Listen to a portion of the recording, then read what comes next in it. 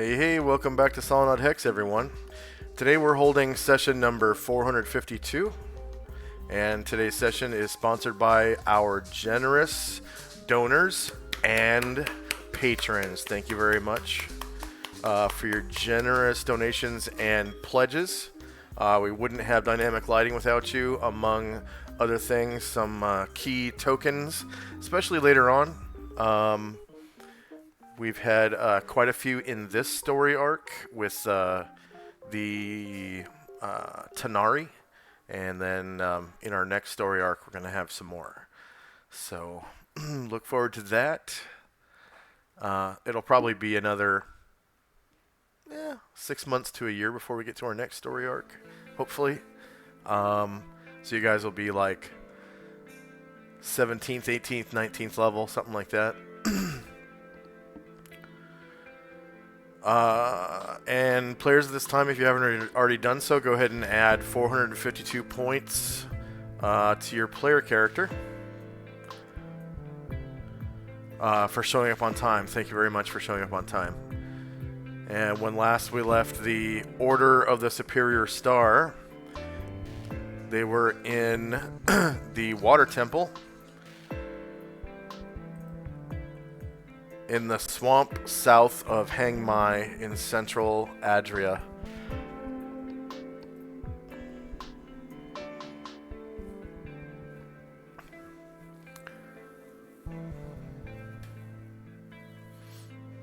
Incoming soundtrack change.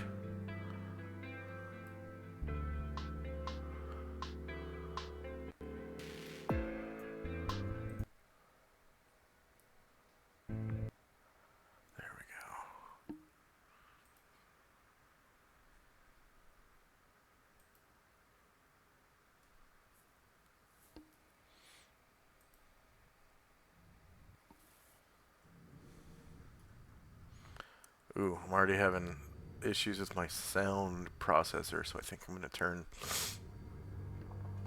Oh, yep, there it is. I'm going to turn animations off for this session.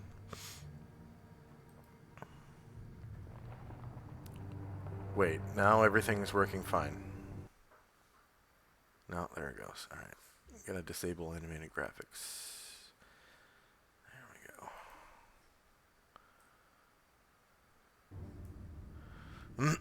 Everything goes faster.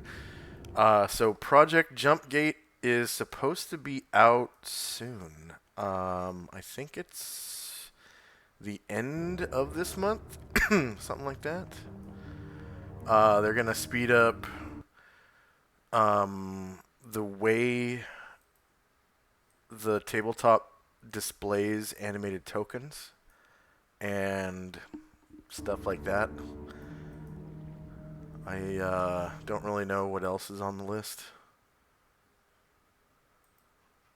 but I'm definitely looking forward to that.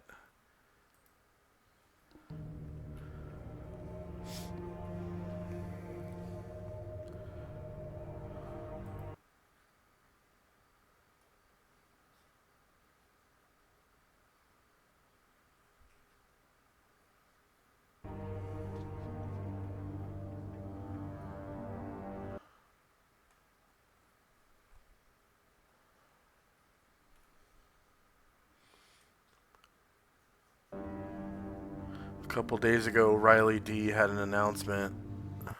March 27th, so that's in 3 days.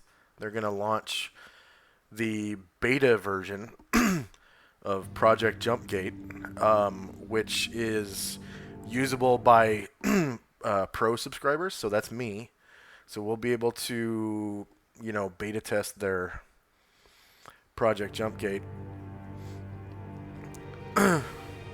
It's always nice to be on the cutting edge. Alright, so last session we had a big fight with a bunch of Oni and a little asshole named Poe.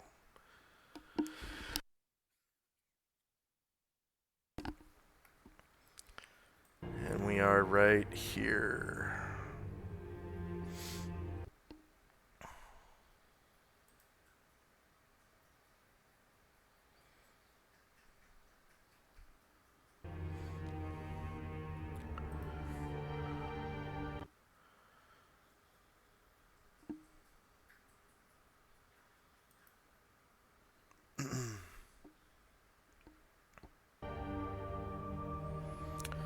Alright, so according to the turn order tracker, I'm just going to sort the tracker real quick because I think we just ended combat at the end of last session. We have Jim's Locate Object spell is still running, 157 rounds left. Time now is, what's that, 3:21 a.m. September the 22nd. Tenzi has cast Vengeful Strike on Gargamond. Anatar has cast Fly on himself. Tenzi cast Vengeful Strike on Asher. Tenzi has cast Impervious Mind on himself. Impervious Sanctity of Mind. Chandrak used his staff to cast Enlarge on Ashriel. And also on Gargamond and on Brine Druid. Anatar has cast Improved Invisibility on himself. Jim cast Prayer on the party, and then there was a sleep effect in effect, but those creatures have been slain, so I'll remove that. Ashriel cast Protection from Evil on Chandrak, which, is that innate? Yes. Okay. And then I'll just remove this. Chandrak had used his staff to cast Protection from Evil on Ryer, but it's gone now. First up is Tenzi's group. In looking at this poll, does it look like the other one, exactly like the other one, or is there some differences? Or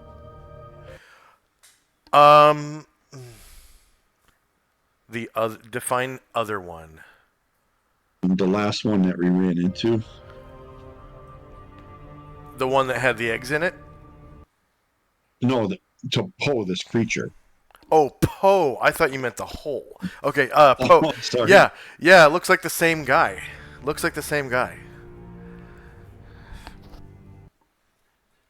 All right. They're just going to pick up the body and chuck him into one of these fireplaces. Oh, okay, down in the hallway? Nice, okay. Yeah. Fancy, have you been getting cooking ideas from this place? Yeah, his body. So the fireplaces look like they're filled with like lamp oil or something, like kerosene. And you throw his body in, and it kind of splashes up against the wall a little bit, and his body just goes right up in smoke. It's like throwing a hot dog into a fire. And he gets all crispy and burns right up. Clothes and all.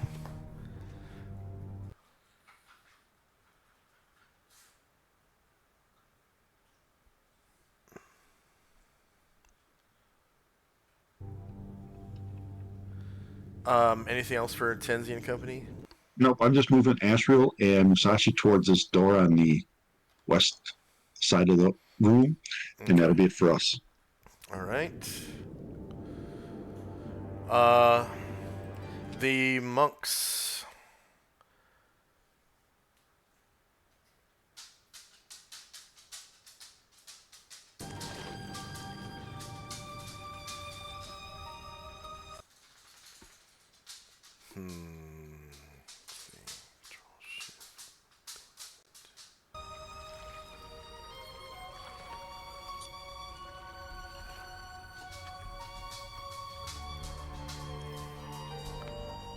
Oh, that seemed to work wonders. I just cleared out all my cookies from Chrome, and now my music is like perfect. Nice. So the monks are gonna move up.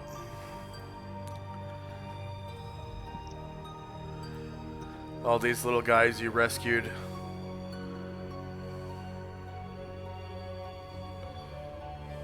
Yeah, if you run Chrome, you just hold Control Shift and then hit Delete, and it deletes all of your cookies and whatnot. Browsing history, I think. And it looks like they're just kind of chilling out now. They're like sitting up against the wall, and they kind of arrange themselves in a little circle in this hallway, and sit down. And it looks like they kind of start meditating as a group.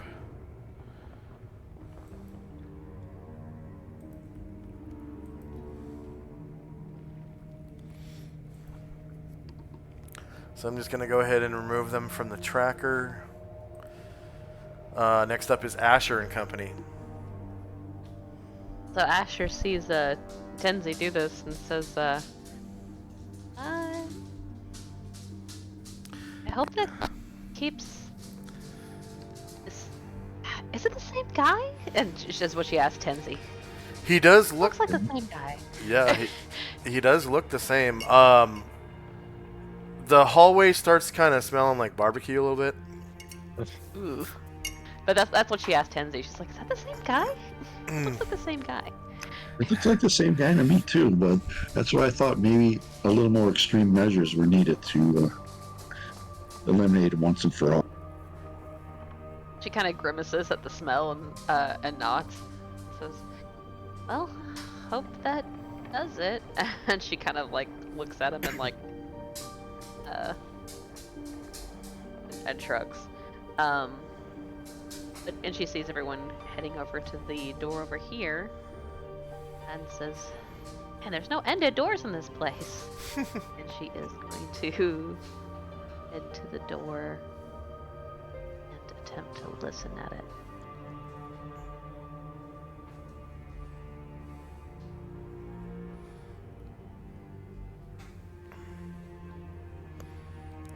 All right.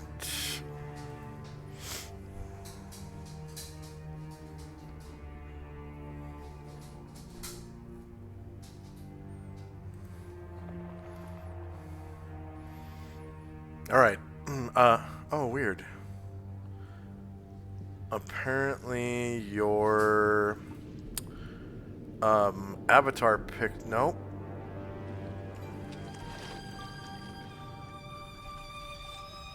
Okay, I see.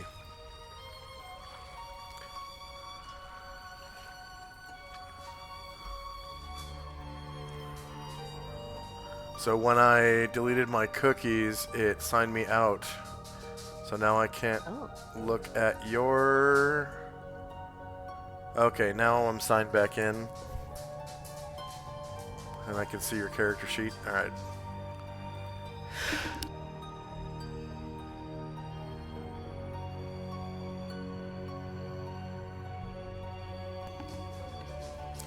I just want to see if it works this time. Okay.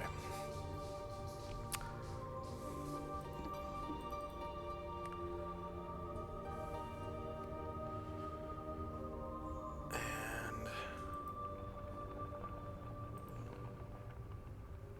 turn dark mode back. Oh, weird. Dark mode is shifted on the character sheets. When I have dark mode turned on, my chat is not dark moded, but the character sheets are. And if I turn it off, my chat is dark moded, but the character sheets are not. That's funky. So I'm just gonna turn it on and leave chat like that. All right.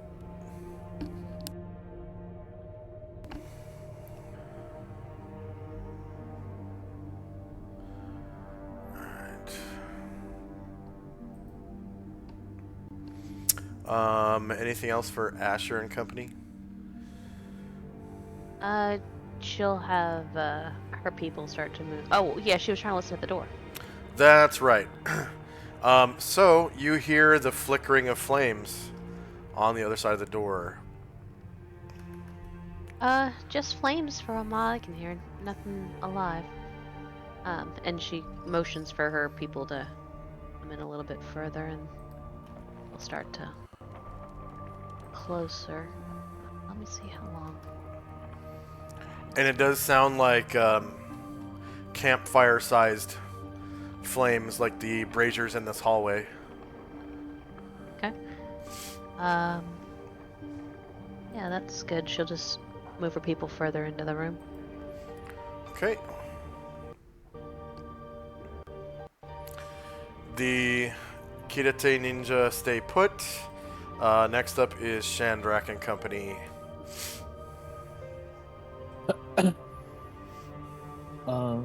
Okay. Hearing Asher say that sounds like just some more campfires, Shandrak will come on up and he'll try the door.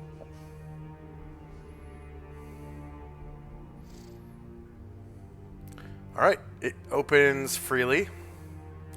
And inside, you can see a hall, similar to this.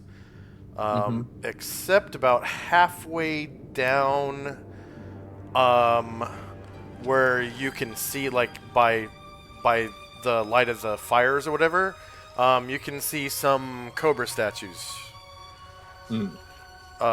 Similar to the ones you've seen before, in Aperciba and before in this dungeon. So Shandrak will... Go ahead. Very reminiscent of the Cult of Set. Okay, yeah. But these ones have the Cult of come up. Urshulk twist on them. I'll come up just to the first set of campfires and try to detect noise towards the west. I mean, not detect noise, detect traps.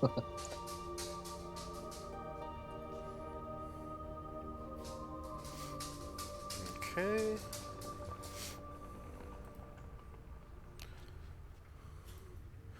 Find, remove traps. Alright, you find none in the 10 feet before you. Alright, looks clear to me. Erdrin, where are you at? And hearing that, Erdrin will come up.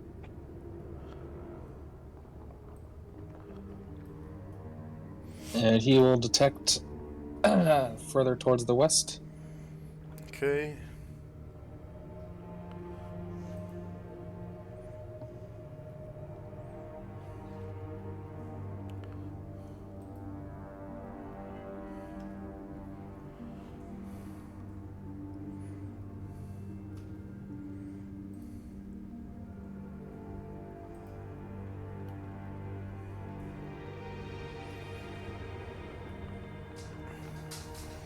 Alright, none.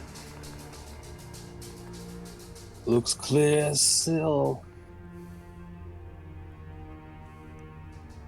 And Ryer is going to actually, he's going to come on up by where Asher stopped. And Ryer, through his adventuring, has actually become a little more experienced. So he's going to try to take another look at that girdle that Asher is wearing and see if he can recall any bardic knowledge about it. The girdle that Asher is wearing. Yeah, we Yeah. found a magic girdle. Mm-hmm. We haven't identified it so far. And What Ryer location? failed his first time. Looking it up. Let's see. Bard. And you want to use legend lore? Yes, because he's become more experienced and would like to try pick Okay. again. He's level 12, and it's Asher's girdle.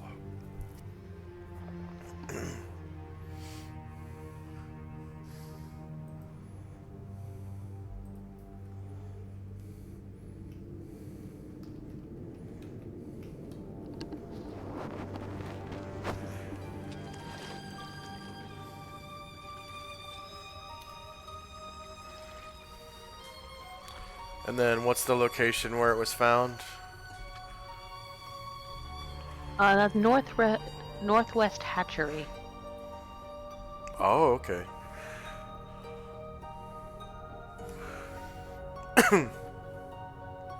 Change who was holding them. Change it now.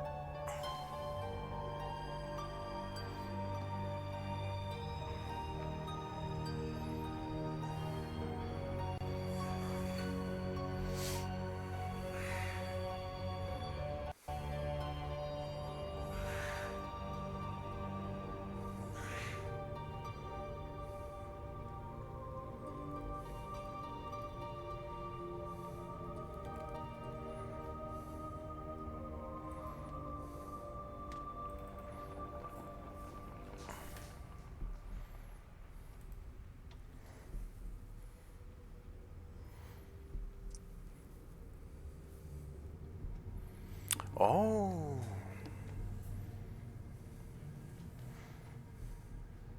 Very nice. Okay. So that's going to take some time. So, he starts playing a song on his guitar.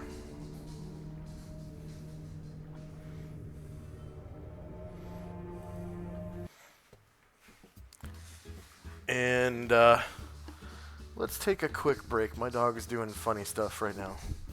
So okay, yeah. I'm going to tend to her real quick.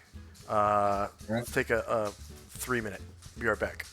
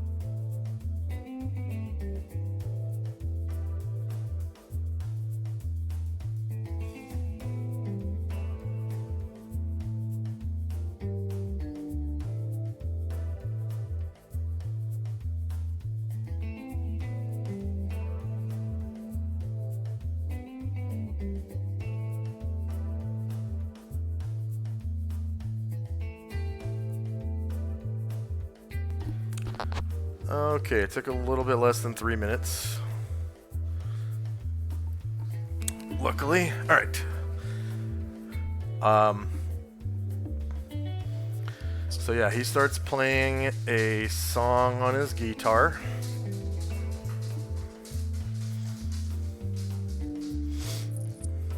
Okay, and yeah, Ergen will just say, "It's clear from where I see it," and that'll be all for me.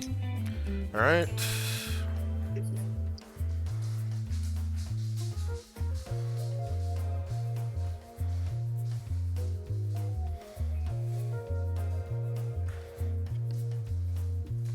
And the dragons are gonna come up into this hallway.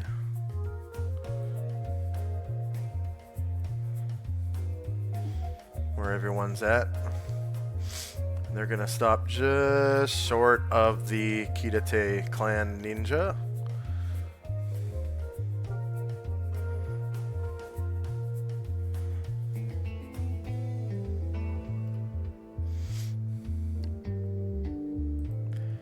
And that's the end of the round. Gonna sort again because we added a timer for the legend lore. And we got spells and time. And first up is Tenzi, if Tenzi's here. Tenzi is here, and Alrighty. Tenzi will move up move up next to Shandrak. Musashi will move behind Tenzi. And Ashriel will innately cast protection from evil on Asher as he flies over and comes up next to Ryer when he's flying. On Asher? Yeah, I'll go to the temple now for it. Okay. Oof. Ashriel. Protection from evil on Asher.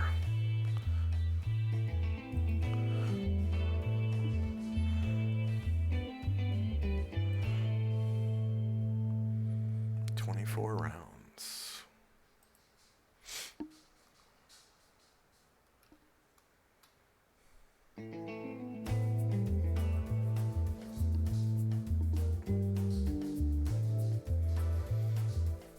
And anything else for Tenzi and company? Good for us.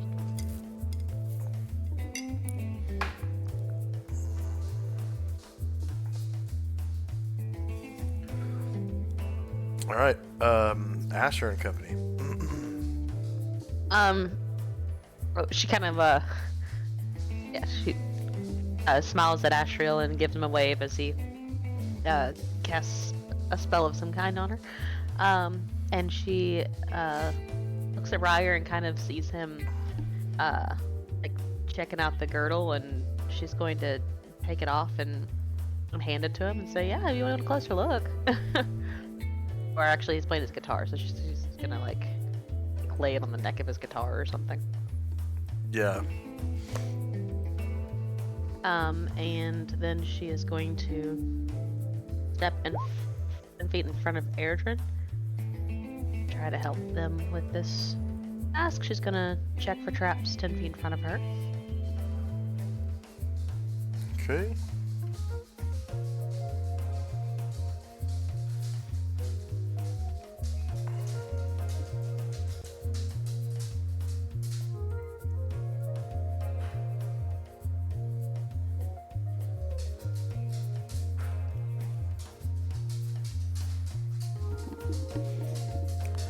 And none.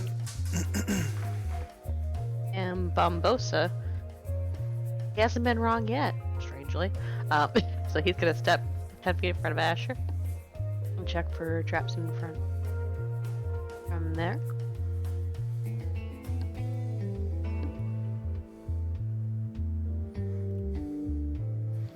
None.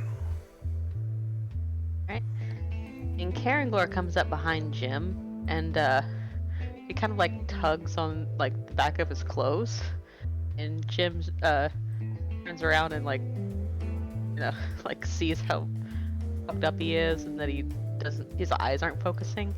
And Jim is going to cast a heal spell on him. Okay. Jim gets 600 points for that heal spell. And for our viewers, that's Jim's new level 6 slot that he got from getting to level 12? 11. 11. Yeah.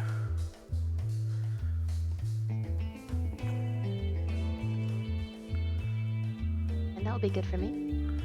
Okay. The Kitate are going to stay put. Next up is Shandrak and company. Okay. Shandrak will go where Bombosa said it was clear. And then check 10 feet from there. All right.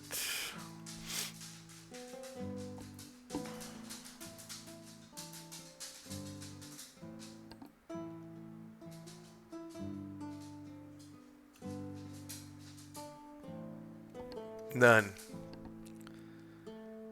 Okay. Yeah, it'll call out that it's safe. I like this conga line of rogues. Yeah, that's cool. It's a really good way to approach searching for traps. Airdrin will continue to the apparent safe spot and continue searching for traps.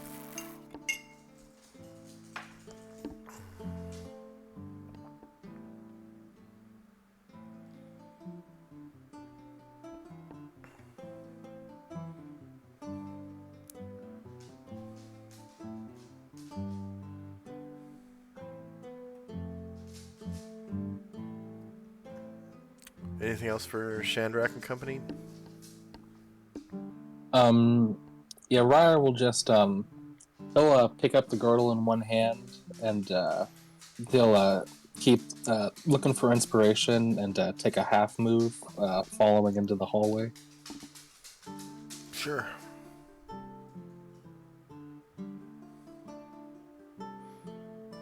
And that's all for me. Okay. The dragons are gonna move up to right behind where the monks are.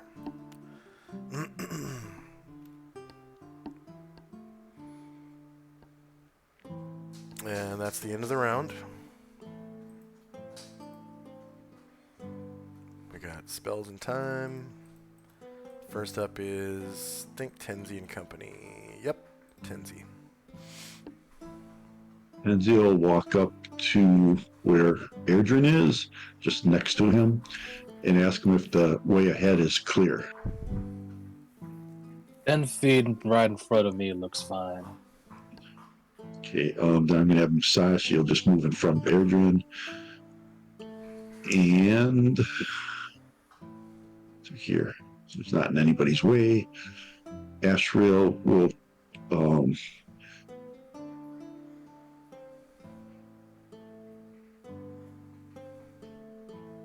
Ashrail will fly up there, and as he passes Gargamon, he'll innately cast protection from evil on him, and he will stop there. So Astral protection from evil on Gargamond. And that was 24 rounds, right? Yep. Ooh, thank you. Minus 24.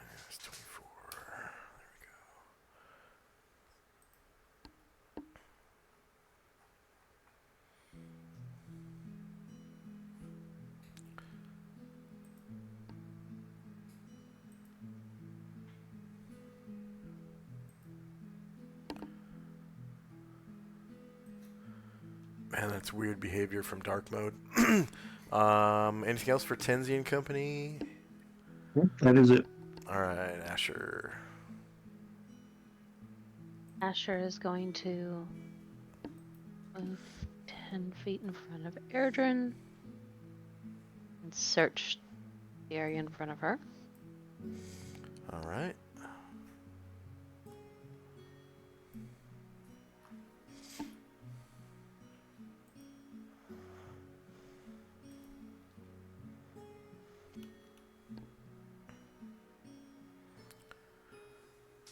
All right, so directly in front of you, you are able to find this. Ooh. It is a spike trap, and you gain 200 points. And Asher points that out and says, "Ooh, spike trap dead ahead."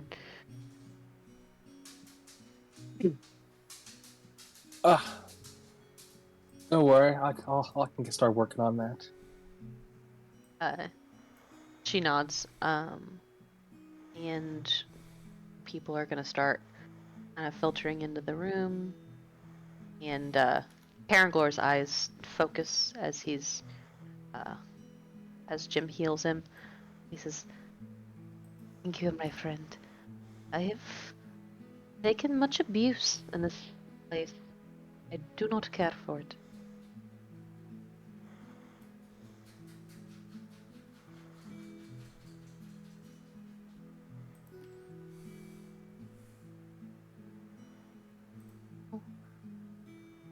Somebody's left a necklace in the back room. I don't know. probably Musashi. I'm sorry. I'll grab it. Oh, you're good.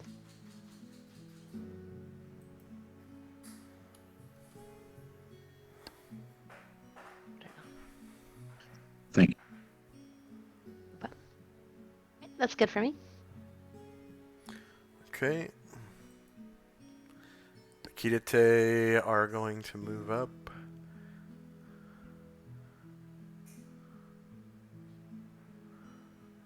They're gonna jog.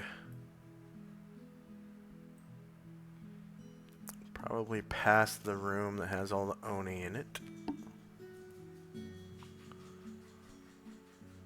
Well, they'll go right up to the room and stop. Oh wait, no, they can move 48 squares. Okay, yeah, so they come into this hallway where you guys are at. Right next to the first fire.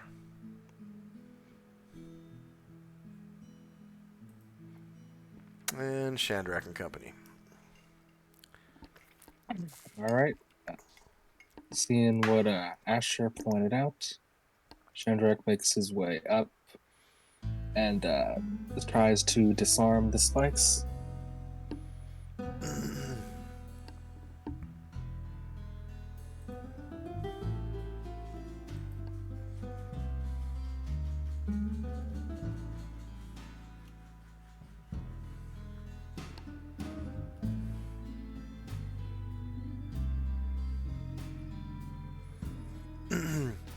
All right.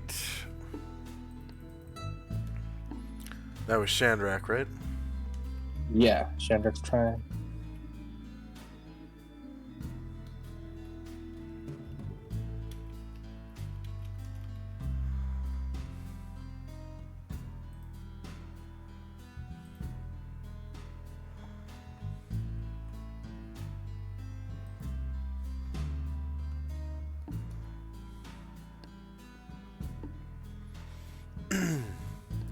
And you can see, now that it's been pointed out to you, that it is triggered by pressure plates. And it will take quite some time to disarm a way to get across.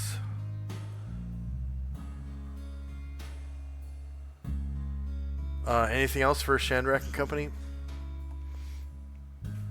I'm just moving Yong up, and Ryer continuing his stuff while taking a half move, and that's all. All right. The dragons are going to stay put, and that's the end of the round. Gonna sort for the new timers. And we got spells time, lore, traps.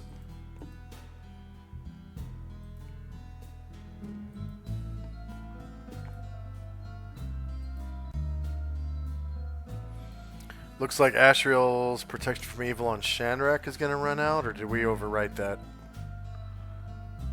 Have not overwritten it yet. Okay. Tenzi and company. Then he's going to take a couple steps up here and get it behind Chandra, kind of watch what he's doing.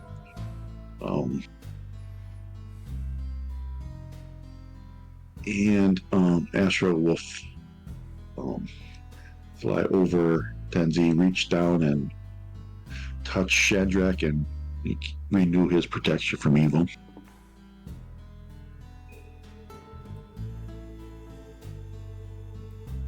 And that'll be it for us. And that's 24 rounds, yeah? Yeah. Okay.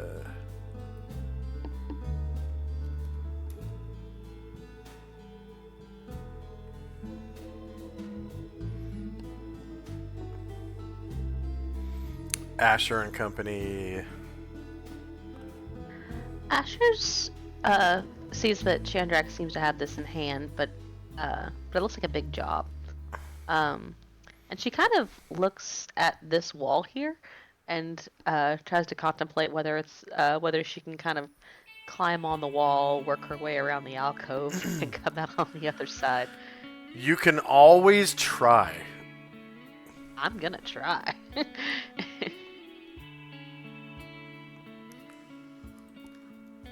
So it's just like a vertical climb. It takes 1 check per 10 feet.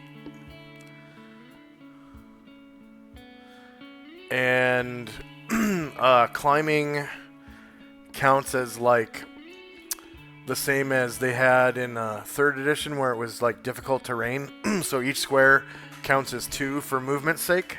But you are outside of combat, so you can, move 24 squares.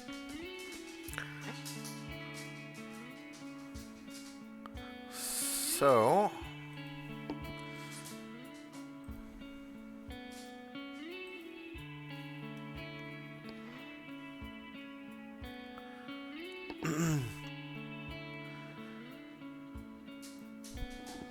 so it's not abundant.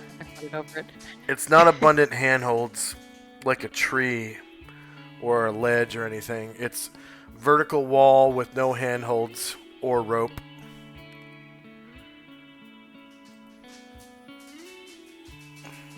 And you're wearing magic leather armor, correct?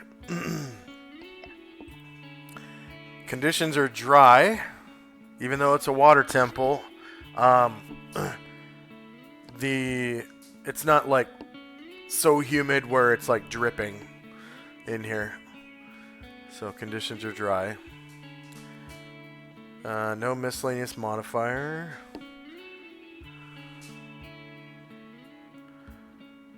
Okay, so you grab onto the wall and you start like horizontally climbing across the wall, and you actually lose your grip and fall right where you're at.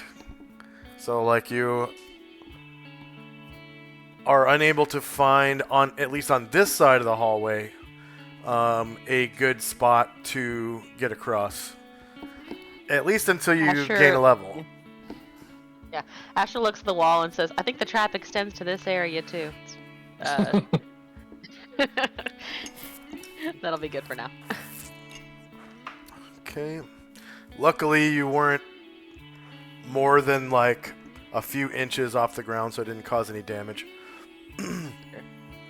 Anything else for your company? No, I'm good. Okay. The Kidate stay put. Next up is Shandrak and Company.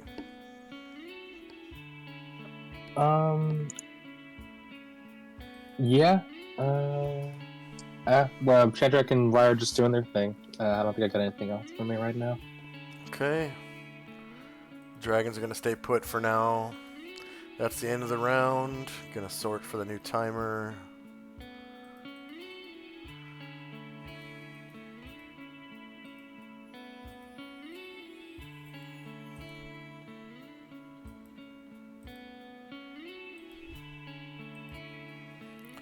Looks like prayer's starting to dwindle a little bit. Tenzi and Company. Is there a place like is there a square like by these statues that you could occupy, like to stand in? Yes, but there is a 10-foot climb to get up to where the statues are. There's like a ledge. That's no problem necessarily. Tenzi's gonna get a running start, and he's gonna do a spring. So he's gonna jump 10 feet in the air, and he can go up to 4 squares away. So he's gonna land. Wow. He's gonna try to land right here by the statue. Yep. Go ahead and roll. That is rolled like a proficiency, correct? It's a dex check. Dex check. Okay. A dex check to see if I land gracefully. I will get there. Just a question if it's gonna be on my feet or not. Yeah.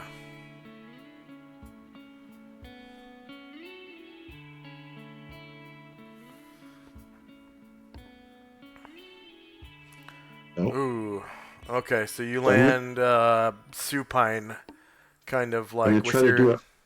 Huh? I'm gonna try to do an instant stand. Okay, go ahead and roll. And let me put your token up there.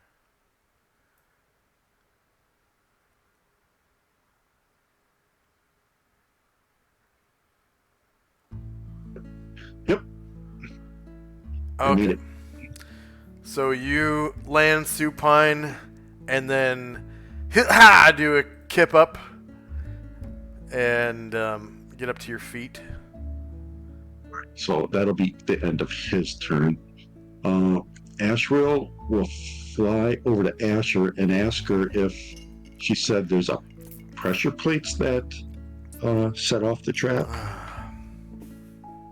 It was Shandrak that saw. Does Asher perceive that as well? Didn't you find it? On the Well, trap.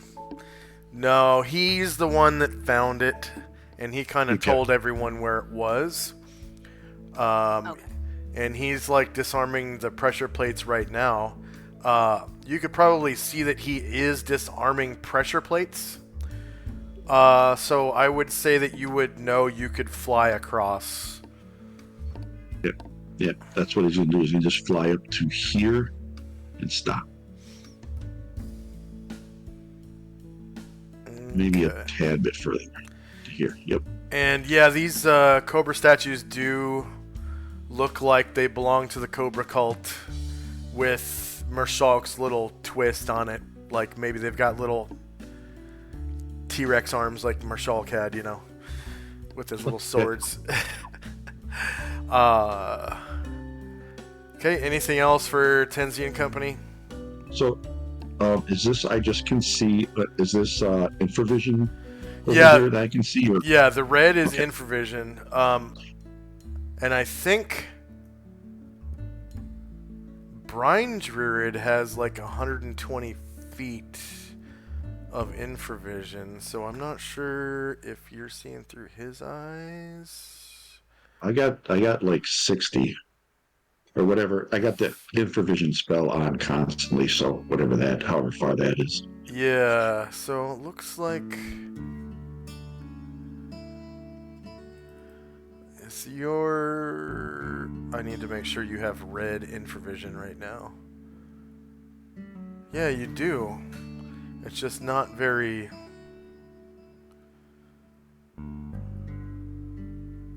Let me turn Nocturnal off and see what happens. There we go. Now I can see it. Yeah, I can see it better now too. Yeah.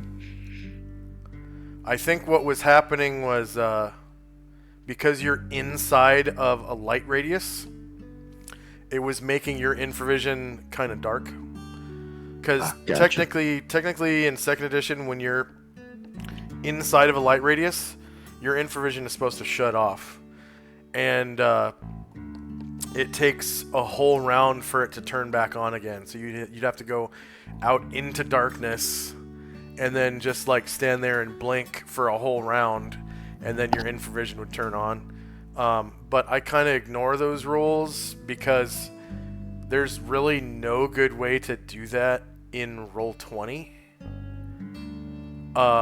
So the closest I can do is give people nocturnal vision, which kind of shuts off their infravision while they're inside of a light radius.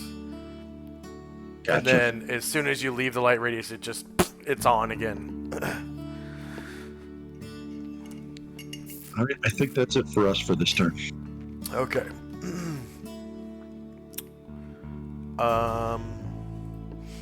Asher. Asher kind of shaking off her embarrassment at not being able to climb that wall. You see that Asriel's moving forward. It was because you rolled a 98. So anytime you roll above on a climb check, when you roll above, I think it's above 95. So 96 to 100, you actually lose your grip and fall off the wall. So that's what happened there. But this time her plan is to try and walk across using all of her skill and dexterity to try and just not set off the pressure plates. I'm using Featherfoot. Should allow her, upon success, to not apply enough pressure to set it off. Okay. That's a move silently check, right?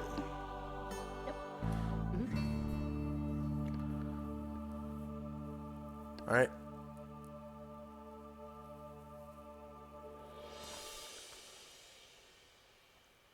You kind of hover over the trap at, like, what is it? It gives you like an inch or something. And seeing that, Bombosa will attempt the same thing.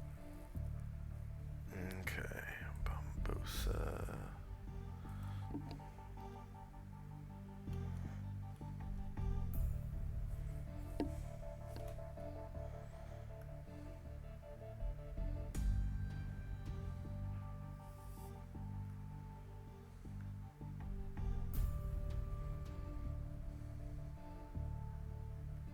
Alright. He also hovers over, well, kind of Jesus walks an inch above the ground. And Brian Druid is going to... Oh no, he can't fly right now. He doesn't have enough health. Alright, Varen is going to just gain 10 feet, fly across, and then glide down. Land here. Okay. Everyone else is just gonna fall in a little bit closer. Oh, and Anatar's gonna fly over as well. Yeah, he's got the fly spell going, which he can cast ad nauseum. Mm-hmm. Because he's basically Superman. As I find where I put Anatar.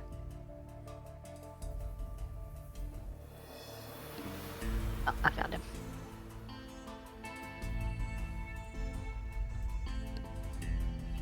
Alright. And that'll be it for me. Okay.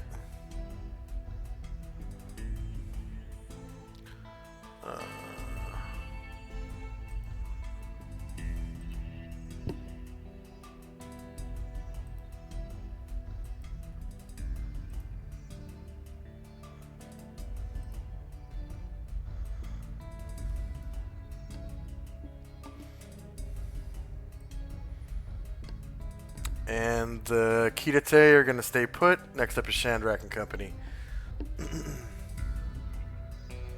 Yeah, Shandrak and Ryer will keep doing what they're doing, and Erdrin will also try to Featherfoot across from the trap.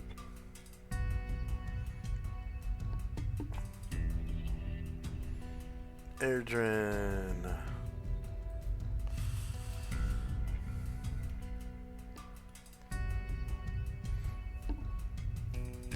Alright, yeah, he Jesus walks across it too.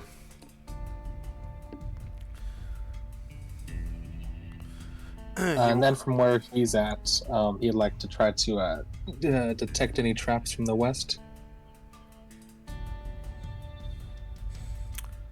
Yeah, I'll allow it because Move Silently is a movement ability, and Detect Traps is kind of like where you stay put. So, or find traps. Find remove traps.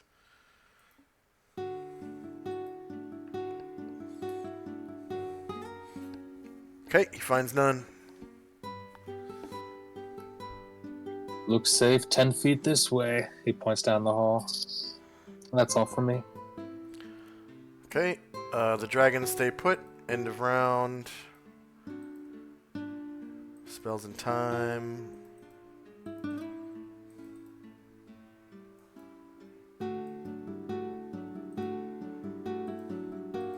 And Tenzi and Company. Tenzi's going to examine the statue.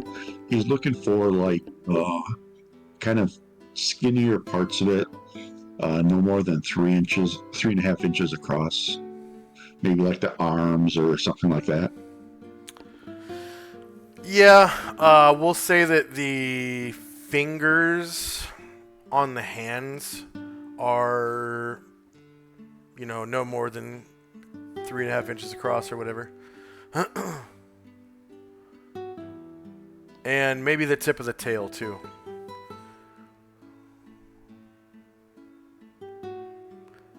Rest of it's pretty solid. Like the arms aren't necessarily held away from the body. They're kind of held against the body, so it's like easier to carve.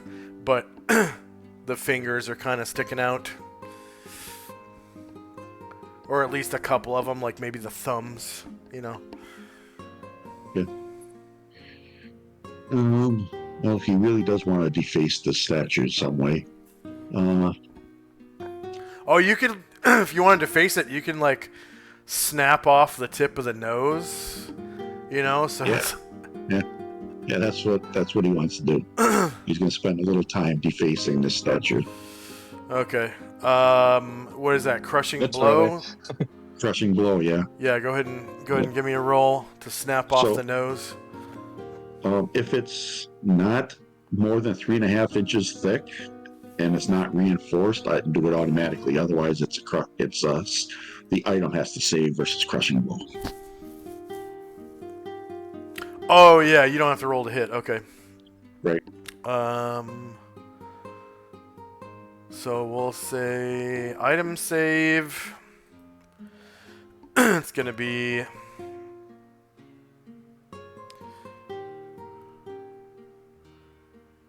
Yeah, they don't have stone. They have rock crystal. So we'll do rock crystal. And we'll say it's called a Mershulk. Whoops. Mershulk statue. And it's going to save versus crushing blow. Alright, so you snap off the end of the nose. So it looks kind of funny now. Awesome. And then Musachi's going to kind of wait and watch over Shandrak, and Asher will fly up to just the 10 feet in front of Airdrin. And that'll be it for us.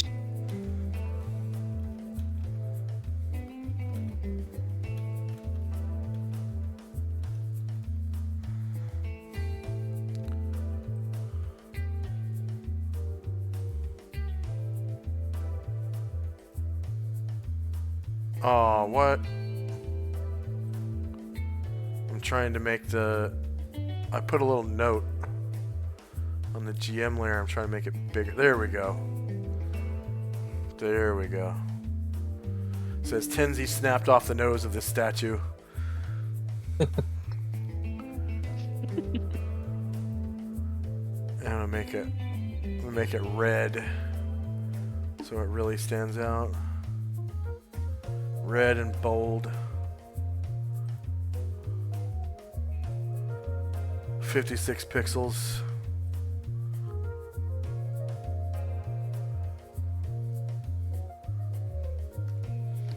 And you said that was it for your company? Yep. Alright, Asher and company. Asher looks at Tenzi doing this and kind of nods approvingly, and she says, you would have been a lot of help trying to liven things up back in Basilia City.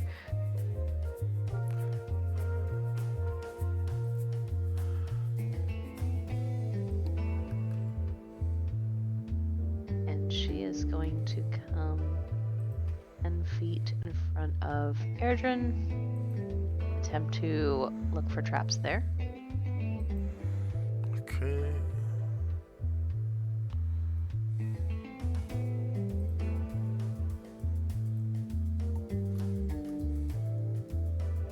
Oh.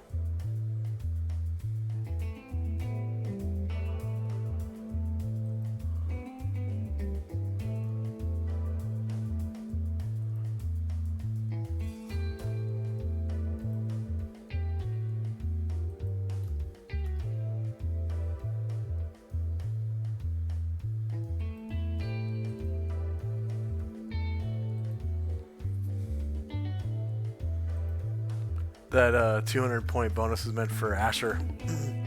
My bad.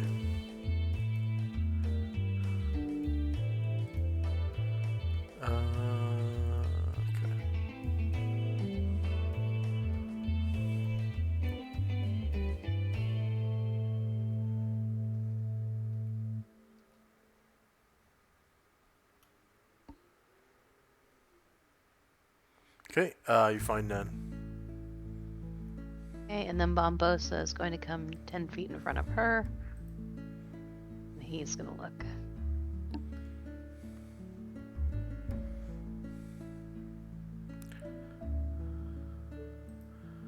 I think I'm going to try turning animated graphics back on and refresh real quick. As soon as I do this for Bombosa.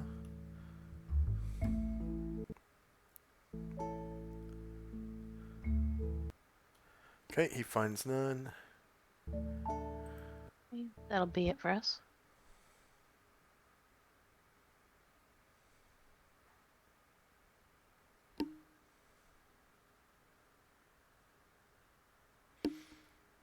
And thank you to Thaco Tuesday for resubbing.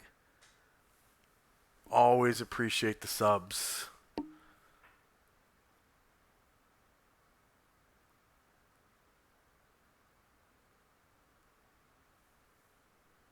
And that does, I think, give you access to our new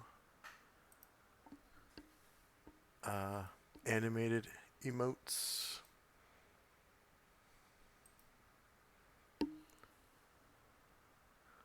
So we've got some new ones. There's a punch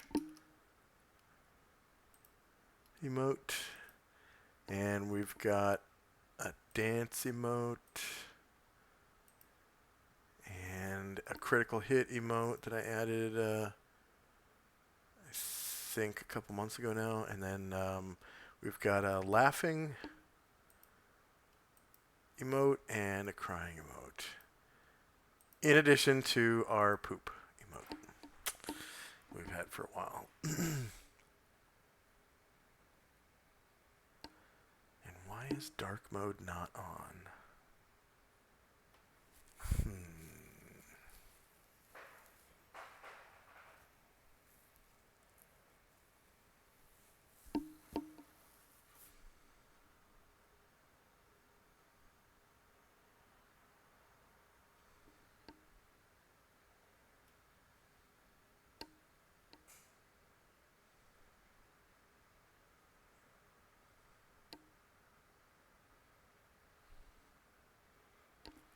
Well, while that loads, we could probably take another 3-minute break unless anyone has any objections.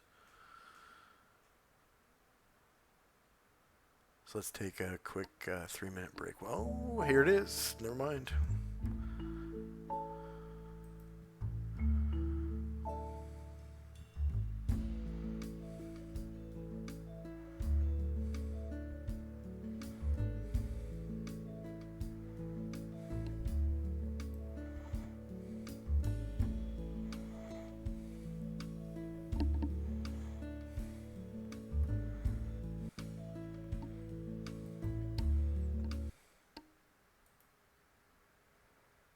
Weird, I had to turn beta features back on.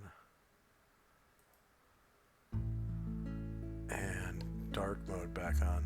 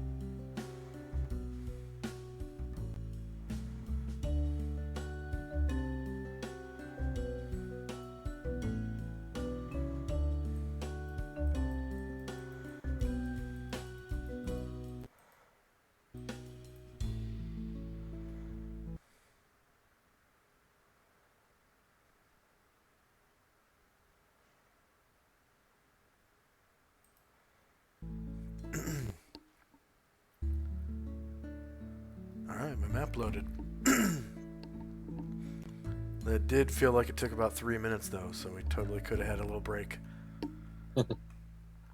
My bad. But everything's back to normal now. For me.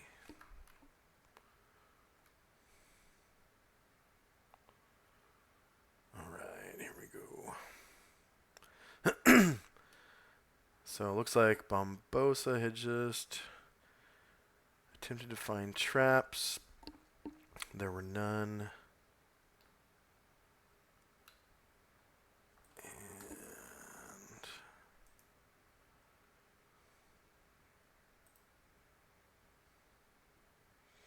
that's not good.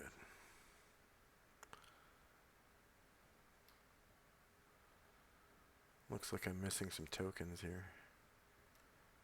Yep, let's take a 3-minute break. Wow. My little... Jeez, okay.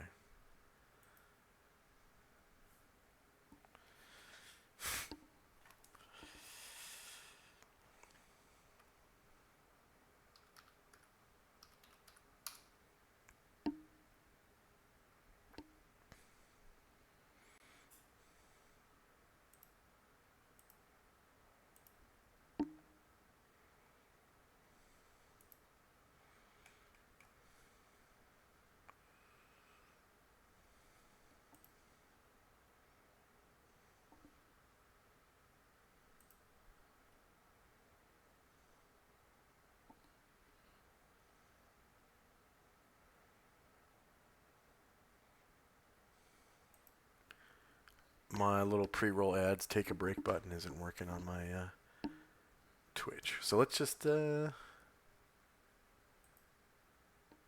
a quick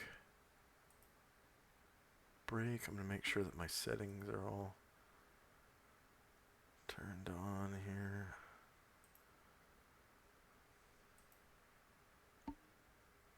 Okay. Restart the music. No, not harp. Guitar. There we go.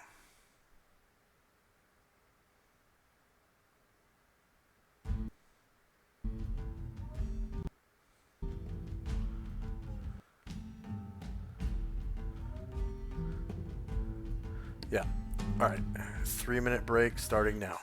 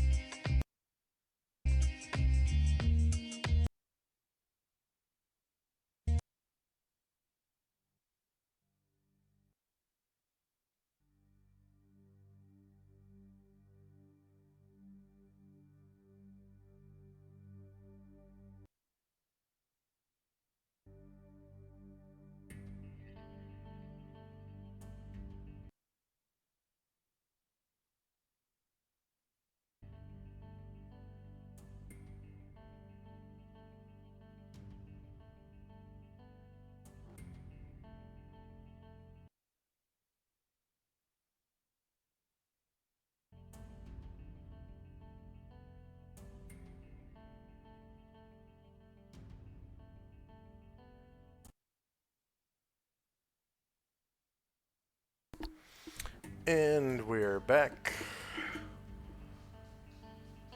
And I think Hello. we had Asher and Company's turn just now. Was there anything else for Asher and Company? I'm good. Okay. So the Nikita are going to stay put. Next up is Shandrak. Is Shandrak here? Yeah. Okay. So.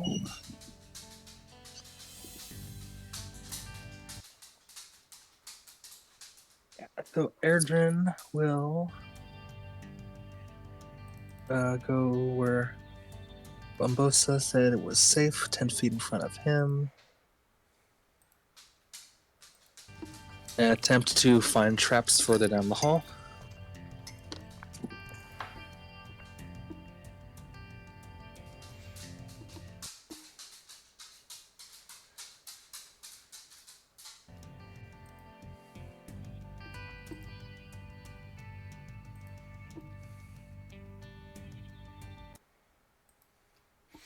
Oh yeah, I just refreshed, so all my chat memory is gone.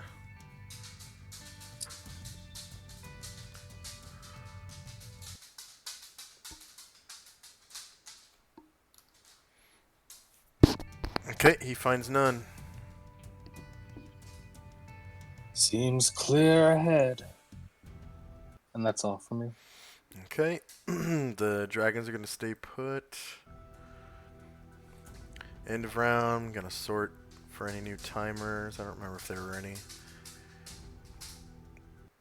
And we got spells and time.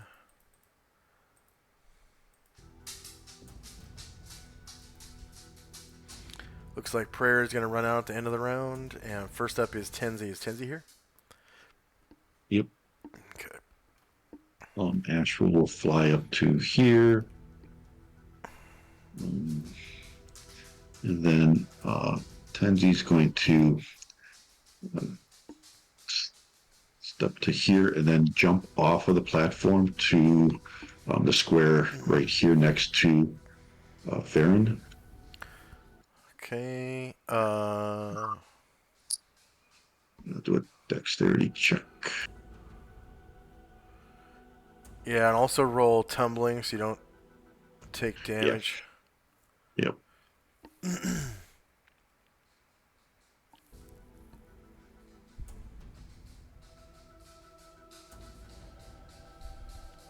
Okay, so you land. Whoops. Yeah, I take damage. I'm going to try to instant stand from that, which I can. Yeah. And that's a 10-foot fall.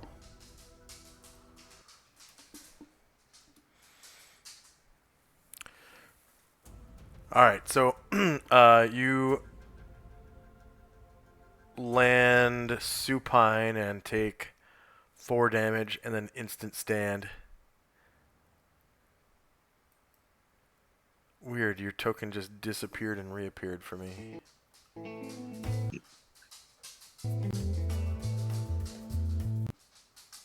And okay, I think I'm good.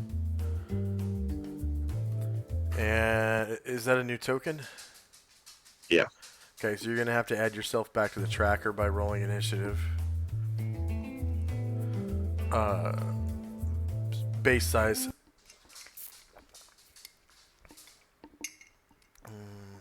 Done. Okay.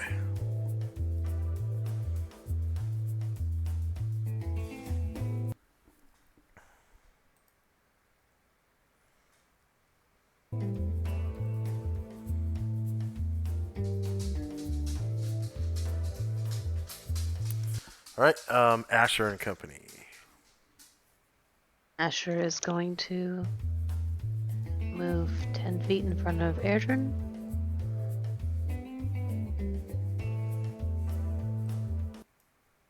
Attempt to look for traps there.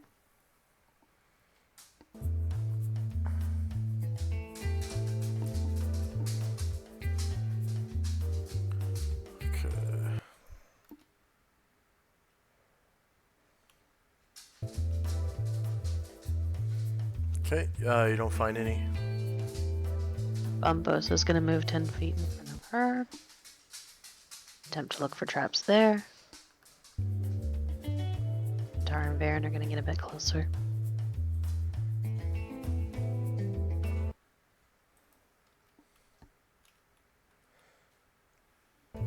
Alright, none. Okay, that's good for now. And the Kitate are going to stay put. Next up is Chandrak and Company.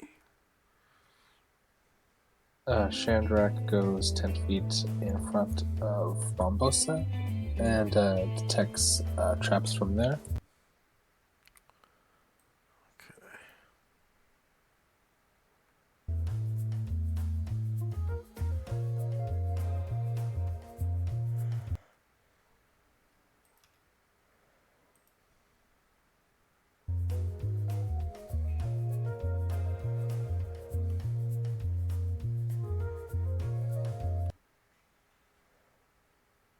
Alright, none.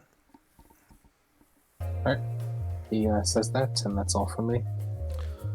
Okay. The dragons are going to stay put.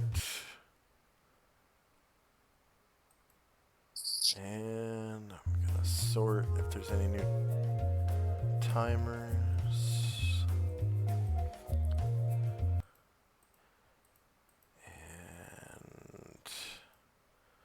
And prayer is finished, so you can remove the prayer symbol from any tokens that have it. And next up is Asher and Company. Seeing that we appear to be coming up on some kind of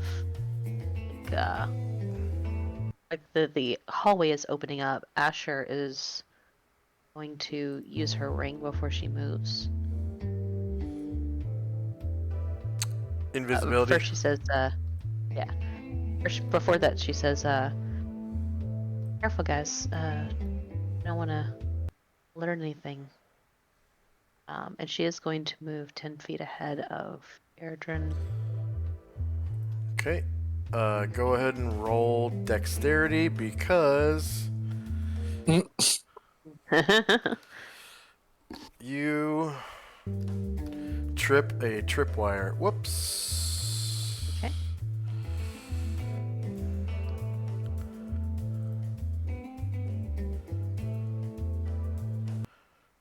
Oh, there we go.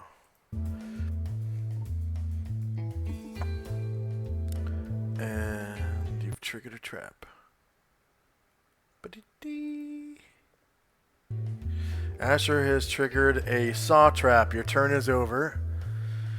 To avoid, pass a dexterity check or be slashed. If you pass, move forward 2 spaces as you deftly slide over the slashing blade and instant stand back up to your feet. So go ahead and move 2 spaces forward. Okay. And if you fail, 15 slashing damage from a saw trap, which rises out from a thin slot in the floor. Too bad she was invisible. That looked badass, guys. Yeah. And so right in front of Erdrin, this sliding buzzsaw trap comes up out of the floor. I should probably turn it like this. And just kind of and reaches the end and just kind of stops there. So like it's sprung and easily avoidable. It has to be reset before it can be a danger again. I stand corrected. It's fine.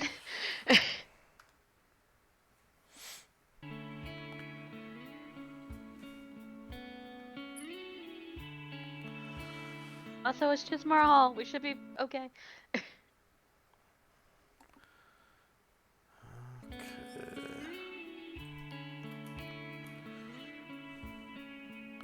And anything else for Asher and Company? Oh, that's good. All right. Tenzi and Company.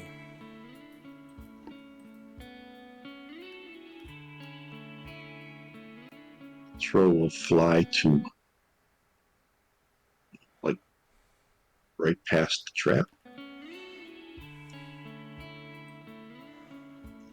Tenzi will move up next to Erdrin.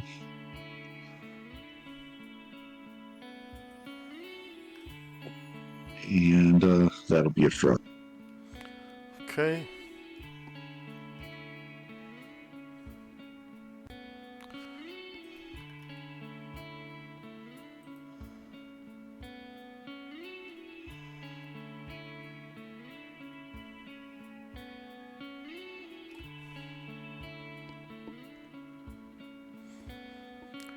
The ninja are gonna stay put. Next up is Shandrak and Company.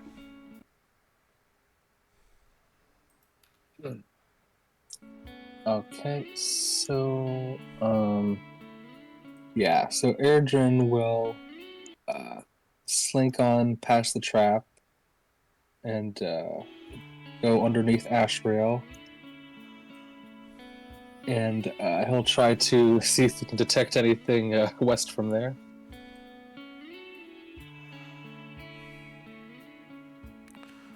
All right.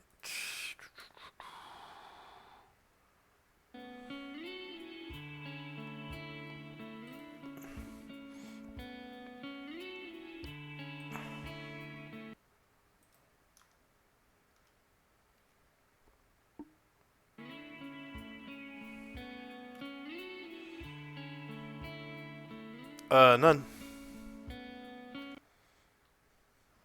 This should be clear. And that's all for me. Okay. The dragon's gonna stay put. End of round.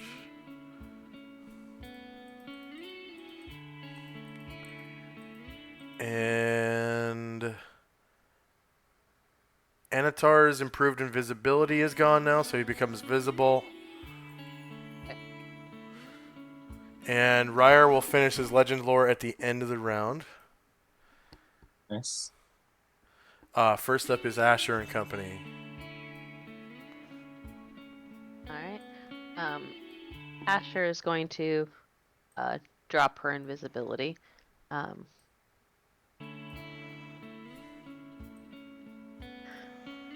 Now that she kind of sees it, it's just kind of more hallway. And she is going to move forward just a little bit more and check 10 feet in front of her for traps.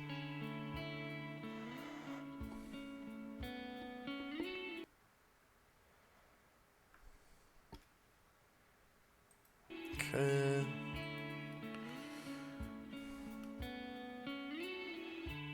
None. Okay. Bombosa is going to move in front of her and check for traps.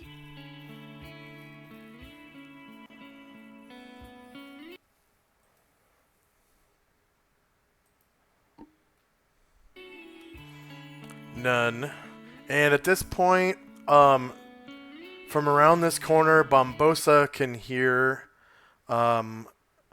rushing of water, like waves crashing against a cliff or something. Bombosa holds out a hand and says, I hear waves against a cliff, perhaps. Not unsimilar to those water elementals we have fought.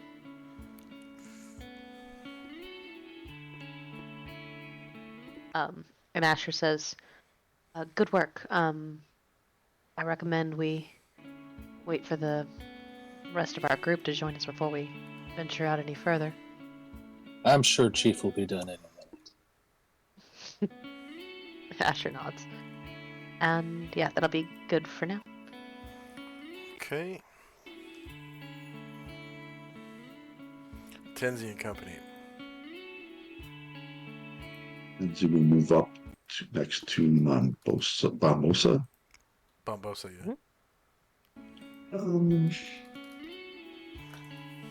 Ashrail will fly above. Oops. Did not get. I got it.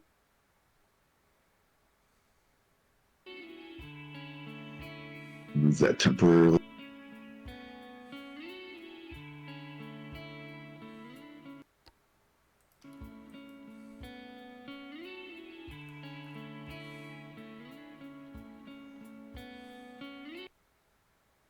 And Astral will cast Protection from Evil on Bombosa.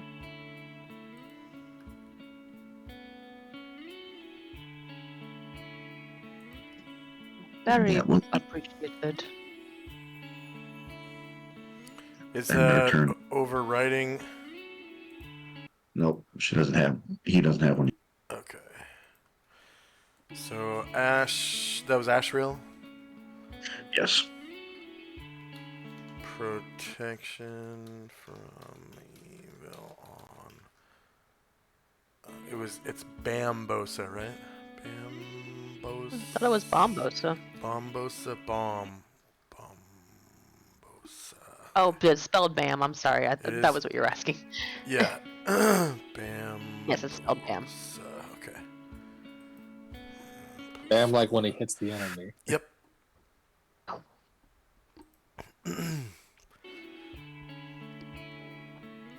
Badass motherfucking Bosa.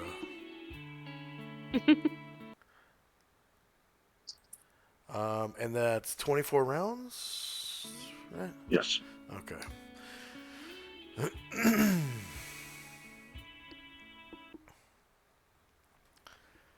And anything else for Tenzi and Company? Nope. All right.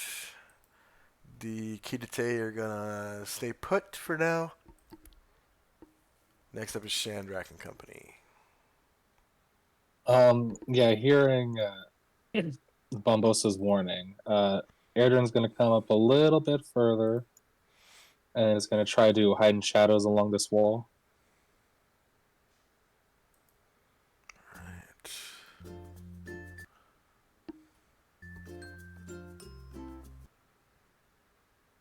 Yeah, beyond that, that's all from me.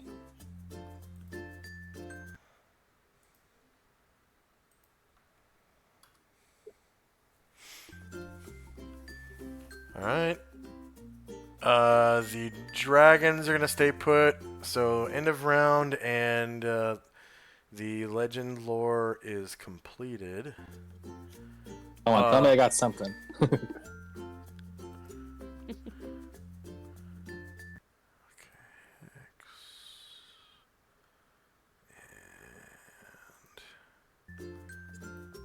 Chat archive.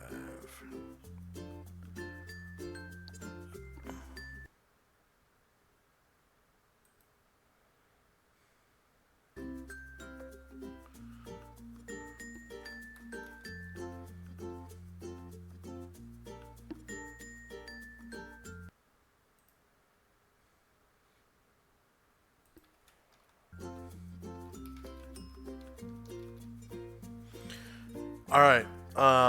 He determines that this girdle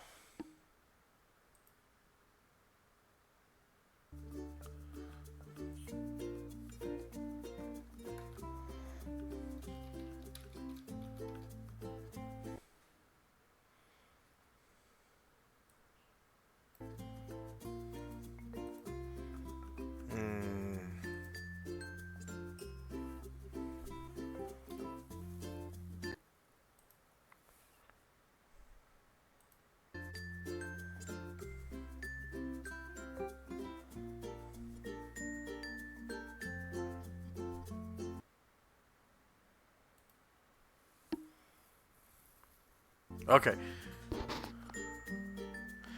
So he determines that this girdle is usable only by priests, rogues, and warriors, but not wizards. But if you're multi-classed and part wizard and something else, like priest, rogue, or warrior, then you can use it. You just have to be at least part priest, rogue, or warrior.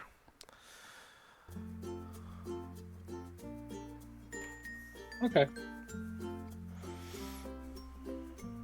Ryer will smile to himself, thinking, it's like, there we go, yeah. And Ryer will pick the girdle up, ready to give it back to Asher once he gets over. Wait, it's not my turn. I'll do that on my turn. Yeah, it's just the end of round. Yeah. So we got spells and time.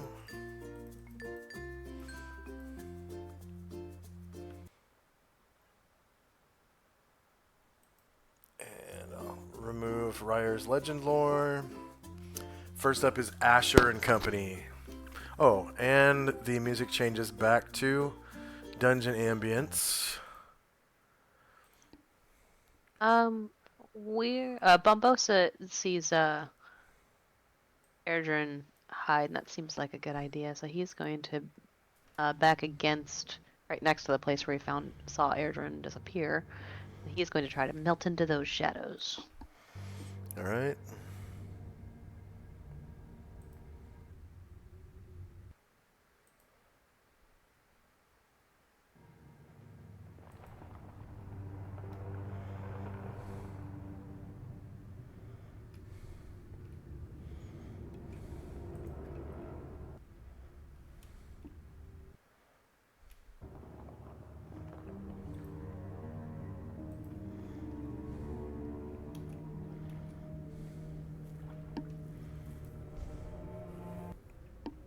And Asher's gonna just turn and watch Shandrak work and just wait for him to finish what he's working on.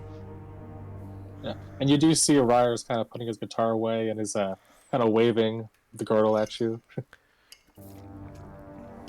Asher gives him a thumbs up.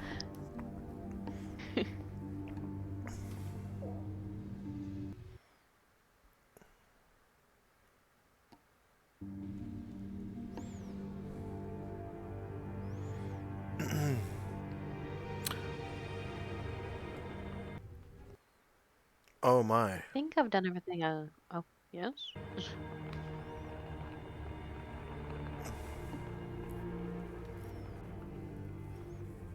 Uh.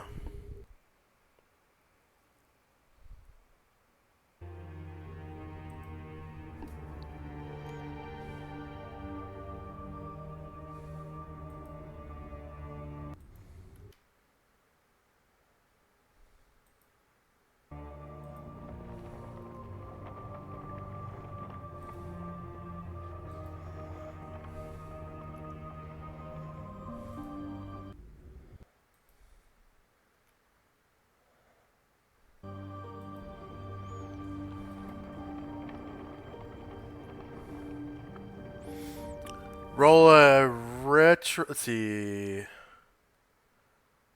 Yeah. Roll a retroactive dex check for Brine Druid. Because I'm sure he was there before Karanglor and Jim. Alright. Because this pops out of the wall. Oh, Or sorry, Okay. not out of the wall, but out of the ceiling. And wait, no, it is out of the wall. It's an oscillating buzzsaw trap. ugh. So you've triggered a trap.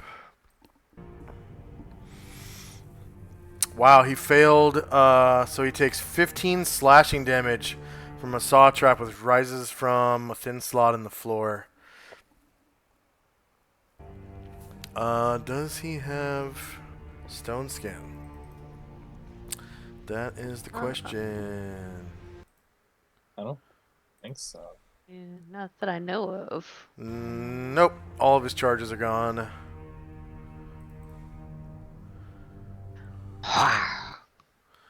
Oh no, his avatar is gone too. Let's see. Portraits.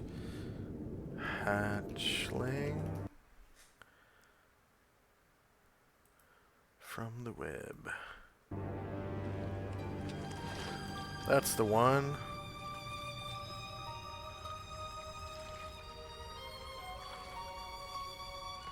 And that's the one that's broken. Okay. Here's a gold hatchling. That kind of looks like a gold. Oh, it's a fucking pterodactyl. Shit. Oh, no. Yeah.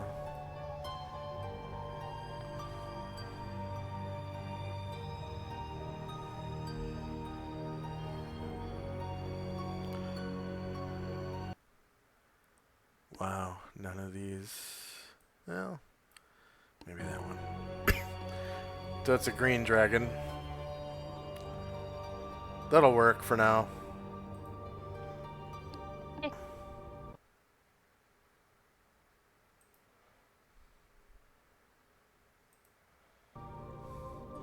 Yay!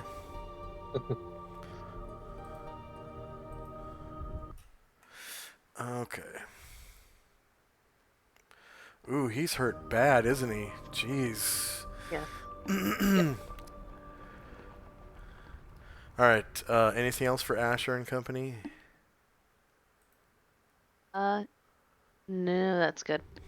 Yeah, his adventuring day needs to be over soon. Yeah.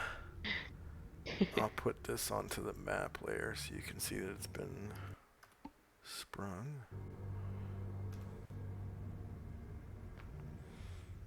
It's much more interesting looking when it's animated, but oh well.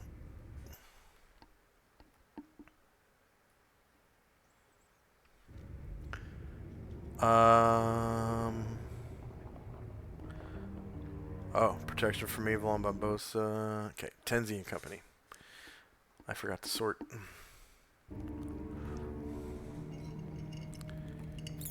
Just wait for Chandra to complete his work.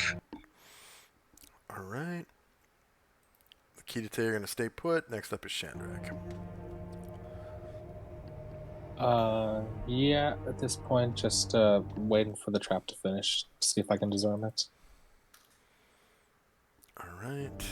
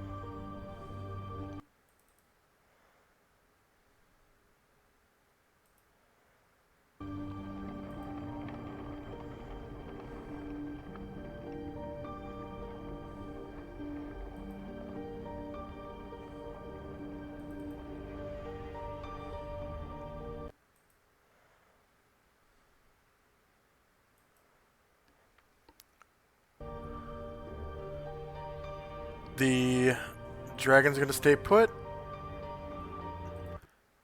And that's the end of the round. I'm going to sort.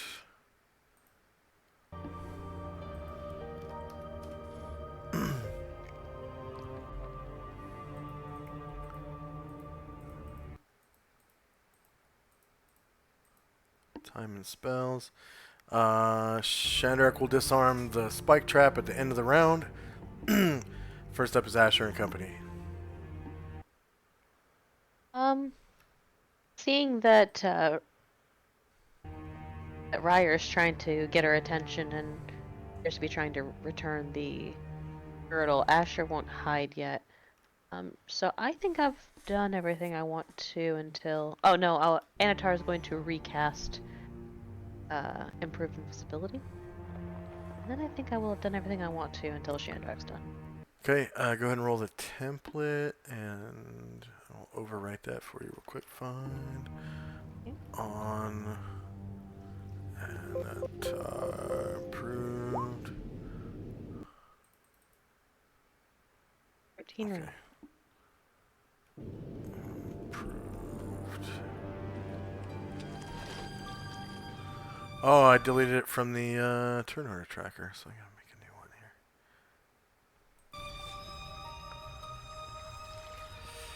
Anatar. Improved invisibility. 13.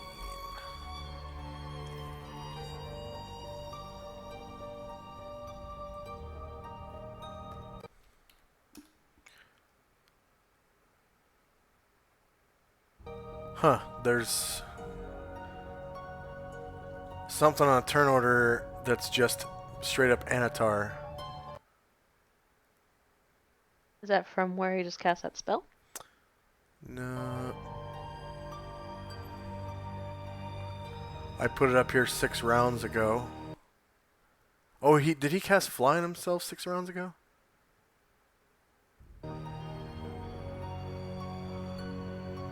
Did he refresh his Fly? That's got to be No. it. No? No, he didn't. He's not flying anymore?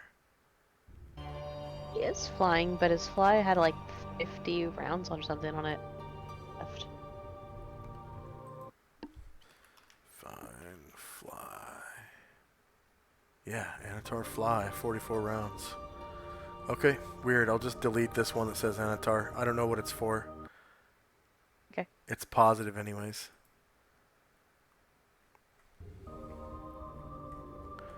Okay, anything else for Asher and Company? Yep, I'm good. Alright, Tenzi and Company.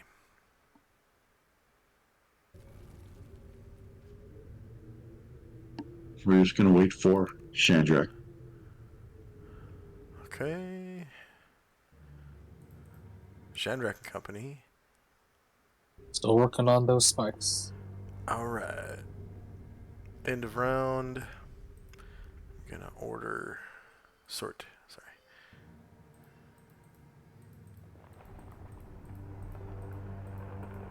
And Chandrak, you disarm that spike trap. You get 200 points. All right. And did I give you the 200 points for finding it? I think you gave that to Asher because she found it. Oh. Mm-hmm. Okay. He did.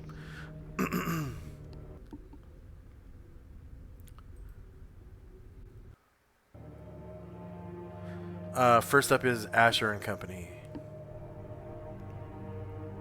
Alright, so is it evident that Chandrak has finished? Yeah, he stands back up. Gives it All a clear. gives it a nod. Yeah. So they're going to go in the same path that Asher and everybody else went, having seen Rondra taking damage by not following their exact footsteps like she keeps telling them to do.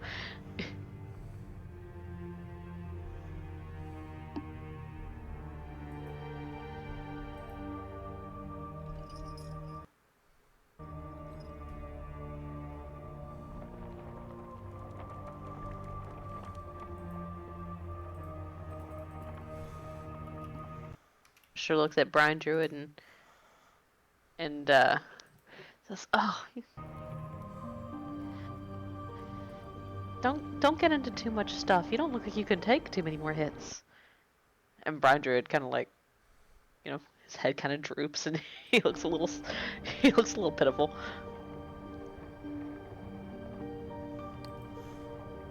That'll be good for now. All right.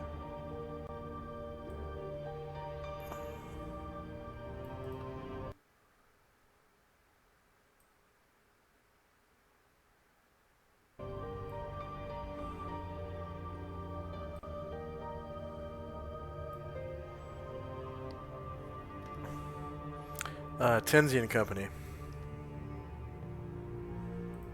Astro will fly back, touch Brian Druid to give him a cure light innately, and then he will fly up to here and look around the corner.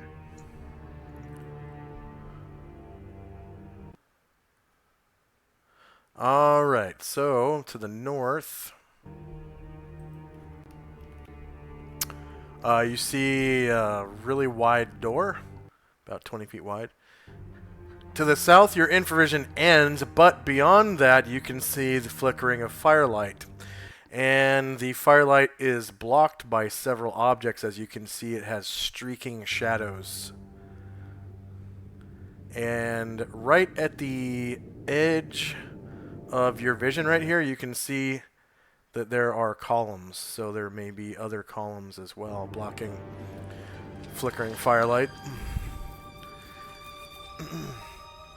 I made the light gold so you can see that it's firelight. Yep, cool. And seeing Chandrak say that the safe path is safe, Musashi will move across the spikes gingerly. And Yeah, it appears as though all of the pressure plates have been deactivated, and you can safely walk across. to there, and that will be it for us. Okay.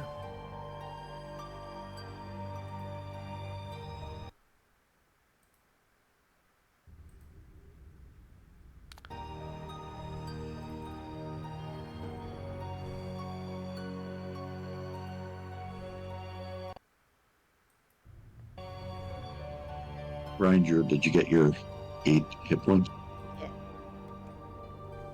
Yeah, one of his larger wounds kind of scabs over, and he sighs a little.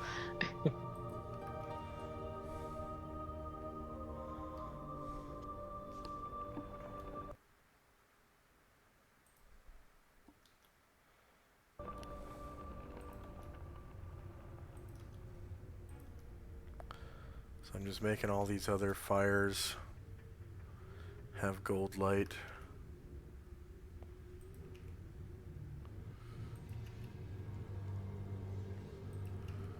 Oh, it's really fucking gold in there.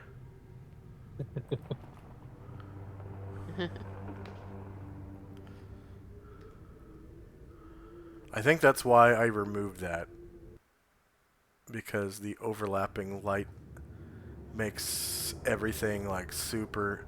The gold layers overlap and everything becomes gold.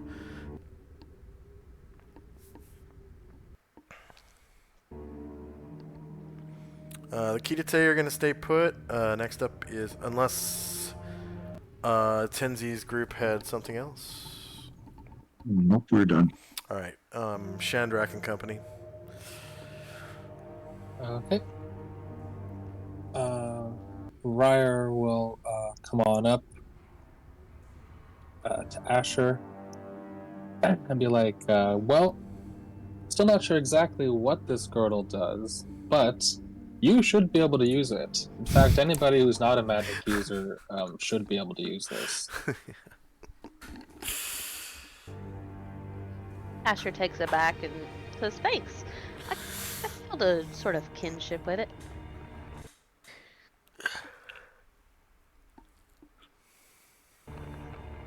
And just move other people up. Chandrak, seeing a couple people missing, will hide in shadows over here. Okay.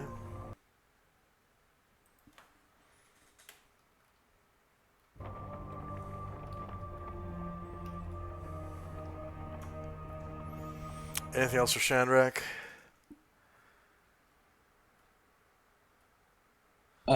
Yeah, Gargamond will come out a little further.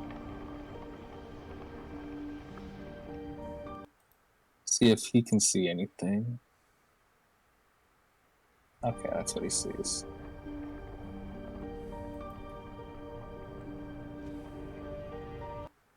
Yeah, Gargamon will just, that'll be all from me. Okay.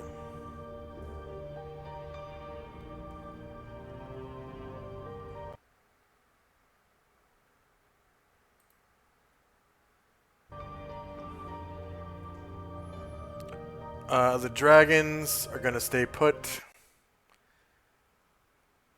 And for Gargamond, a crashing of waves against cliff sides sounds really loud now. And also he can hear the flickering of a large fire, like a bonfire. Mm-hmm. And end of round, I'm gonna sort.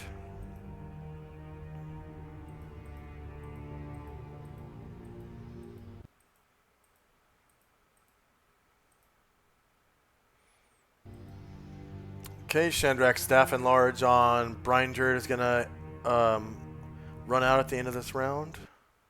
And first up is Asher and Company.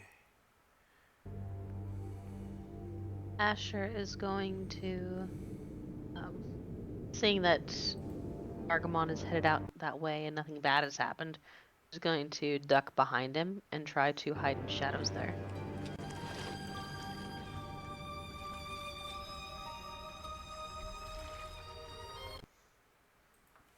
Mombosa is going to try to featherfoot that direction.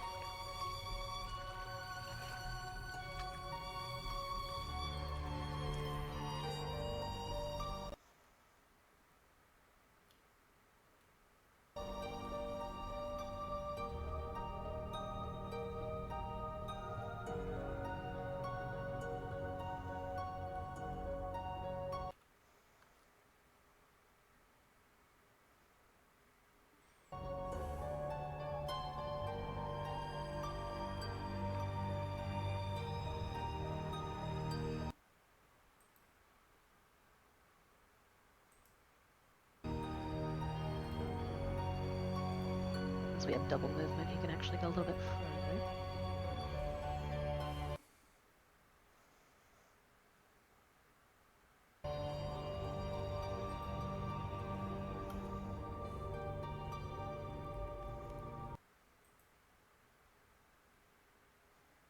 We'll stop there for now. That'll be everybody.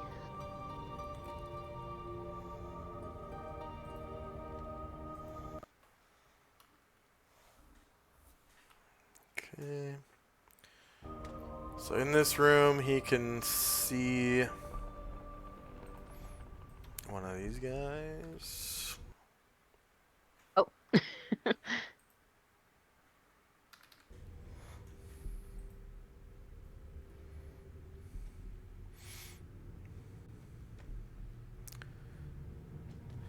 And it looks like he's just sort of like wandering around in the water, not really paying attention to what's going on. Just sort of like sucking up the water, filtering out particles, and then spitting them back into the water.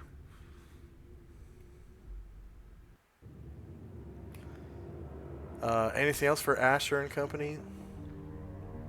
That's good for now. Okay.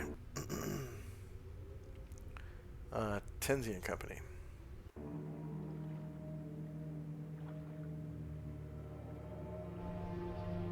Nashville will fly down a little bit.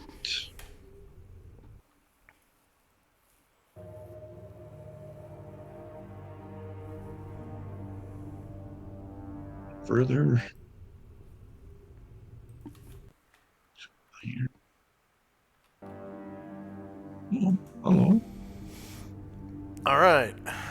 So, Asriel steps into the light of that necklace, and the water elemental kind of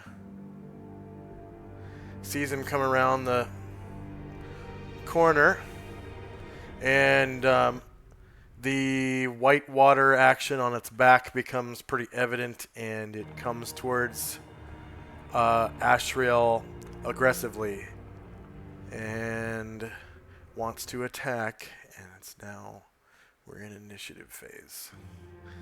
So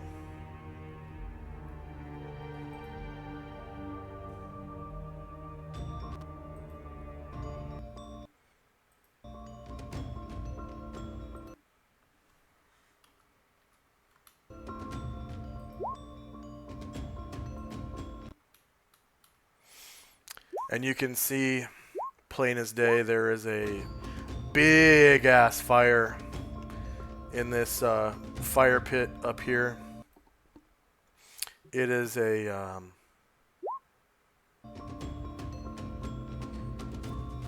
bonfire size fire, so it's giving off a lot of light, about 50 feet worth of light.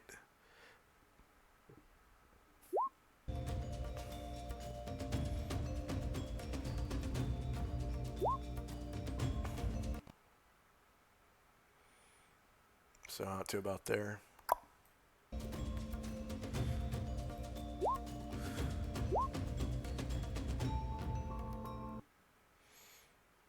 And I've given, let's see, I'm giving Ashriel a second slot.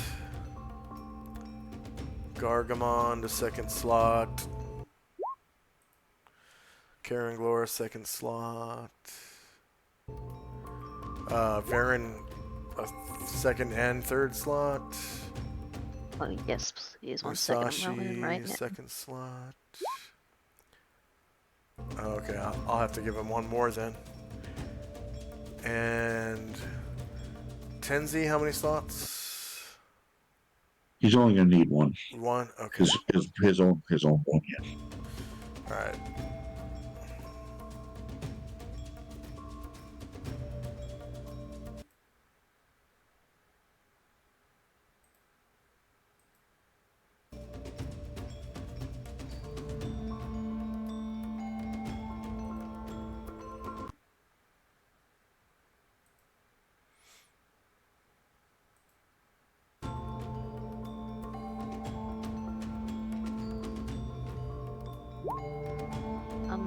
I think Anatar and Karanglor may have got their slots before I finished rolling. So I only have one. Oh, okay.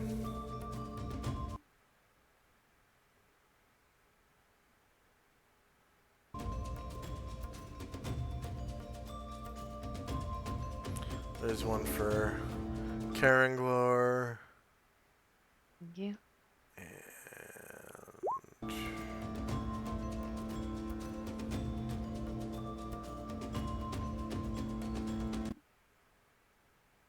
And Benzie says to Brian Druid to hold on a minute.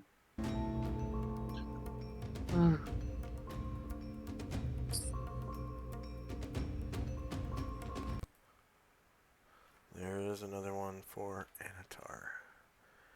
And for some reason, Anatar doesn't have a blue aura, so I'm giving him one right now.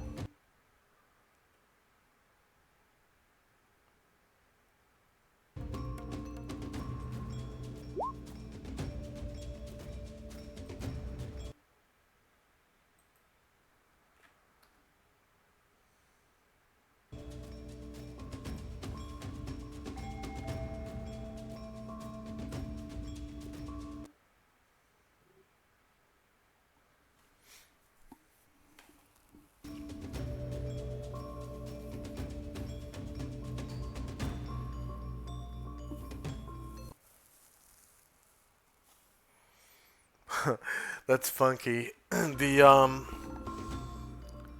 continual light overwrites the gold light from the fire, but the columns force the continual light to cast shadow, and where that shadow occurs, the light is still gold from the fire.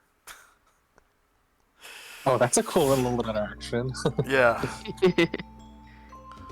And then there's only a couple spots where there's actual darkness in the room still. Where the two bits of shadow overlap. It's kind of funky.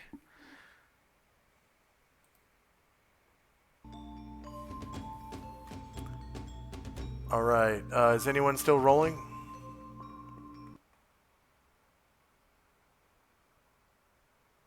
Okay.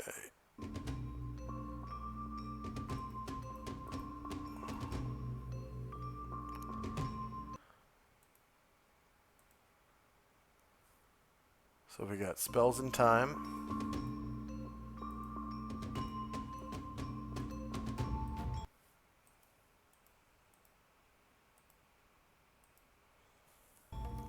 Shandrak's staff enlarge on Gargamond will run out at the end of this round. The enlarge on Brine Druid has run out, so I'll go ahead and shrink Brine Druid back down. So he's just a large creature now.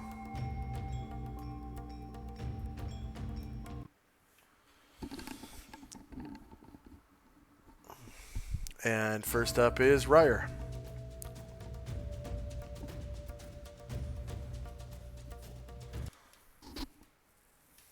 Okay, Ryer, hearing the waves coming down, he'll start to make his way down and hugging the wall, and he'll make it that far. Still doesn't see anybody, but that's as far as he makes it. Okay. Anatar. He's going to lie down.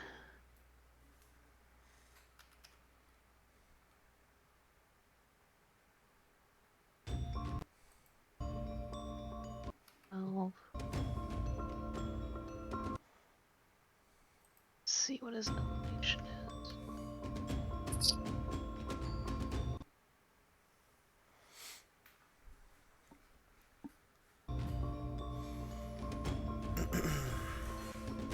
Okay, it was 20.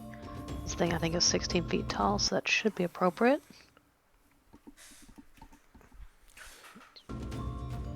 So he's going to fly.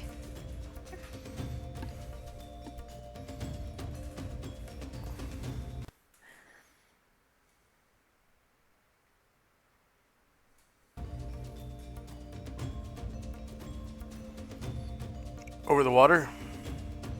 Yes, please. Okay. Right, so 12 will get him here. He will make a sword attack. Hopefully at a +4 for invisibility. Yes. Higher ground, I think. Yes. Okay. +1 for Hero's Feast. And the water elemental is shieldless. You managed to confirm crit for 26 damage. With your longsword +3.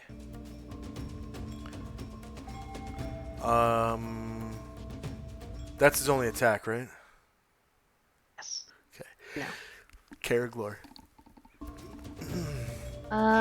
Karaglor will head down there. Karangler. So here he has only 1 square of movement left. He's going to hold his attack in case something comes up to him.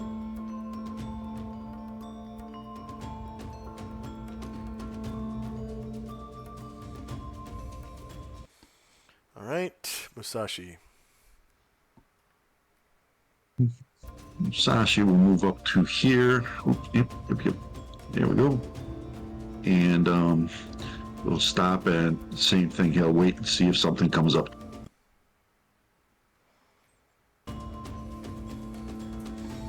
All right.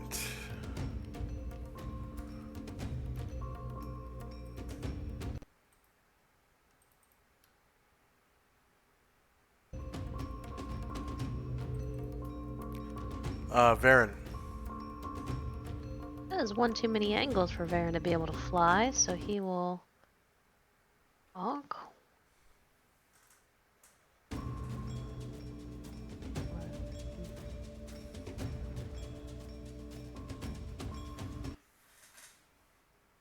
And he will also hold his attack. Got 1 square of movement left.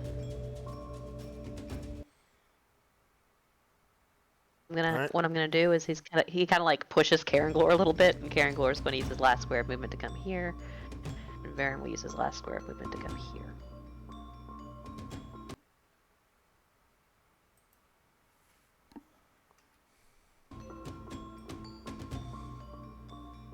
All right, the ninjas are gonna stay put. Tenzi. Tenzi takes the necklace of Thaco Tuesday, grasps the bead that he knows is cures what ails you, takes a 5-foot step next to Brian Druid, and gives him a cure serious wounds spell. All right. And if I recall, that necklace doesn't use charges. It's just permanently once per day. Once per day per bead. Yeah. That's great. And that bead has multiple uses. I think that's the only one that's like that, though, unless I'm mistaken. Yeah, I think so. Okay. And then, as an item, would that be cast at low? I guess it doesn't matter for this one, but just for rolling a template, cast at 8 or 9 or.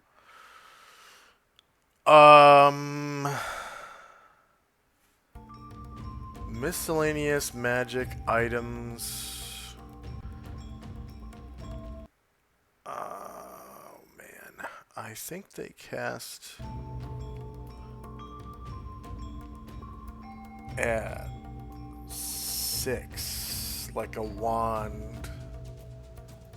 Have to be at least 7 though, right, to do a 4th level spell. Okay, then maybe it's 7. I'll just shoot 7.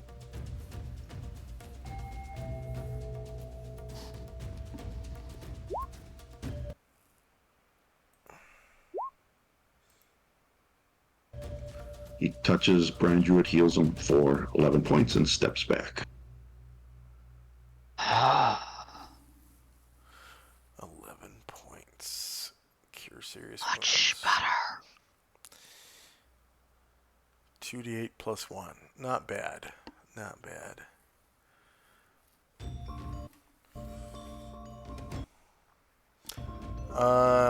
Ashriel. Ashriel will fly up to the square, gain some altitude.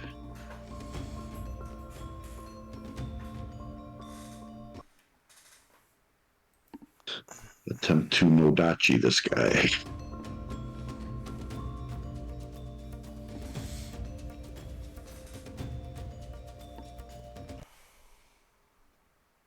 Thank you. Yep.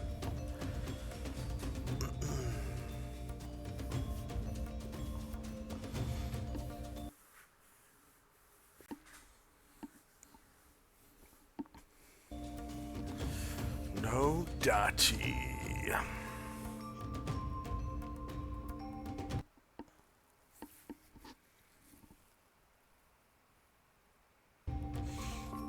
Alright, the water elemental is shieldless. -8 beats AC 2. You cause 30 damage with that Nodachi because you are enlarged.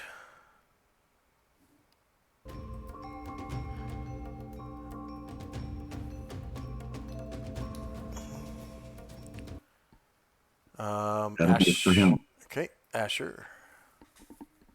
Okay, Asher is going to attempt to Featherfoot.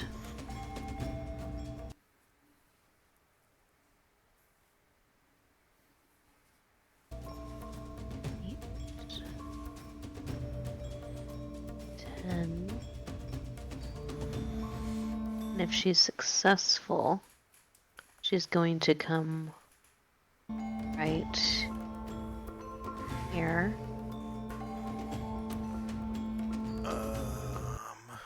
Where is she?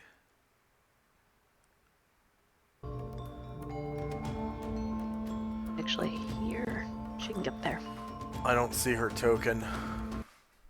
Alright, I stacked her with Varen. She is here.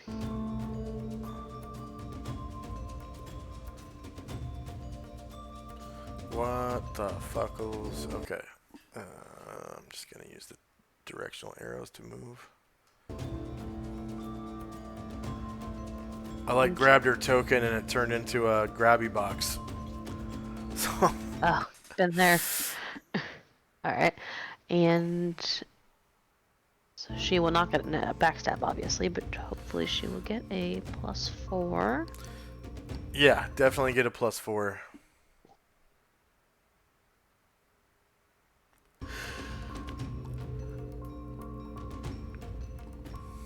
assume she doesn't kill him, so she'll be invisible. This is to his back as well, so -14 does beat AC 2. And you cause 10 damage with your longsword +3. Heck yeah. And do you stop there? So I believe that would put you in the water.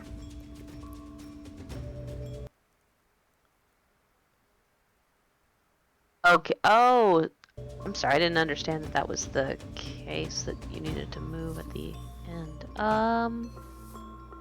Okay. I don't think she's encumbered. I guess she'll just swim then. Yeah. Oh yeah, I need to get a token action symbol for swimming. I don't think I have one right now. I'm currently making a new token action set, and I don't think I've ever had one for swimming. Shit, I need to like write that down.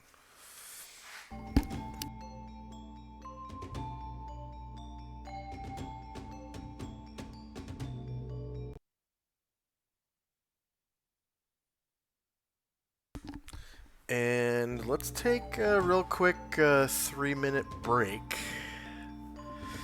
My timing is kind of off on these breaks. Sorry about that, but let's take a 3-minute break. And for our viewers, I finally have 3-minute ads. So here we go. 3 minutes starting now.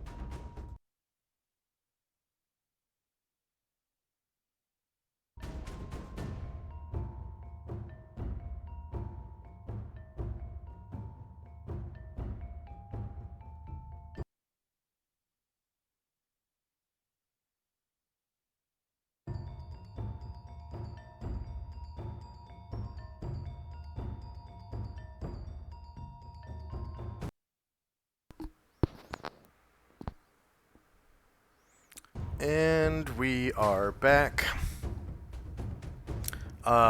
Next up is Brian Jarrett, if Asher is here.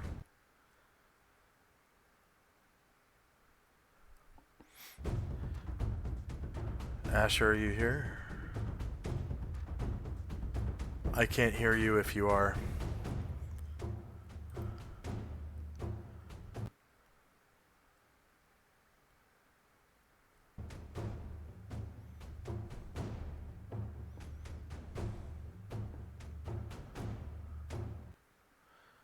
Okay, is Tenzi here?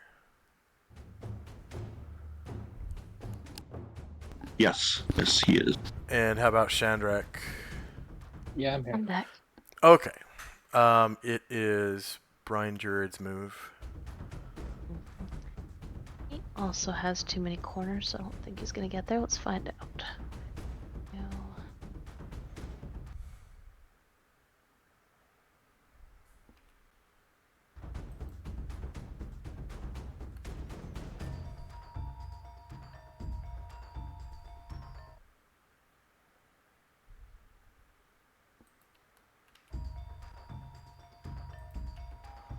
Yeah, at 11 he's here. He's going to hold his attack.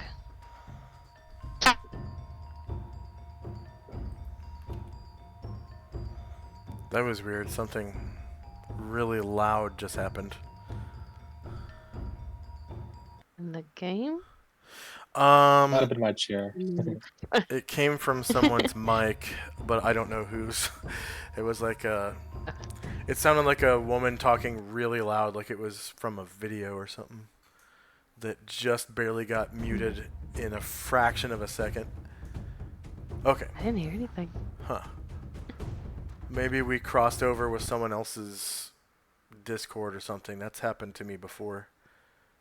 Not in a long... It was a long time ago, like when Discord was new. Gargamond. Alright. Gargamond make his way down. I've been using Discord for almost 10 years now.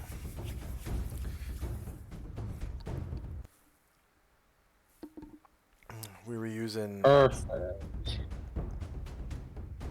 Yep, perfect. And Gargamon will make his swing at the elemental. Oh, yeah. Yeah, both those characters are so high... Wait, you're... Yeah, you're only 11 feet tall, so... He's 14 feet. 13 feet? Yeah, they're still 14. they're still way... They're 20 feet up, so... I don't think the swing arc is gonna go through their squares, so you can make this attack without penalty for attacking through occupied squares, because they're 20 feet in the air. All right. You could like swing your axe sideways or something, or Yeah, below him. yeah. All right. So it is a shieldless enemy. So -1 beats AC 2, and you cause 14 damage to the water elemental, killing it. Go ahead and describe how you do so. All right. So, yep. So exactly like we said, Gargamon just kind of rotates the halberd horizontally and swings underneath Ashriel and kind of like cuts the elemental at the waist, and then like the two halves fall into a big puddle in the water. Yeah. And Bombosa can hear the sound of another one to the south. Andrew can see it. Yeah, Brenjurid can... Wait. Yeah, he can. I think he's the only person who can actually see it. He Yeah. like points. Yeah, he extends a claw, pointing in this direction. Says, "It's not over." Hearing that, Gargamon turns to face south. And I think even then he can barely see it, like in the front of the column, because it's less than Oh, okay. 20 feet tall. And there's Actually, there's a 20-foot tall. There's no way to do that with dynamic lighting yet, but there's a 20-foot tall object blocking his vision of it. He doesn't actually have line of Oh, sight. okay. Even though you so, can so see they it on do the hear map. it. Yeah, everyone hears it. Sounds like whitewater rapids on a river.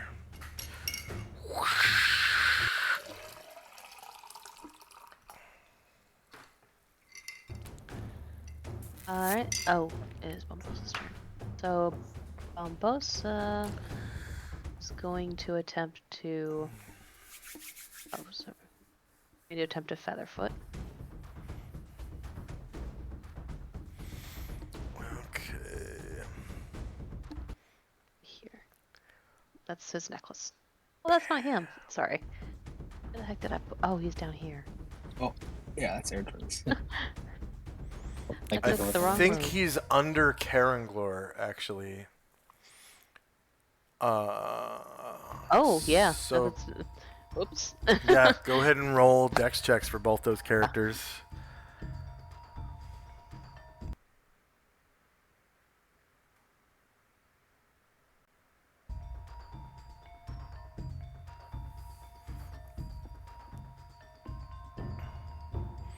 So they both make it. So Karanglor, when he was approaching this square, kind of felt Bombosa and just moved around him. That's fine. I think Bombosa was there first. Featherfoot. Yeah.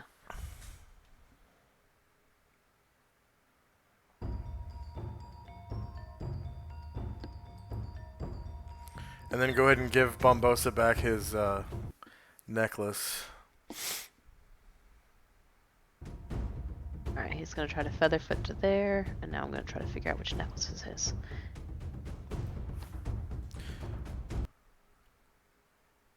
This one.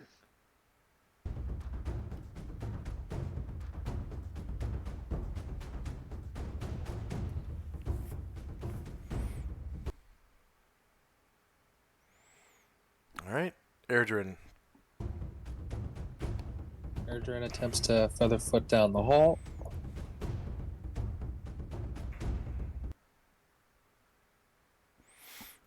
For our viewers, Featherfoot is a high-level thief ability that becomes available once you're level like 10 or 11, and it allows you to move your full movement rate while moving silently.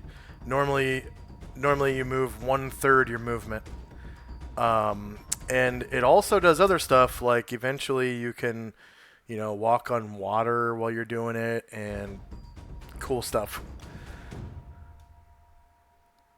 It has different abilities as you gain levels, or additional functions as you gain levels, stackable functions. Yeah, I think even the first level you can avoid like traps with it. But Yeah, Airdron pressure will make plates, it that yeah. far. It's sort of the worst thing about being a rogue. Shandrak. Shandrak will also attempt to move silently with his feather feet and just south of Ryer. Well, southeast, but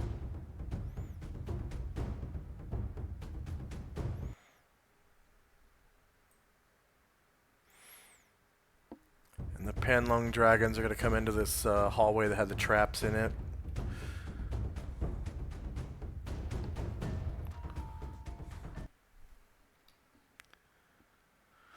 So these are your standard. Let's see, Shift Z. Your standard, like, I guess, Chinese dragons. Panlung dragons. They have some affinity with water.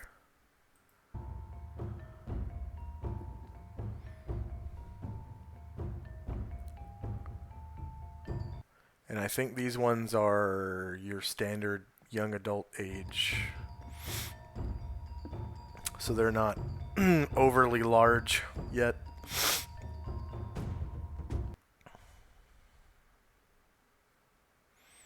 standard stat block for all dragons in 2nd edition is young adult. That's when they're first able to mate. They leave home.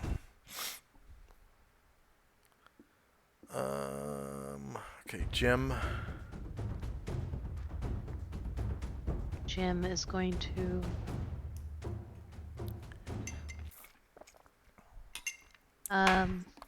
no longer hearing sounds of combat, he will wait to the end of the round and change his initiative to jogging. Okay. This water elemental is going to make a half move to the... Wait.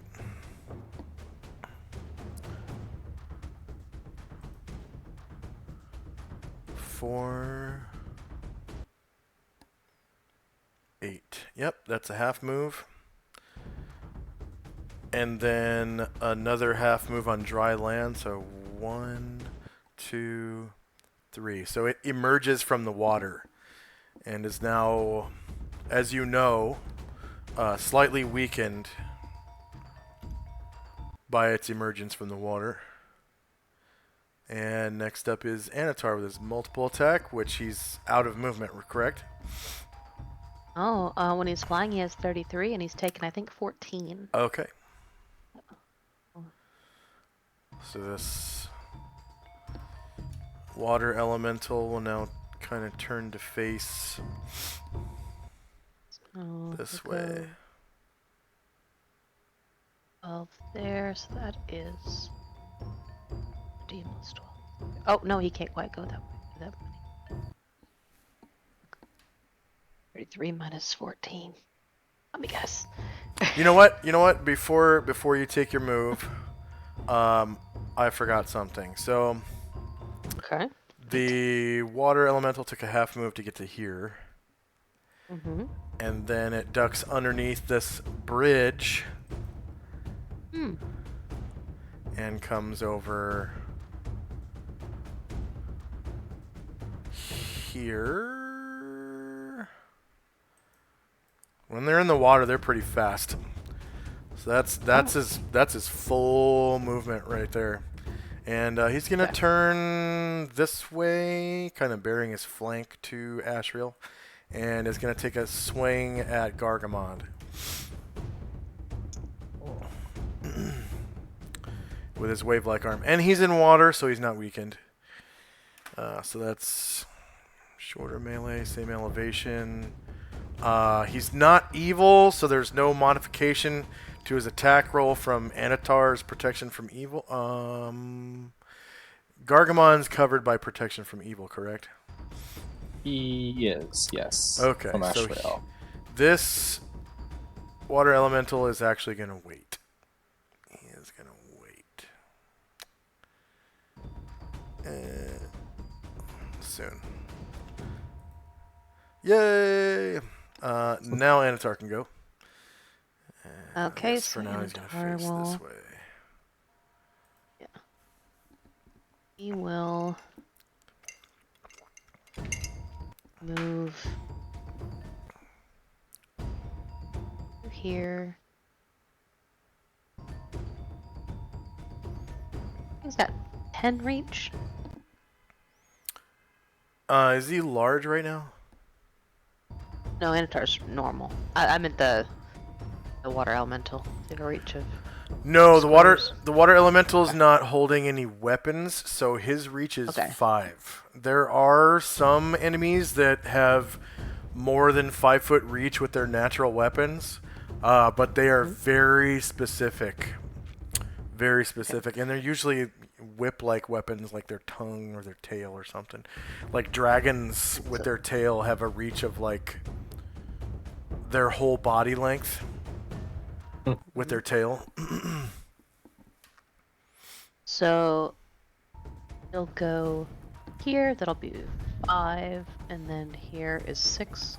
So he's basically skirting that surface now because his altitude is 20. Okay. And the altitude right there is 20 feet. So he's just like dragging his toes as he's flying. He can still fly, it's just he's like dragging his toes a little bit. Yeah. He's He exactly will. the height of that platform. Actually, he'll take one more this way and then come in. That's his rear square. Very nice. Yep. And you are invisible, so you get +4. And Is he still you higher are ground? higher. You are higher ground. Yeah. Sweet. And it's to his rear AC. So -17 beats AC2. And you cause 15 damage to the water elemental with your longsword +3. Slicing through its watery water.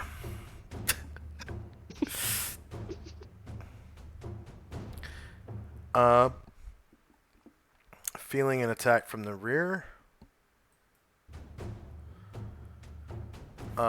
It will turn to face its attacker, bearing its rear squares to Gargamond.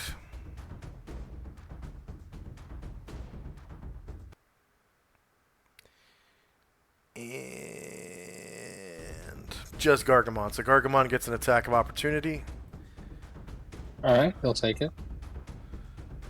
as it attacks with a wave-like arm against Anatar. So it is shorter melee, lower ground, and -4 because Anatar is invisible, and no damage roll modifier. It is shieldless. Oh yeah, it's a rear attack. So -3 versus AC2 is a hit. You cause 26 damage to it. -26. Enter, and then Anatar is shieldless. 10 versus AC. -7 is a miss. Next up is Karanglor. Okay, so Karanglor is going to take a 5-foot step into Gargamon's square. And he still has his attack from 4 because he was waiting. That sign off him. So he will make his first attack while blade singing.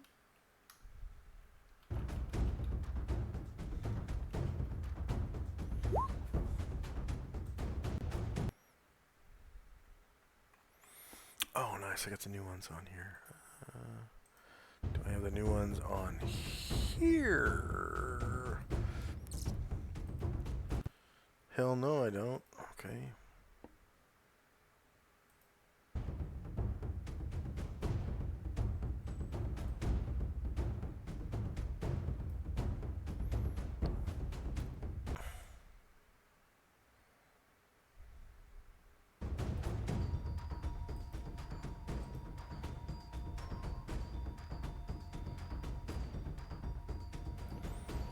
Okay, that was Karanglor. Back attack. -2 beats AC2 for 17 damage. With your longsword +5. That was his first attack that he was waiting on, so now he'll take the other. 17. Yep, multiple attack. And -3 beats AC2 again for another 18.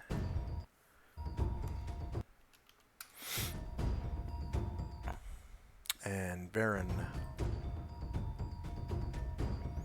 Aaron, even with a 5-foot step, can't get there, so. Ashriel. Ashriel has the shieldless flank. Yep. He will try to Nodachi this guy.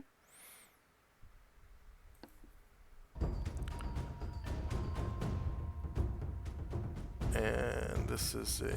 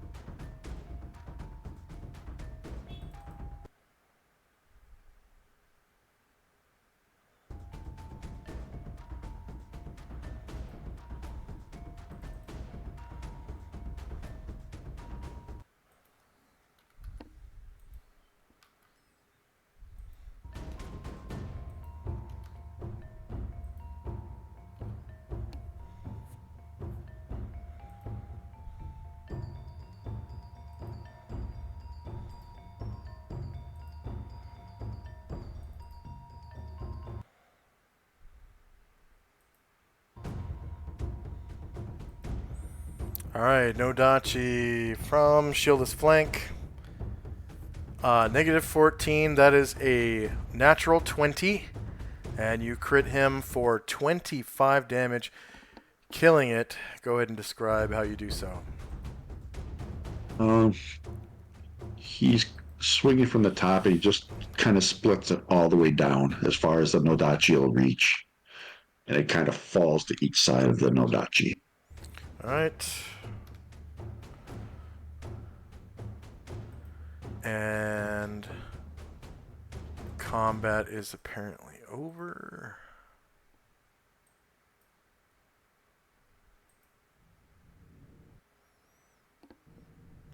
And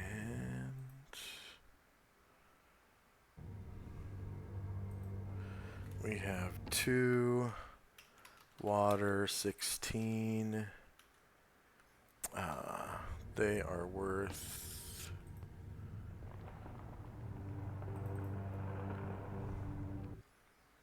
I was right, 10,000 each. 10,000 each. And we have 3 players. NPC. Got the chat log right here. Find group XP. 10 NPCs and 8 warriors and bards. 10 NPCs. Creatures defeated was all 2 of them. Hit dice per creature is 16. Warriors and bards was 8. Decent little chunk for one little melee.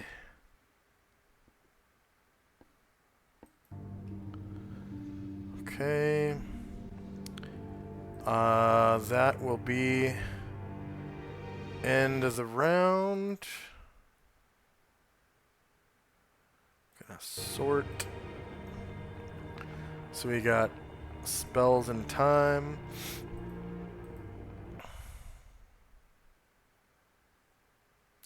Oh, why did I do that? Before I go any further, but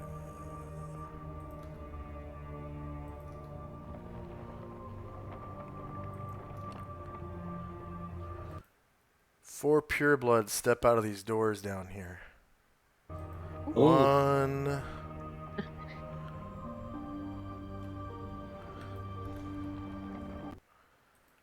2, 3, 4. They look like random Adrian people, and I've got a bunch of new tokens for Adrian's random side. Young and old.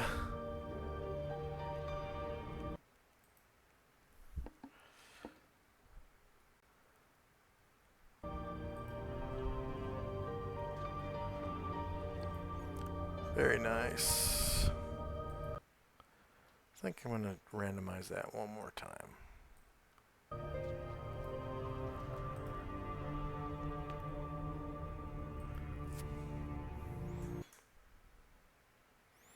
Okay, so you got a guy that pops out of the door, looks like that. So like maybe like an old samurai looking dude. A young, well-dressed and well-groomed woman that looks kind of noble. A little old man and a boy. And they look pretty pissed off. Let's see. Why? Did we do something? They look pretty pissed off that you guys are here, and they come at you aggressively, and we're now in initiative phase again. All right.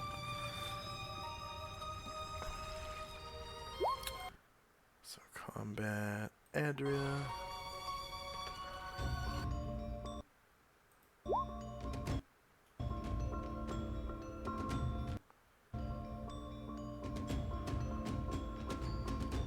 Oh, Tenzi accidentally pushed the name generator button.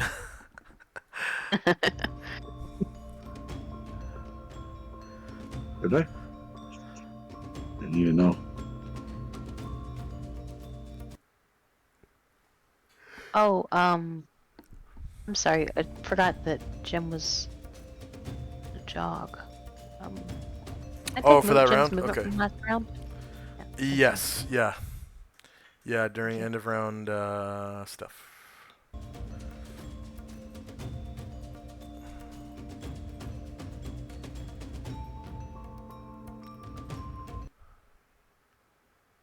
And I think I can just... Okay, so Gargamond... Yeah, Gargamon shrinks. Yeah. So he's back to... Beep, beep, beep, beep, beep, beep, beep, beep. Only 7.5 feet tall. Yeah, only large. A paltry. Yeah.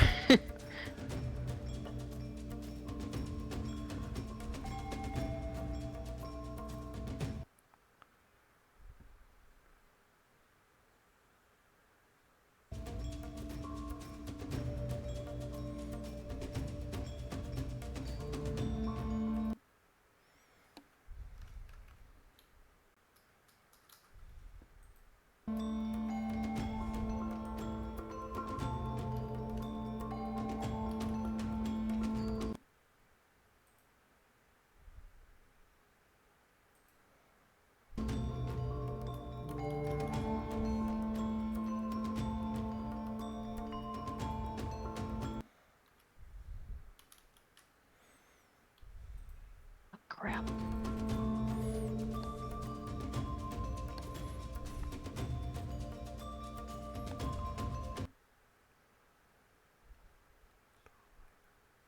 Deleted Antar's token. I am putting him down again.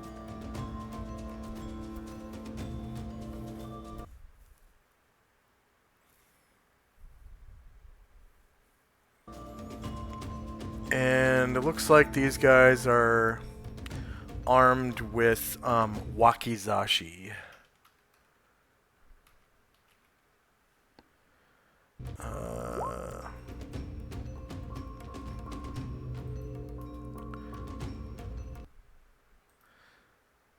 They don't look super special.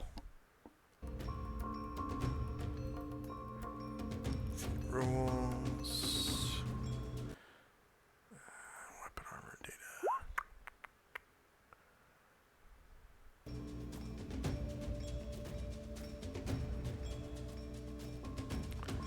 Speed 3, medium / pierce.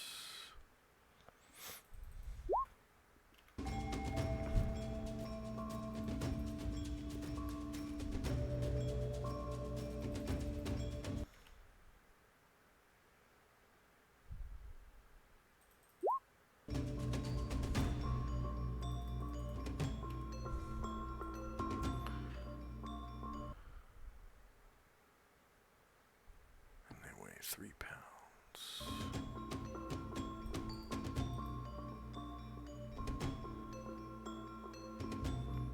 D8, D8.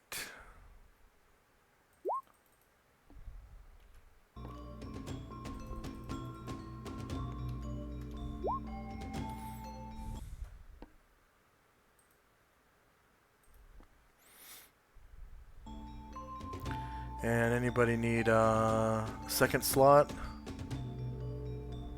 Yeah, I Gargamon? accidentally deleted Anatar, so he'll need another one, please. Okay.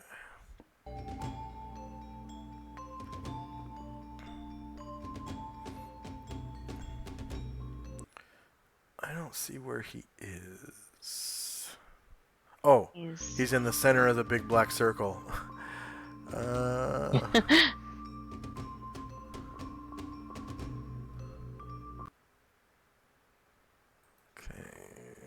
0. Blue. Save. There we go. Yeah. And anyone else? Gargamon, please. Okay.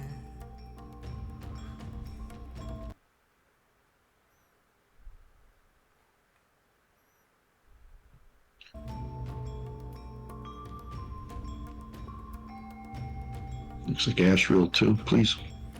All right.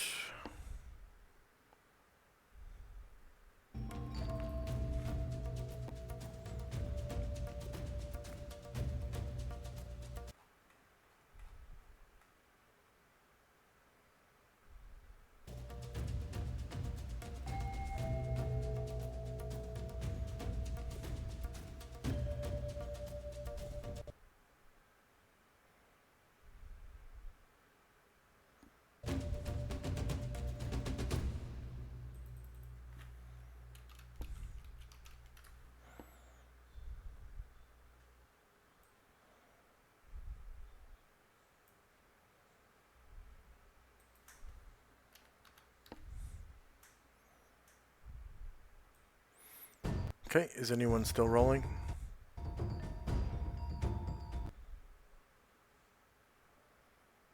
All right.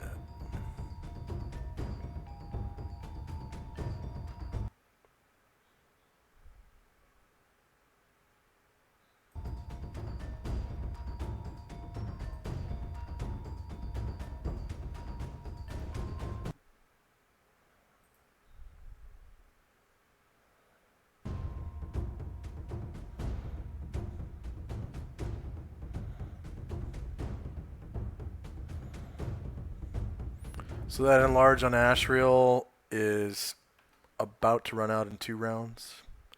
And first up is Anatar.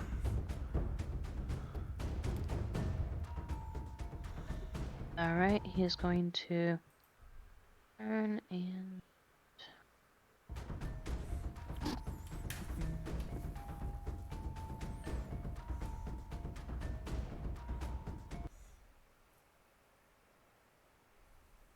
use 13 squares to get here.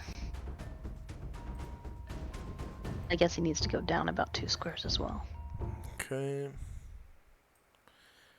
Yeah.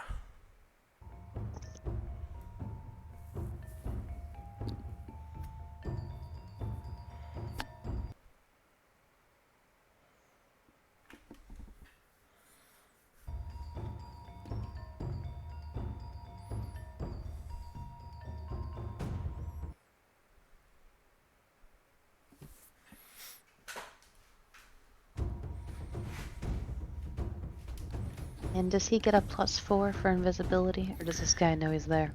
He does. These creatures are not high enough level. Okay.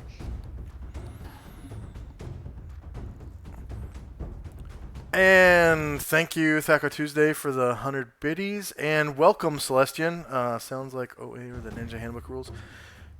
Yeah, we use the Ninja Handbook martial arts rules.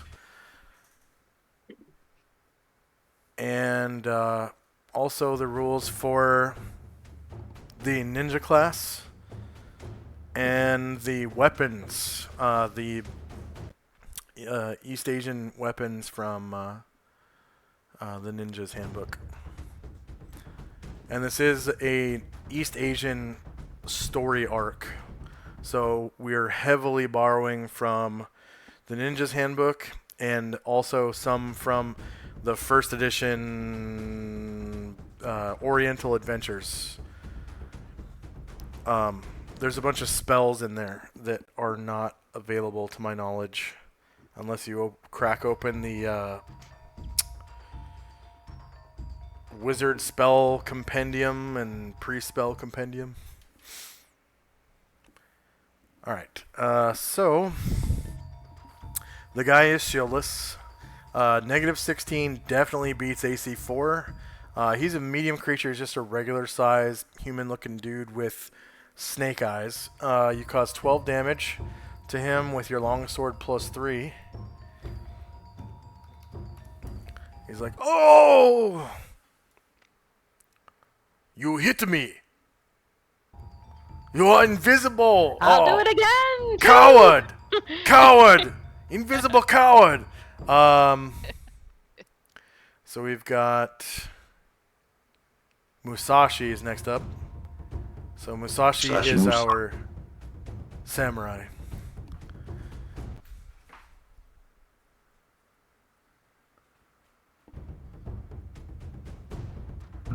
He moves to there, and he's gonna guard there, or he's gonna wait and see if something comes out one of these other doors.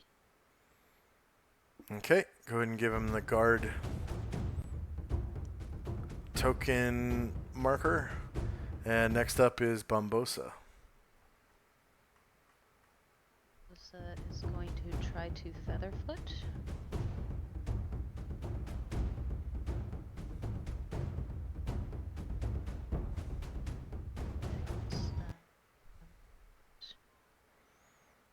And 11, 12. He's going to try to finish off the injured one. Try to backstab him. If you may. Okay, I'm facing the wrong way. There we go. Move silently. There it is. Okay. Yeah, you definitely get your backstab. Yeah, no denying it. Sweet.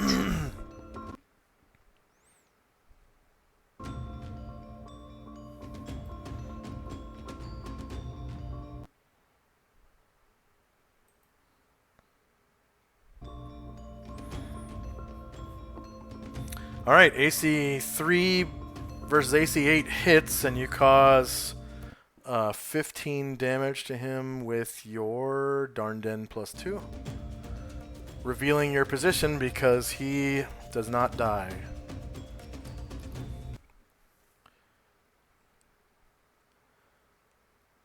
Okay, the well-dressed female pureblood now sees you, and she is going to cast a spell. You get a saving throw versus spell. It is going to be polymorph other. Yeah, sure. Display the full text.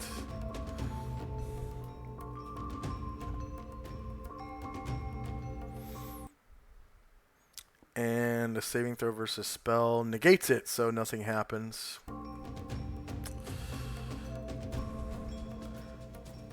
Then this other one, the little boy, does the same thing. So please roll another saving throw versus spell. You have to roll greater than 8, which is not hard. That's better than 50%. Oh no. Okay, so he has turned Bombosa into a mouse. No. What do I have? Snail. Yeah, he turns him into a snail. Okay.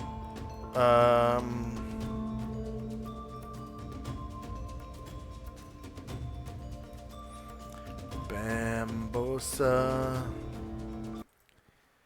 HP. Base speed. Actually, your speed is reduced a lot. Speed is reduced to 1. Tracks. And AC is reduced to like, I want to say 10.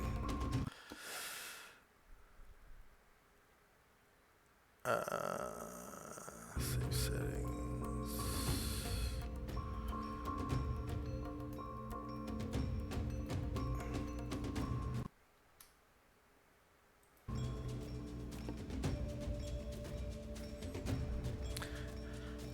And DM button. Bombosa. Level of typical example of resulting form. We'll just say it's level 1.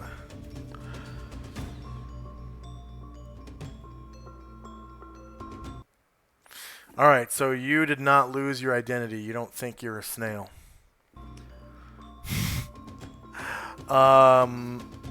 Okay. And that will last.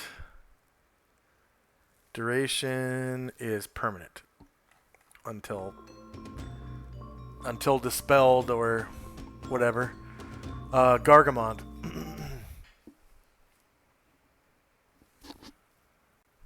Gargamond is going to try to close the distance by charging.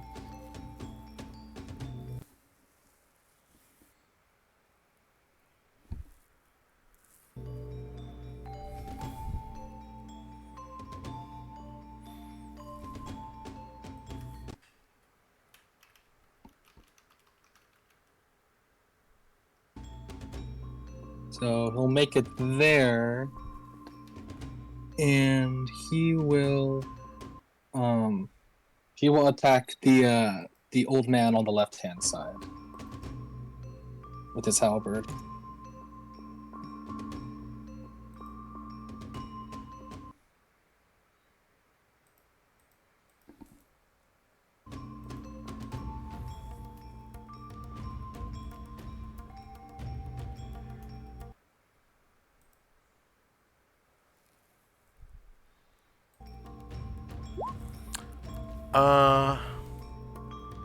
It doesn't look like you rolled initiative to charge.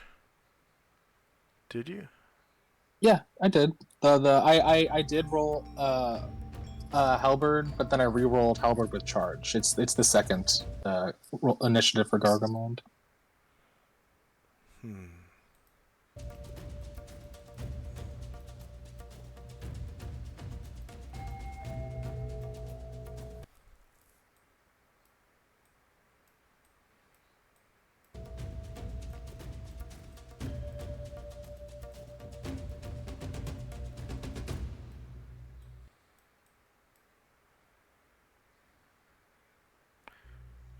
Attack option.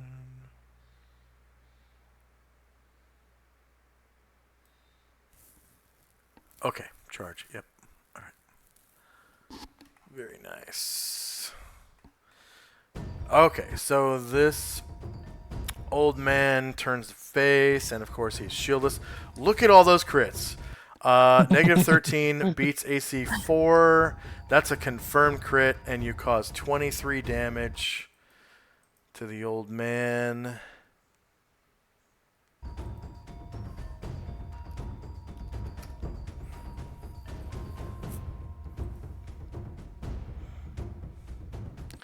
Varen.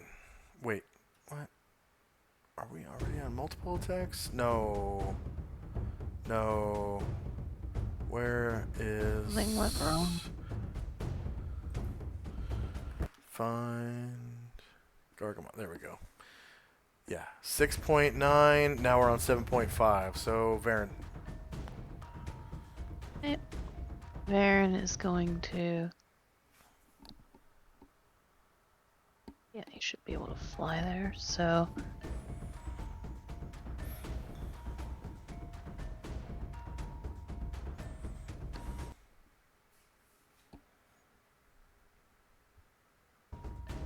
No.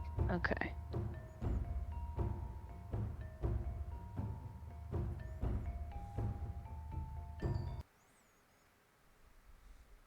To fly here, going 15 vertical, and how high does he need to get to clear those stairs? Like Just 10 20? feet. 10 feet. They're only 10, Okay. 10 feet Cool. high. Alright, so he'll end up here, taking 19 squares, and take his 90-degree turn. And you can see another door to the south. Hopefully we find more doors. I was gonna take that sign off too, I forgot to do that.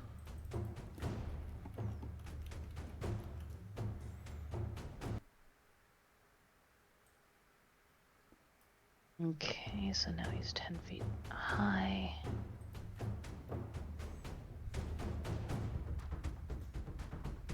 won't get her.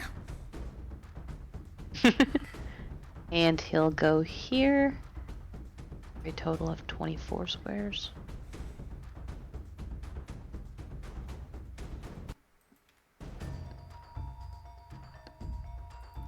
I can just take him around the long way, it's fine. Does he need to go higher in order to get altitude on the guy? I think so, right?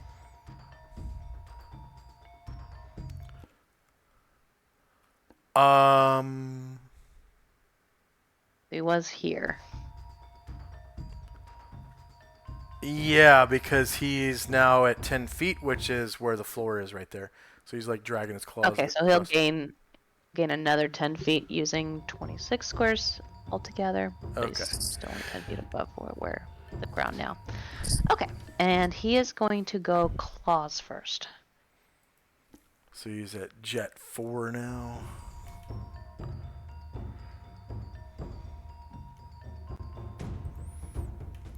And this is shieldless flank because he's facing... Oh, no, that is front, actually. Shieldless front.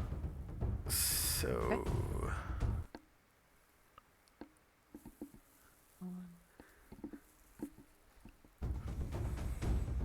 Round.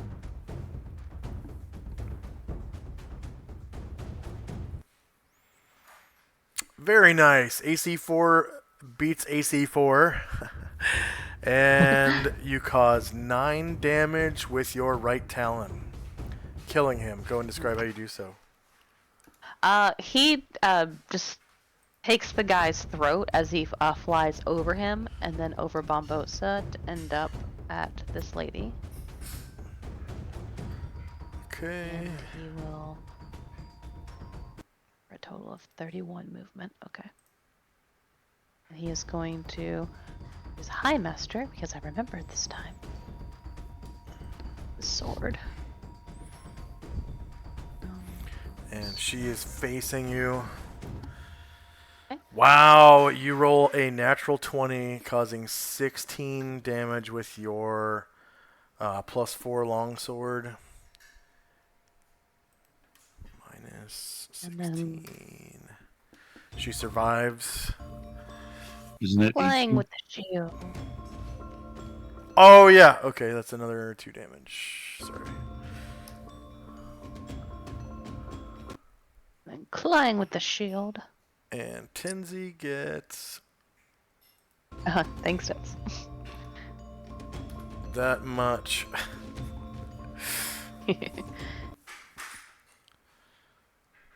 Alright. Alright. Again, you roll a natural 20. Critting her for 14 damage with your shield. Killing her. Killing her. Go ahead and describe how you do killing so. her, okay. Yeah. Yeah, so he like drives her he drives like her chin up so hard with the shield that her neck, like her head snaps back at an unnatural angle. Oh, yeah. And he only has 2 more movements, so he is going to use it to land here. Okay. Actually, he doesn't have enough movement to land. He's going to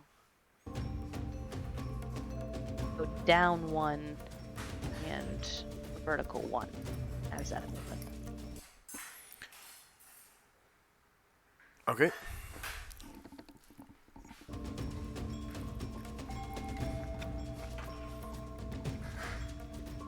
Asher.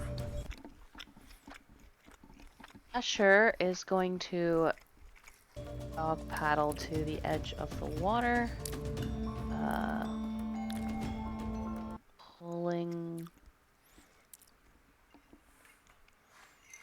pulling herself up here at 6.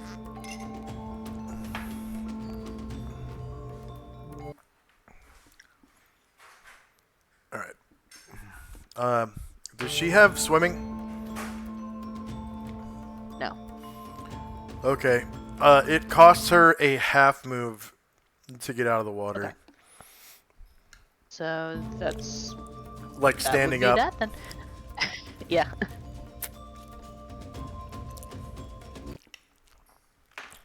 That's all of our movement. I rolled for I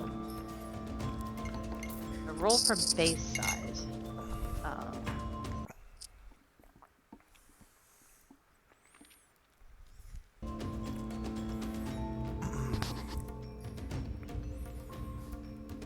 Was that it for Asher? Yeah, I think that's gonna be it.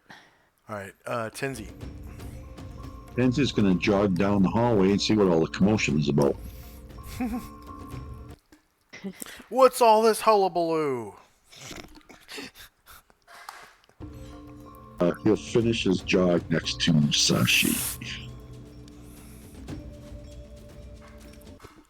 And that'll be it for him.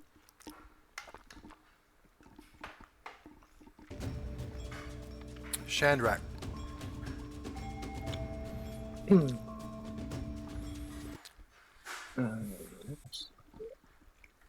Shandrak will featherfoot his way down the hall.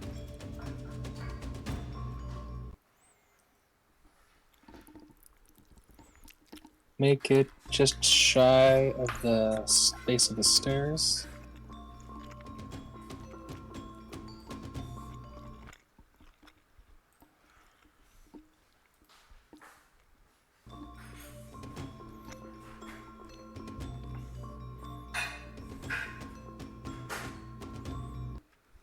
Karangler. Aranglor. Probably not gonna have enough movement. Let's have a look.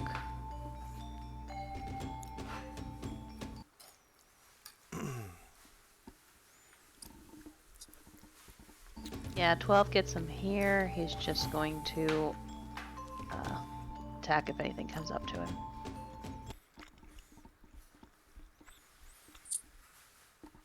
Ashriel. Ashriel will fly.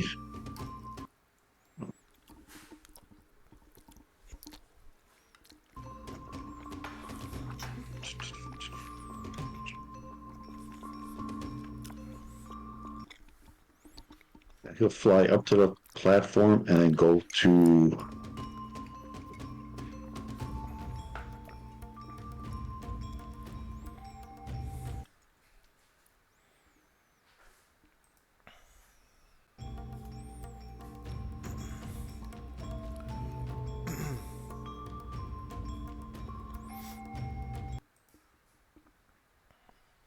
if you could get him out of the water, please.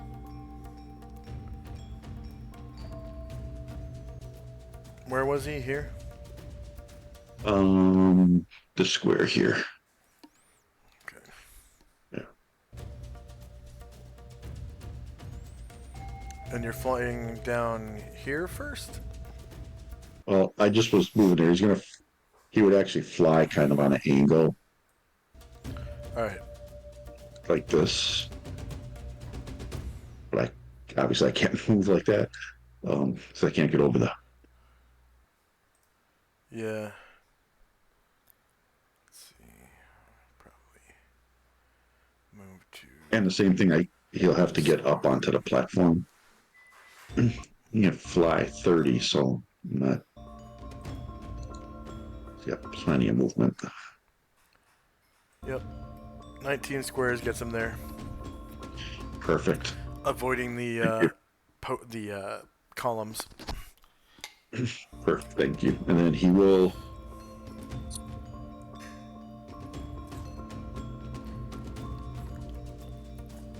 The one in I guess he will try to. Yeah, he's going to go for the one that's uninjured.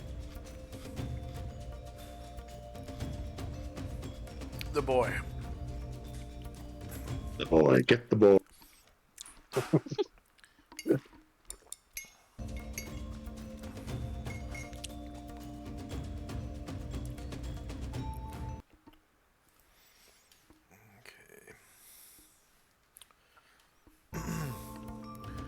-4 versus beats AC 4, and you cause 19 damage.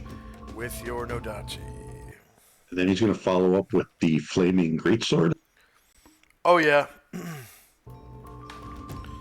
um, should work like a regular evil enemy, I guess. No, nothing special about him. He's not avian or like inflammable or. Yeah, the snake has Cold no using- feathers.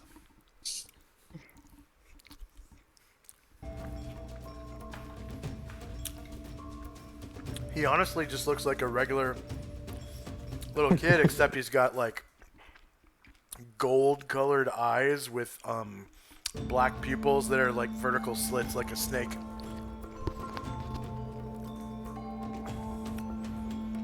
All right, -3 beats AC 4. You cause 5 more damage. And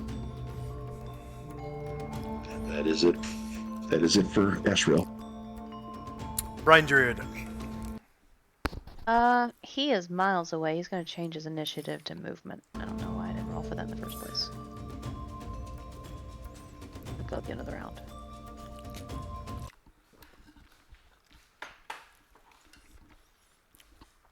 Jim. Jim.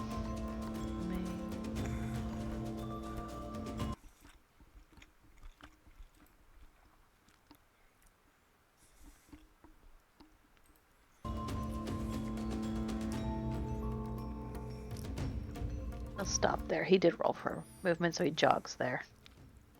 I'll stop there. He did roll for movement, so he jogs there.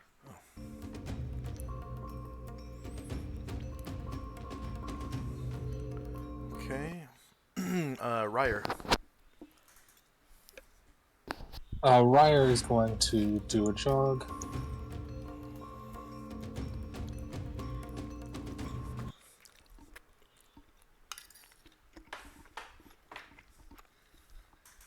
Whoops, no, not there.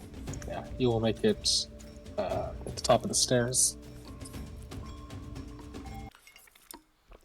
Just to the top of the stairs.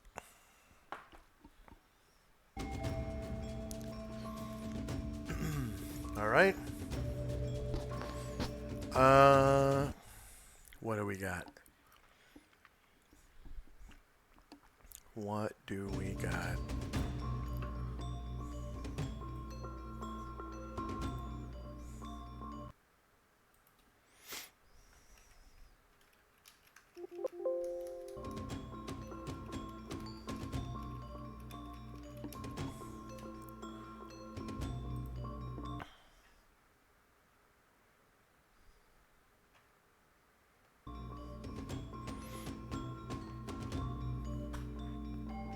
Oh shit. I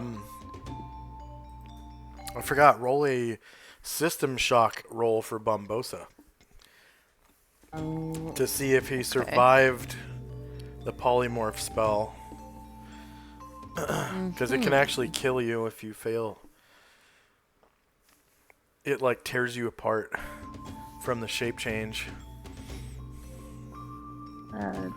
Check or save?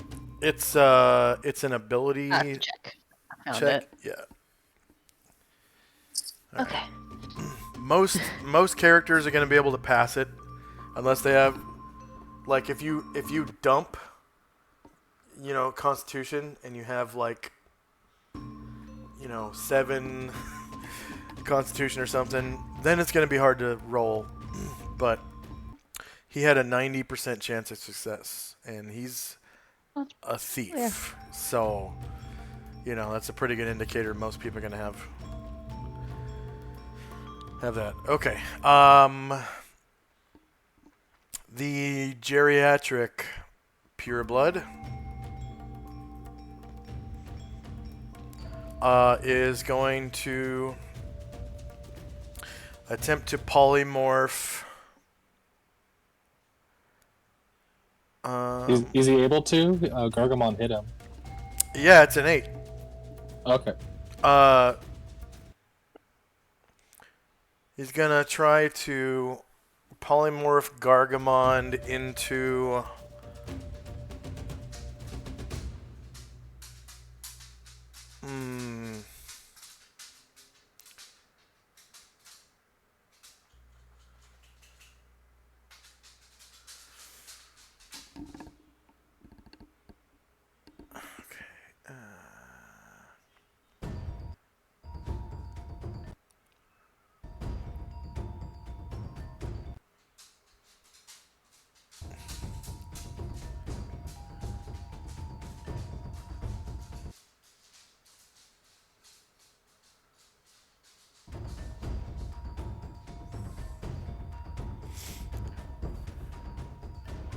Size doesn't matter on polymorph other, right?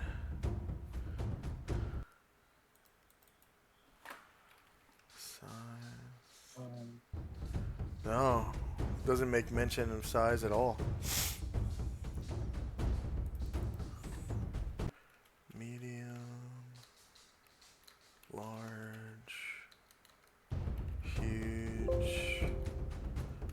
Gargantuan. Small. No mention. Okay.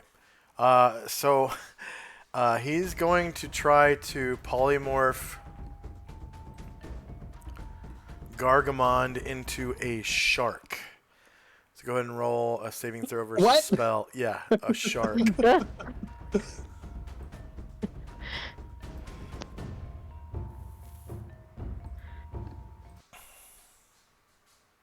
Would he get a plus for protection from evil?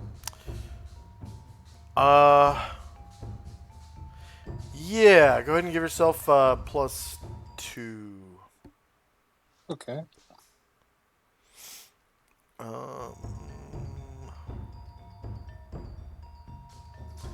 Multi-sided, two-sided. Oh.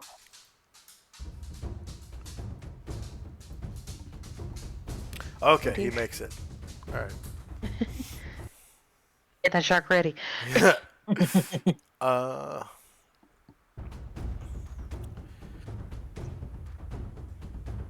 Erdrin. Okay. Airdrin. Move silently.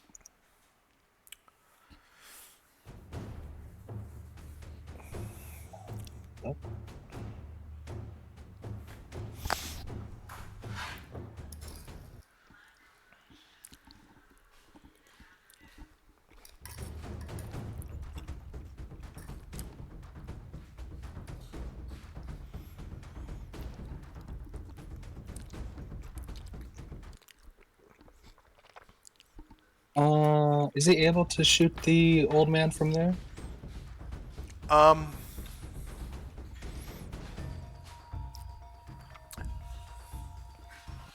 Let's see. 10 feet. And 10 feet. Yeah. Yeah. Yeah, he'll be able to shoot him. Alright, cool. The old man is not in melee with anyone, so Airdrin will shoot the old Yuan-Ti.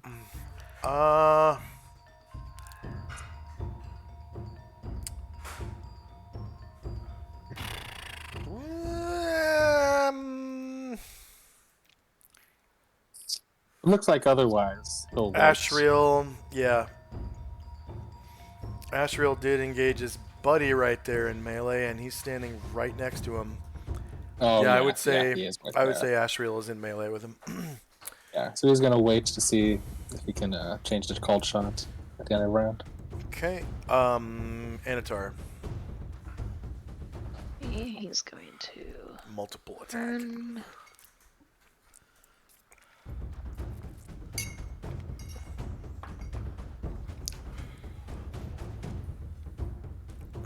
Go for this one.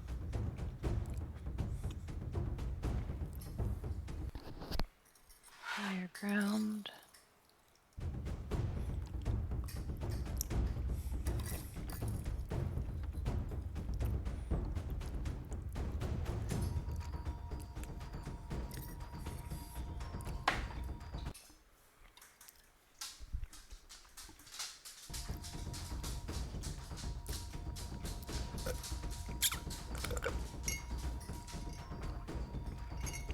All right.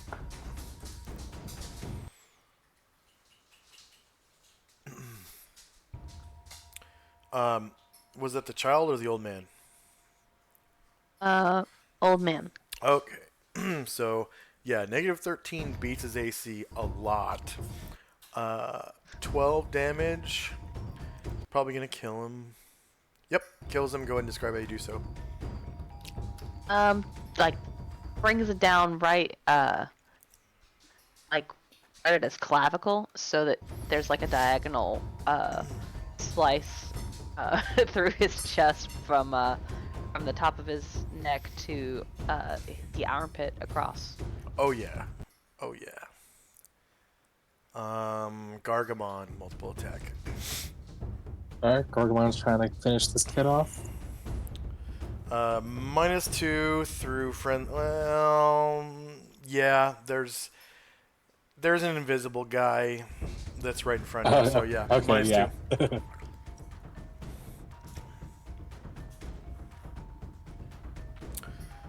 All right, yeah, shieldless, confirmed crit. You caused 29 damage, obliterating the little kid. Go ahead and describe how you do so. Yeah, so Gargamon brings down the halberd, which is basically like as big as like the kid's entire like, you know, head and torso, and like he just Yeah. splatters him on the wall. Varen. Is out of movement. Oh, that's right. Karangler. He is out of movement.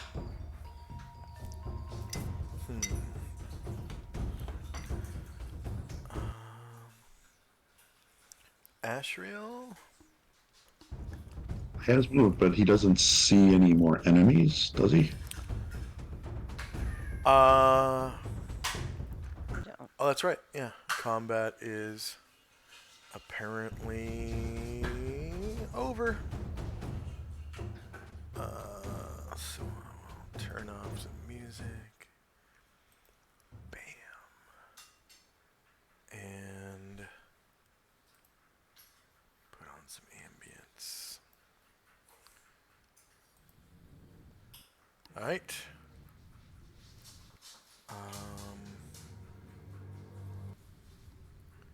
So end of round.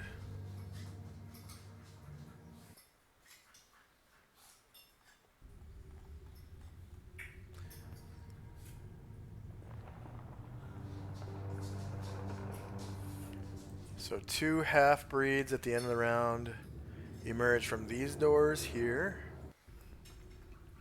Mm.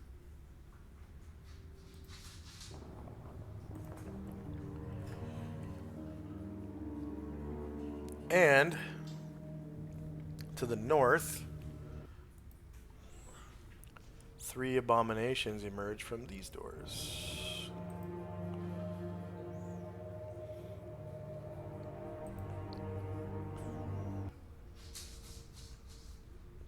And they all look like they just woke up.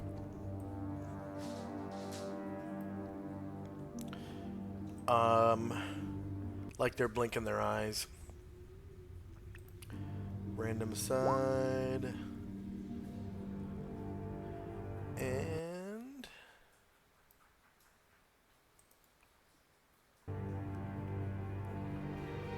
random side.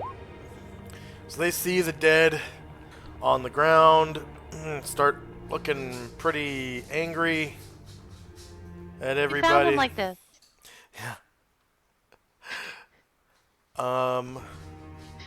See, both of these half-breeds are snake-headed, and they have big old dripping fangs.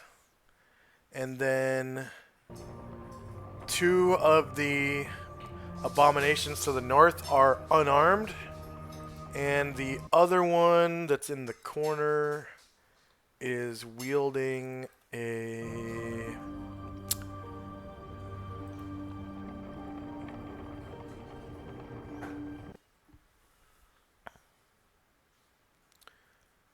Let's see, that looks like a quarterstaff. Yep, it's a quarterstaff. And, you know, she bears her quarterstaff to you guys, and they start hissing and get all hissy. And come at you to attack. So now we're in initiative phase again, and I'm going to give you XP for the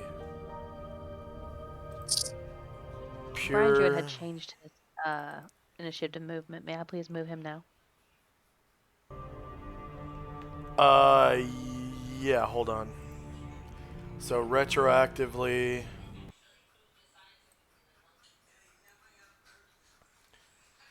You can do that before these Yeah. creatures so emerge. he probably would have just come.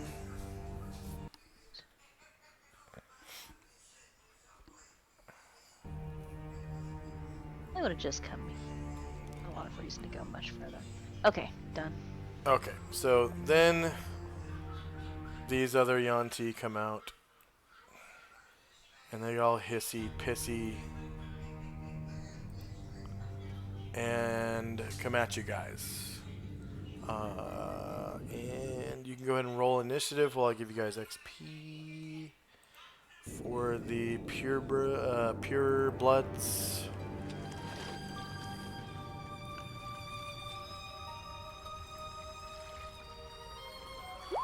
So the pure bloods are worth 6,000 each, and there were 4 of them. So 4, right? There were 4. Yeah, 4. 4 pure bloods. 6,000. 3 player characters, and there were 10 NPCs, and all 4 were defeated. They are level 6. They have 6 hit dice. And Warriors and Bards in the party is 8.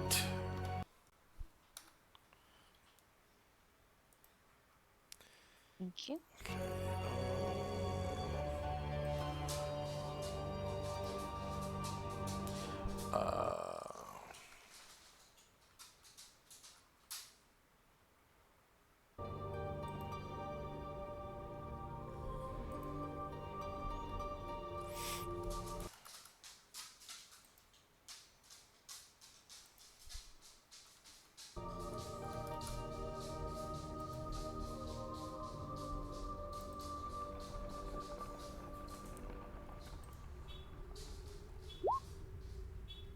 The ones with snake heads are armed with katana. Yeah. Okay.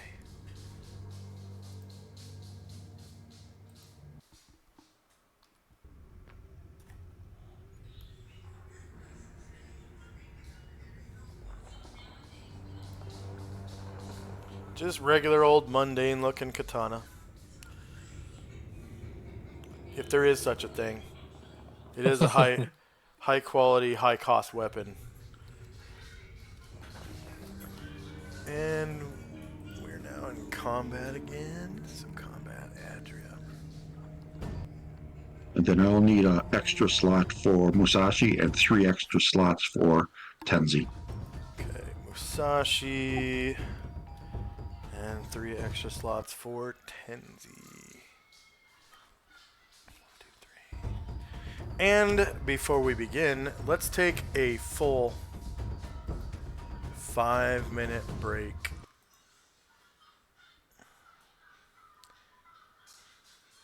For our viewers, we got 3-minute pre-roll ads, and then we'll come back 2 minutes after the pre-roll ads are up. So 5-minute break starting now. We'll be right back.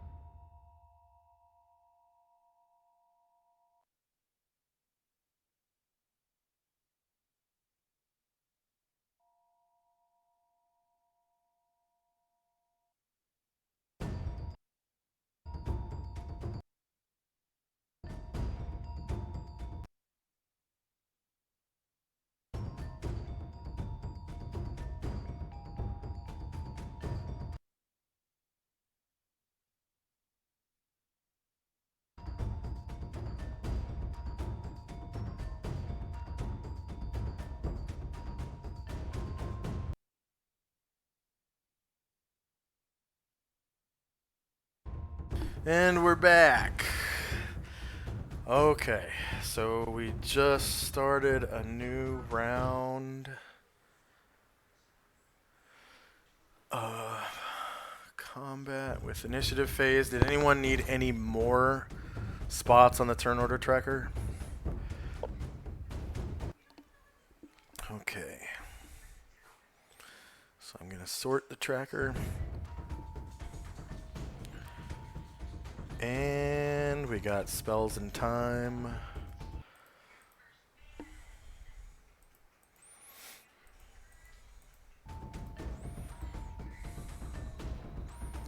Okay, Gargamond is not enlarged. And neither is Brine Druid. So first up is one of the abominations. And it is going to... I think it was Mind Thrust. Let's see.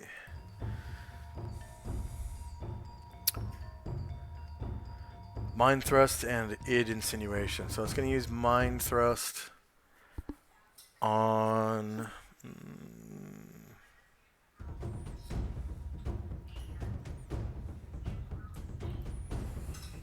I think it's going to use Mind Thrust on Gargamond. So, Brain, Gargamond. His MAC is 10.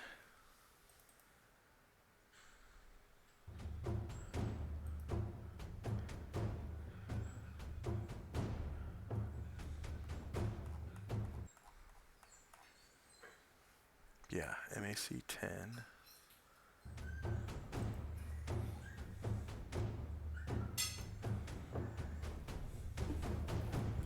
Spells and powers.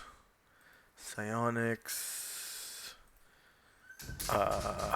Mind Thrust. Gargamond. 90 feet or less. No defense modes. His mind is closed. Gonna use 2 PSPs. Hits MAC of -2 or worse, so his mind is opened.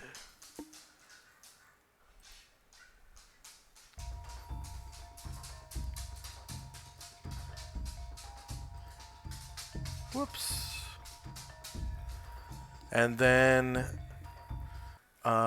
it is also going to use telepathic science called Domination on Gargamon. And I think he gets a saving throw versus spell. Alright. To avoid domination. No adjustment. And what level is he? He is 9. Okay.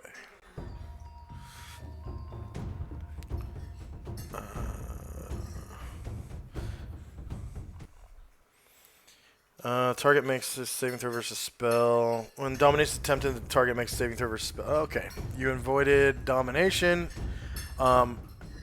It did succeed, but you avoided it. So PSP cost for a success is...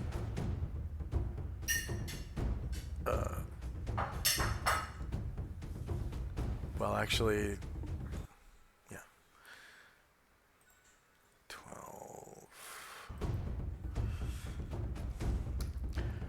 Okay, Tenzi. Tenzi's gonna fly up in the air and come and kick this one that's holding the staff. Nice. Flying kick. Ha-ya!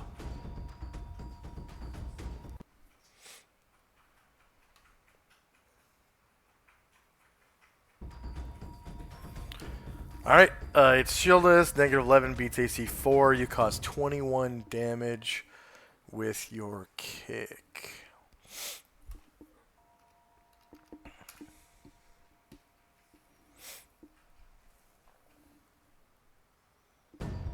And That's all for now. Bombosa. Pretty much all he can do is move. And he now has tiny size base move for initiative purposes? He's going to, I guess, move away from the. Yeah.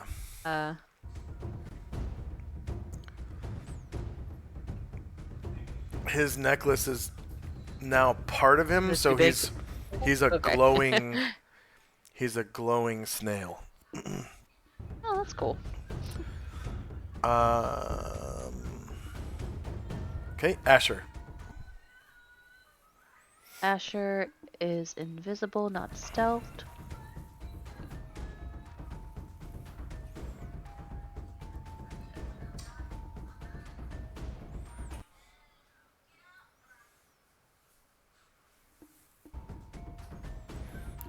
Okay, so she's using Featherfoot. She's not stealth. She's just invisible. Oh, yeah, okay. And so she will try to attack this one. I don't know if it sees her or not, or if it knows she's there or not. It does not. I think it's an issue of levels with them. Okay. I don't know if that's a backstab or just a +4. Let's see. You get a backstab. It has a spine and everything, so yeah. All right. Yep. Let's do it.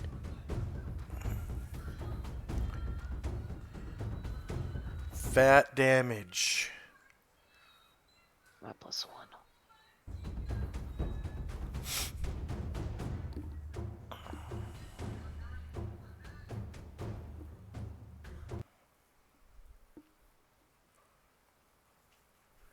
All right, -2 versus AC 8 hits. The ones that have snake tails like that are large creatures. Okay. So you do 38 damage, Nice. and it survives.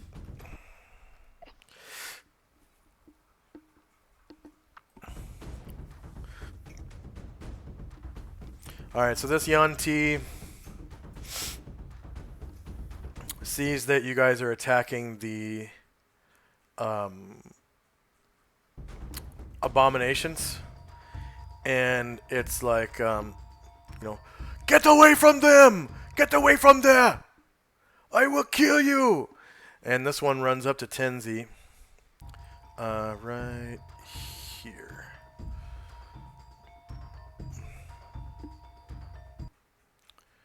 And then I will not turn. Okay. I will not turn. So this is back. He misses.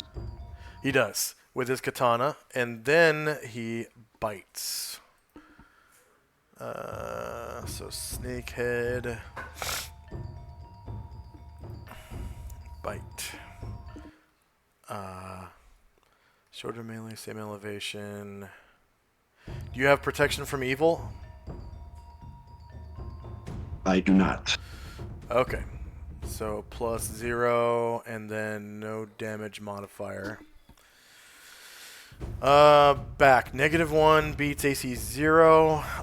You take 8 damage, and the monster entry doesn't say that they have poison, so no poison is injected.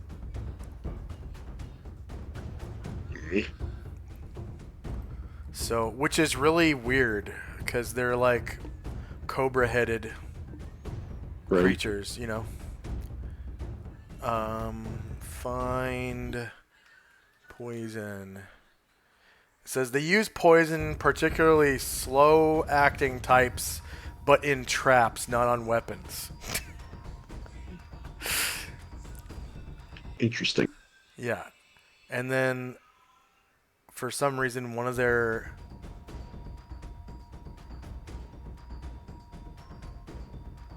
innate spells is neutralize poison. And that's all they have for poison on their whole entry. So no poison injected. All right, this other abomination is going to...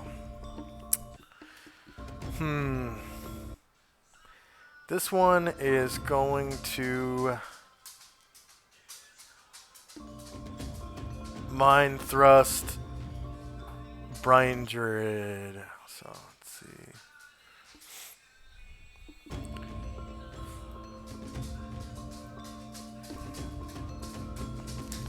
Not a Son Assist, no armor proficiency. And so Brian Druid's MAC is 8.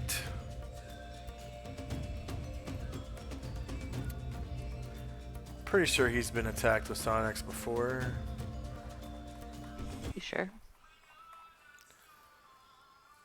Let's see. MAC. Wow, he hasn't. Jeez. Never been attacked with Sonics. So add MAC. Whoops. MAC. And his MAC is 8.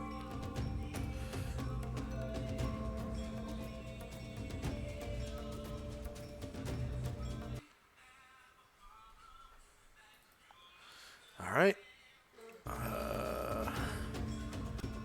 Spells and powers, Scion Combat, Mind Thrust, Brian Druid, 90 feet or less, no defense mode, closed mind, gonna use 2 PSPs, hits MAC 4 or worse, so his mind is open, and that was 2 PSPs.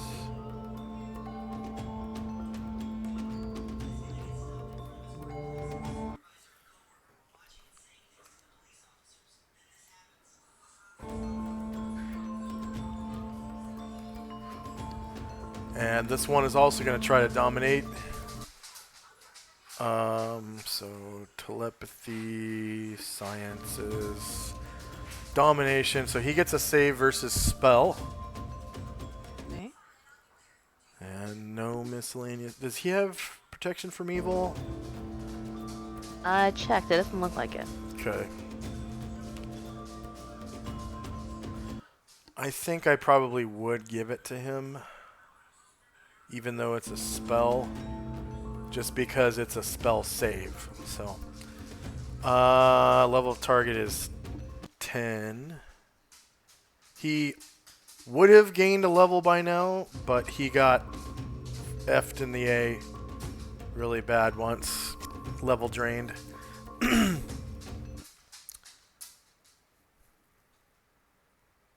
Wow, he fails his saving throw and is now under mental control of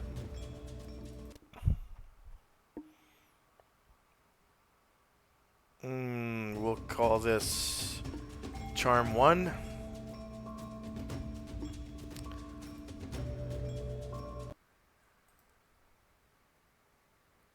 Charm 1. You know what? We won't do Charm 1. We'll do like Red Dot or something. Because that's too small. Do Red Dot.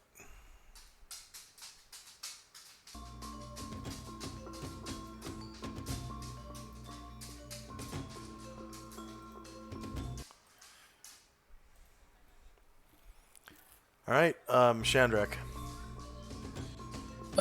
Shandrak featherfoots his way up the stairs, through the party. Hey, what's up, Specialist McPlatypus? Thanks for lurking. That's a great name. Yeah.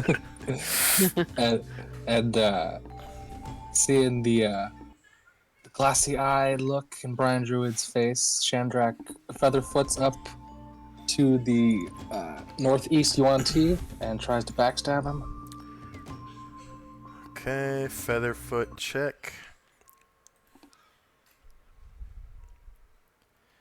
Incoming.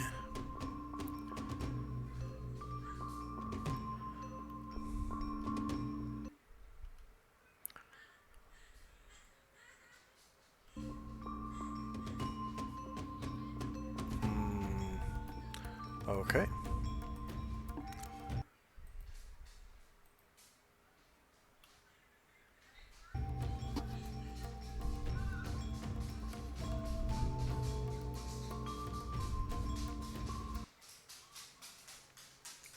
All right, so you crit fail on your move Oh. silently. Yeah, and you know, you don't get your backstab, and you know it. Like as soon as you go to attack him, you know, because you don't get, you know, your +4 and shit, and he's looking right at you. So you can go ahead and make yourself visible, and then make just a regular old attack.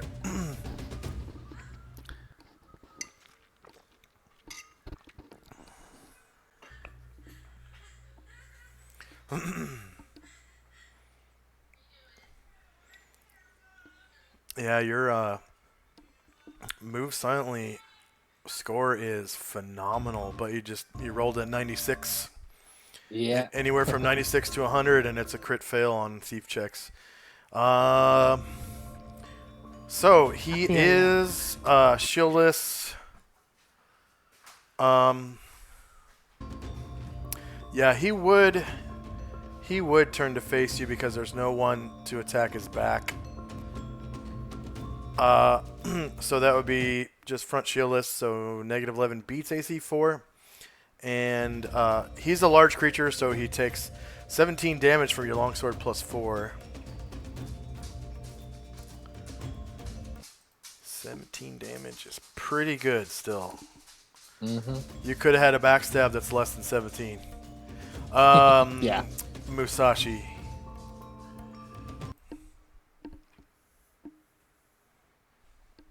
Musashi, I'm a little bit torn because there's one maneuver that Tenzi has never used in his entire career that I was going to do here. That's why I didn't turn the face, but Musashi's not going to let him get attacked from the rear. So The rear kick? Yeah. Yeah. But yeah, Musashi did a Ki shout. He's not going to let him get attacked. Yeah. Let's see. This one is going to turn so that he's facing both Musashi and Tenzi.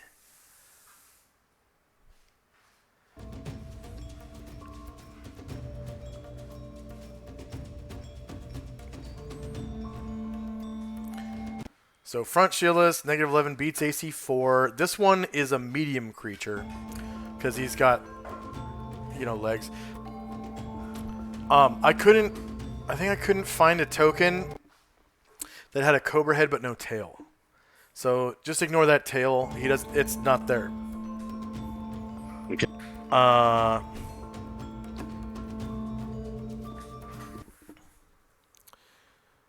So yeah, medium creature. He takes 17 damage.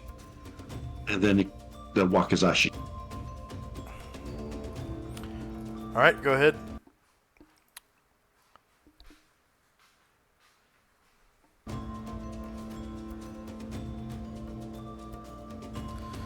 Wakizashi, shieldless AC -7 beats AC 4 for another 23 damage. Killing it. Go and describe how you do so with your Wakizashi. He just kind of steps forward and the katana goes in his stomach, and as it kind of bends over, he hits him in the back of the neck with the Wakizashi, lopping off his head. Hell yeah. Okay, this abomination was going to use psionics, but it has taken damage, so its turn is fizzled. Brine Druid is going to bite Ryer. Ryer turns to face, and he's fighting one-handed. So that's a -1 or 2? Yeah, it's a -1 right now. -1, okay. Shorter melee. I'm going to give him lower ground because he's lower on the stairs. And then you said -1? Yeah. Okay. And... Oh, but he was part of the Hero's Feast, right? Yes. Okay. Ryer, yes. Oh, No, Brine Druid. Brine Druid, yeah. Brine Druid also was. Okay, so... Bite... Ryer... Suddenly regret. Shorter melee, lower ground, no mod, and plus... Is it +1 to damage from heroes? No. Because it's Just a bless. Yeah, just attack. It's a long ass bless spell. Ryer is shieldless, yeah? Mm-hmm. So AC 8 does not beat -4. I rolled a 4. So, Thank goodness. yeah, Brian Druid reaches up and just gets like a mouthful of your chainmail +5 and like doesn't like how it feels on his teeth and then, stops biting. Karen Hey, whoa, Glore. what are you doing? Yeah. And Brian Druid's got this weird look on his face, like he's all googly eyed and shit.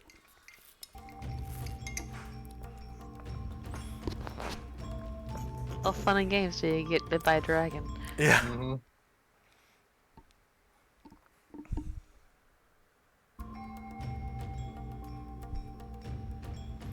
So we've got Karen Glore. He's going to turn.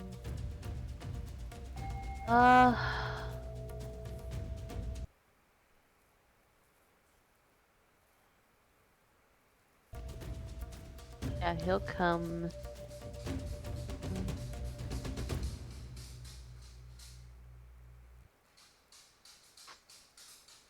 Does Tensi look like he's looking at one or the other of the ones in front of him? He kicked the one in the corner. Yeah. Okay. So Well, now he'll he's come- facing straight north, though. Yeah. Because I didn't want to be flanked. Yeah. He'll take an attack at this one. While Blade singing.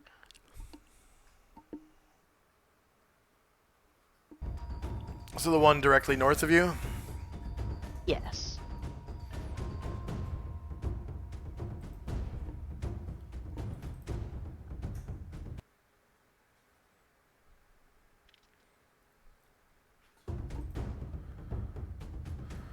Okay. It is shieldless, so -2 beats AC 4. And you cause 18 damage killing it. Describe. Just like this a little like a flourish that comes like right above his hip and is gonna take like slice halfway through his stomach and like practically to his belly button. And then he slides down the wall. And blood goes everywhere.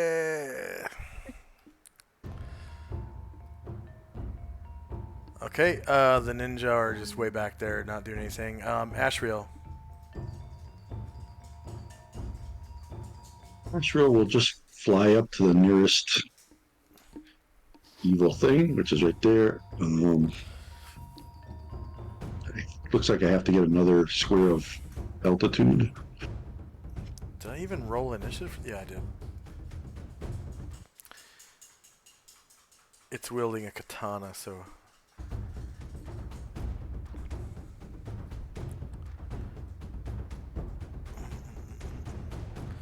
Yeah, the altitude of this platform is 20 feet. So at 5 squares, 25, would I be just even with them, or would I have higher ground? Probably just even with them. They are human-sized. So 25 feet probably wouldn't be enough to... Okay, I'll save it. But 30 feet probably would. I have enough room to get another square, so that's not bad.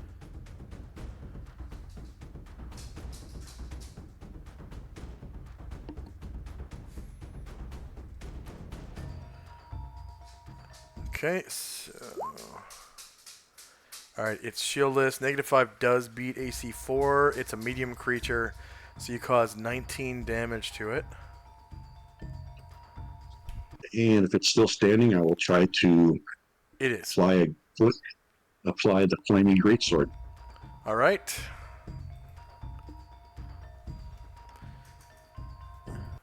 And it's just a regular shot with the flaming greatsword. It's non-inflammable or avian or cold using. Okay, Shieldless, -9, beats AC 4 with a confirmed crit. With an 18 on the die, and you damage it for 15, and it survives. Oh, Your flaming that's it for me. greatsword. Ryer. Well, now that Brian Druid is looking at me funny and biting, Ryer is just gonna stay put where he's at. Okay, Anatar. He's going to head to where Ashriel is, gaining another square of altitude as well. I guess 2 squares.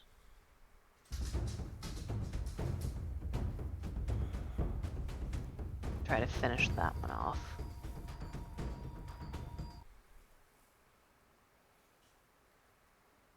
Okay, you are same elevation. Okay.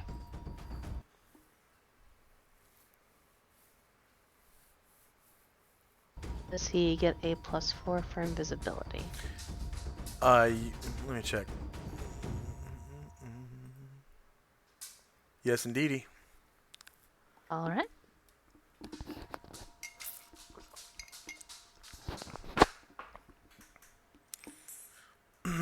Shieldless.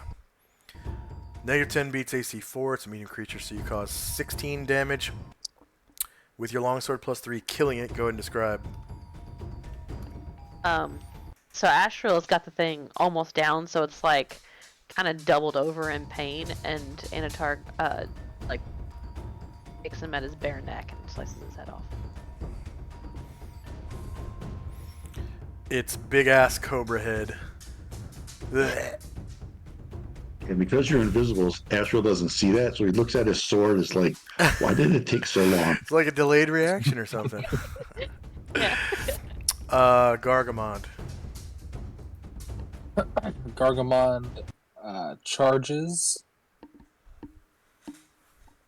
And since the one nearest to him is now slain, he charges towards the one that is in melee with Shandrak.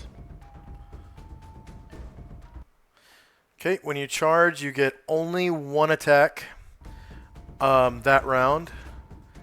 And it is at +2 to hit, and you lose your dexterity bonuses for everything. Saving throws, armor class, all that. Don't I get to, as a Minotaur, don't I get to use my horns and an attack? Yes, yes. Yeah. So I will go horns first.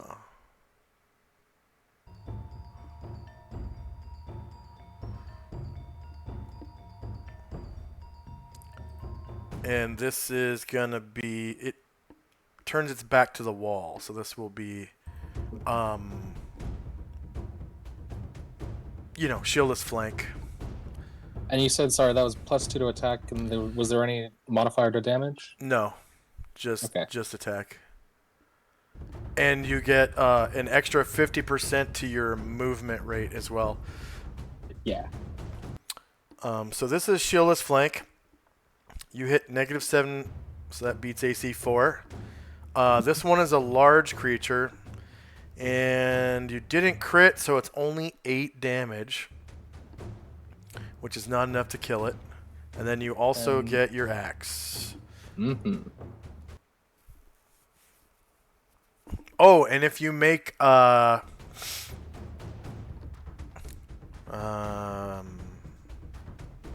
what's the humanoid natural attacks proficiency? Natural fighting? If you make a natural fighting roll, you can do 2 charges.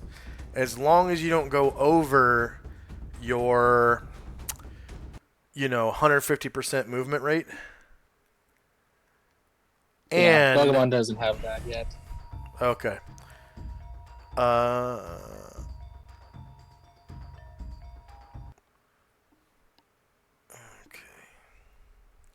So this is also shieldless flank -5, beats AC 4. No crit, so you cause 18 damage and it survives. 20, right? Because it's large. Oh yeah, it dies. Go ahead and describe how you kill All it. right. Yeah. So Gargawad, seeing Shandrak in melee with the monster, comes charging in and gouges it with its horns, and then hacks it horizontally and chops it in half, chopping the tail off from the torso. Sacco Tuesday wants a blood goes everywhere emoji. I'll see if I can find one actually. I'll replace that punch one. I don't really like the punch one. And blood goes everywhere. Varen.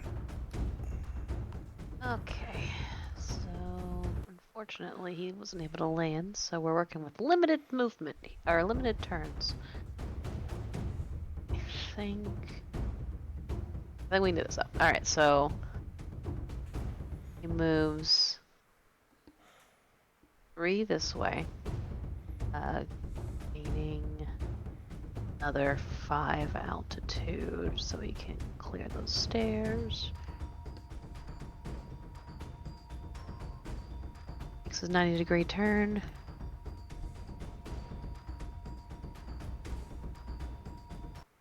Five, six, 7, 9, 10. So for our chat, we have multiple characters that can fly. So I really enforce the flight rules, which is, maneuverability class and all that, because it is an advantage, but it doesn't have to be as big as big an advantage as everyone thinks it is. Already here.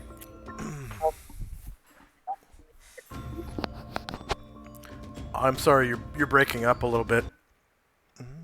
Maybe it's on my end. There you go. It's clear now. Okay. So once he gets off the platform, we'll start descending. So the 3 there, 2 there.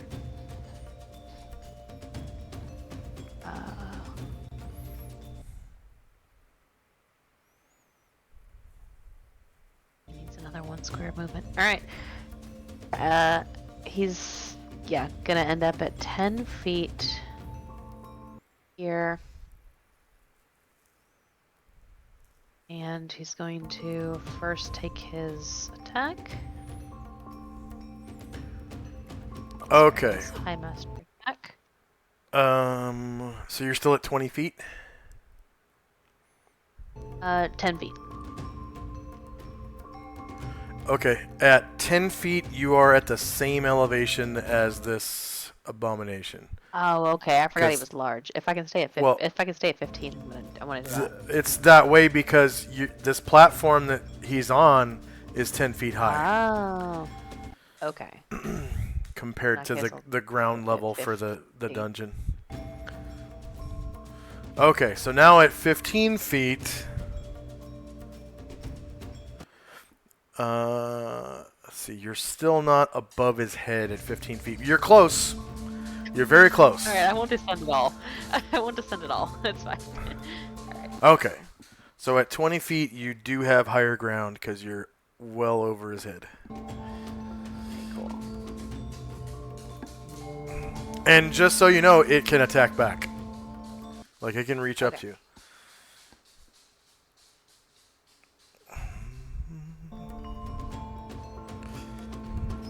If you can both fly and have bastard reach like Gargamon does, oh man. Yeah. You can do flybys all day and not get attacked. Alright, so it has its back to the corner. So you're attacking it from its front shieldless, so that's -14. Definitely beats AC 4. But you didn't get the 16 or higher for that high mastery. So no crit. So it does 12 damage.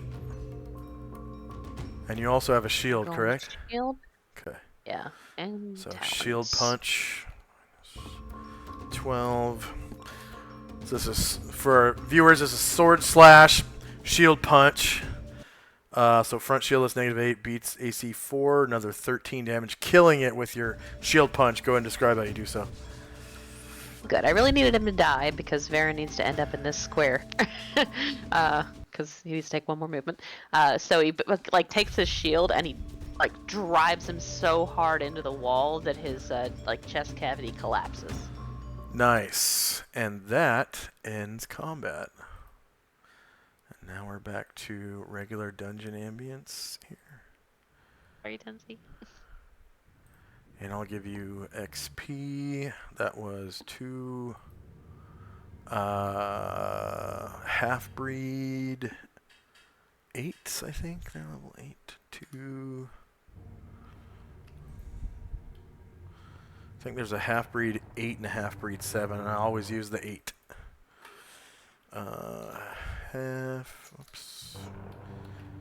Half-breed 8.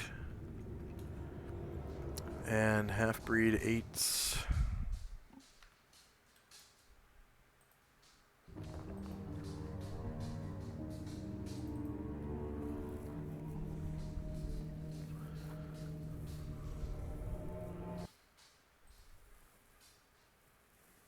Half-breed 8s are worth 8,000 points.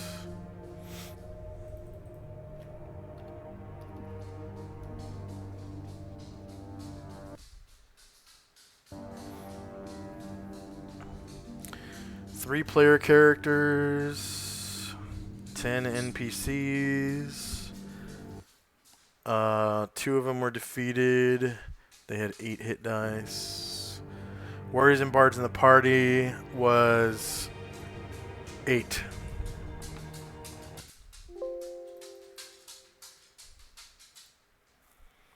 Alright, and then there were 3 abominations.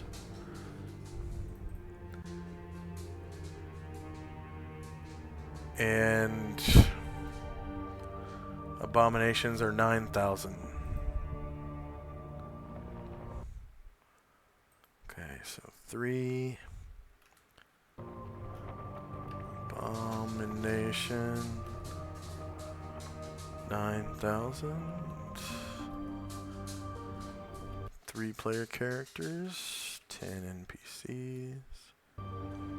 All 3 were defeated.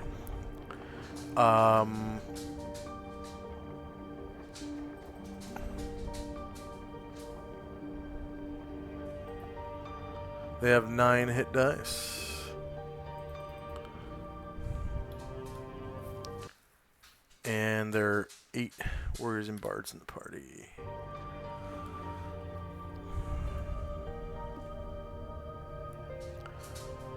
Alright, so Varen, Erdrin. The dragons are gonna stay put. And then that's Tenzi's multiple attack. So I always delete all the multiple attacks.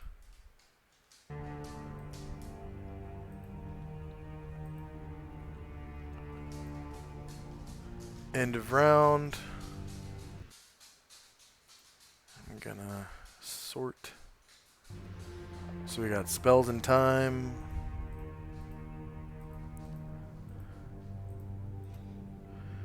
Okay, Chandrak's Staff Enlarge on Ashriel is going to wear off at the end of this round. First up is Tenzi and company.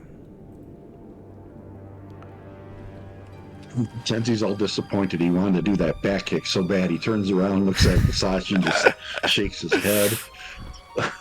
Musashi goes,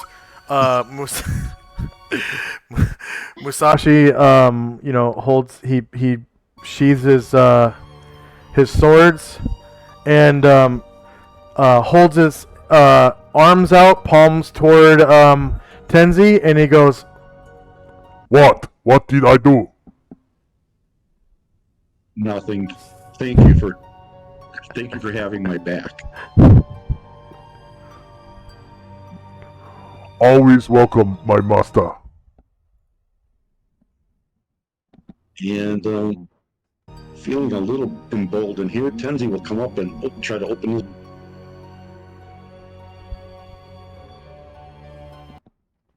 All right. Inside is an Adrian-style bedroom. There is a mat on the floor. It's over some it's like a big bear skin with a mat, and then there are other skins on the mat, like wolf pelts or something, and then there are tables in the corner. There's a table in the corner of the room, and a hope chest type thing, like a chest to the side of the mat, and then the chair would actually be like a pillow for sitting. So he'll look to see if the chest looks locked. We'll try lifting up the cup.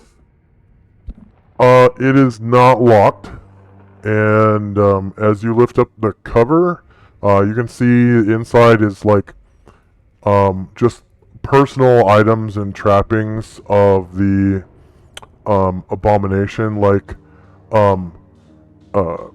small bits of egg and a couple scales and a tooth. Looks like a cobra fang or something. Some kill trophies, maybe the ears of some people, human ears, and maybe a finger bone or something. And things like candles, we'll say there's about 2 6-inch candles in there. There's a little bit of oil in a vial. There's a flint and steel. And just things of that nature for lighting lights in the bed chamber. And that's just about it. It's like personal trappings, basically. Some documents, the drawings of children and things of that nature, perhaps from one or two of the purebloods. Really quick, your voice changer is still on. Oh, sorry. Oh, you're fine. But yeah, personal trappings. Right, that'll be it for us. Okay. Asher and Company. Baron is going to make his 45-degree turn and glide down.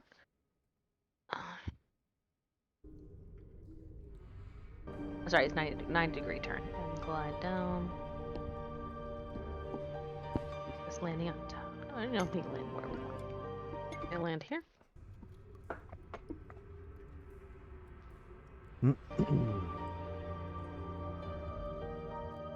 And Asher. Okay, so Asher here.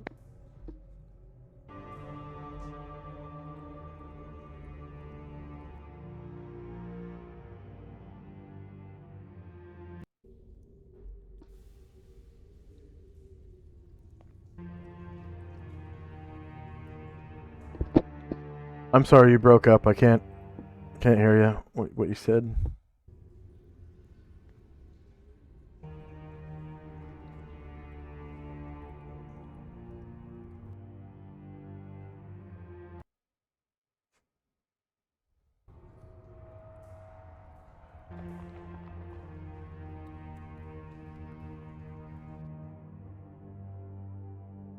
Are you there, Asher? Can you hear me? I hear you now. Okay. I couldn't before. Asher's stepping up to this door right here and listening at it.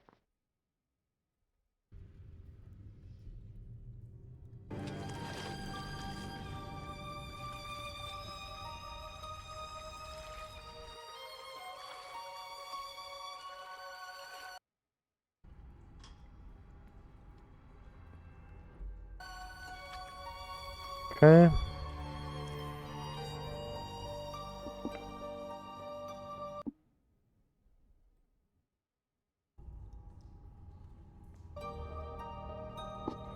You hear only the beating of your own heart. Your target number was 80, 80 or less. And you rolled 95. So, seems fine. So Asher's gonna open that door. And inside is a room that's very similar to what Tenzi just discovered, except this room has a lit candle on the table.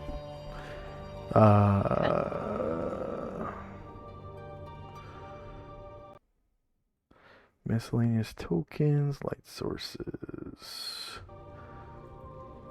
and candle.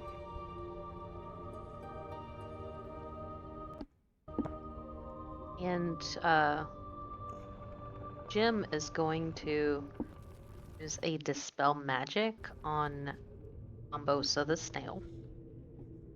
Okay. Earlier. Yeah, go ahead and. Oh, you already rolled it? Yeah, during Okay. initiative. Right.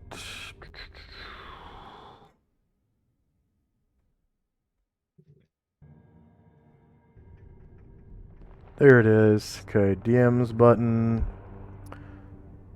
Name of creature, object, effect, etc. Okay, so that was Bombosa that was polymorph, so Bambosa snail polymorph. Level of magic to be dispelled. Let's see. They're level 6. I know you're not supposed to be able to cast that level if you're only or cast that spell if you're only level 6, but it's innate. So they cast it at level 6, so it's easy to dispel it. Level at which it is cast. So what level is the caster? 11. 11.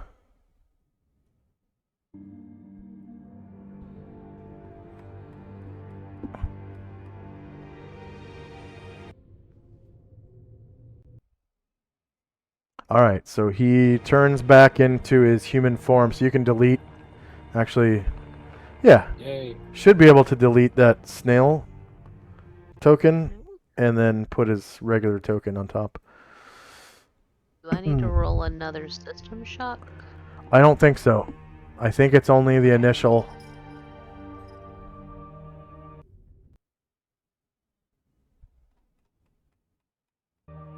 Oh, that was quite unpleasant. Thank you, my friend. And Jim says, yeah, Kira has lots of experience turning people into animals and animals into people. It's all part of the territory.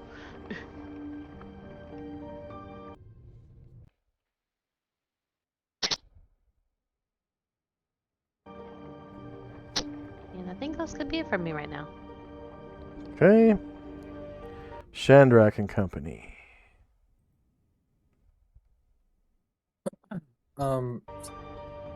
Sorry, my computer's been a little weird. I've been trying to reload my page during Asher's turn, and it still hasn't reloaded yet. Okay, I'll roll your dice for you. What do you want to do? Yeah, so I want Gargamon to take a moment and try to close his mind. Okay, I think that's a save versus paralyzation. Paralyzation.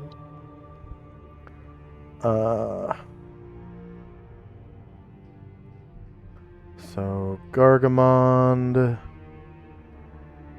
saves -1 mental +3 fear. So that doesn't affect he's this got low save. wisdom. Yeah. Oh, it doesn't for this though. No, because it's a paralyzation save. It is physical more than mental. So the thing about psionics is it has to do with your your IQ and memory. It has to do with your intuition, and then it also is it has to do with how healthy you are. And closing your mind apparently is on the healthy side of things. So it's a paralyzation save, and there's no bonuses that I know of to paralyzation saves. Even for dwarves, like dwarves and like gnomes and halflings, the paralyzation save is one thing they just don't get a bonus to from their their constitution.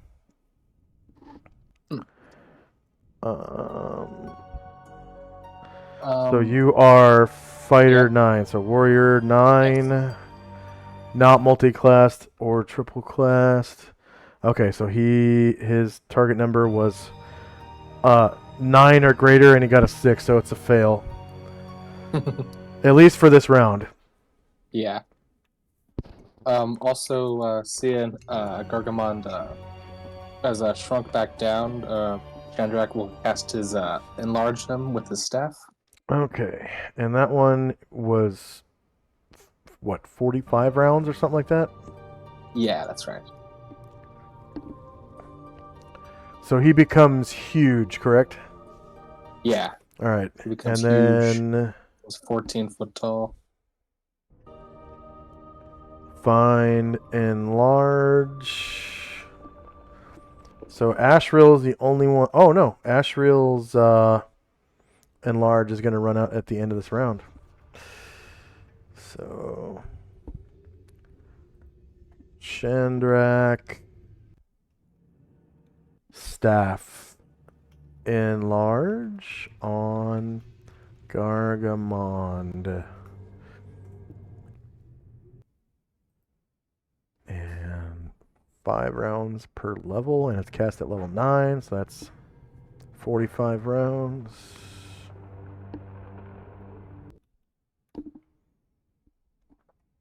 Alright, anything else for Chandrak and company? Ryer just kind of looks at Brian Druid as like, you alright, buddy? Yeah, he kind of snaps out of it and shakes his head around, and his ears kind of flop against his horns, and he says, "Sorry about that. I don't know what came over me. I felt strange for a moment, and then I couldn't control myself. It's as though I were under the mental control of this creature here." Oh, And he- that's alright. he points I don't over fault at the for it. dead abomination. "Thank you for your forgiveness. I don't know what I would do with myself if you couldn't forgive me." That's alright. I'm pretty nimble. It's hard to hit me. "I'm glad. You work pretty hard to bite." And so I'm actually reloaded now, so Chandrak will open the door next to him. Alright, so inside is another Adrian-style, kind of barbaric, slightly bedroom with, furs instead of, silk bedding and whatnot. And there is a lit candle on the table in the corner.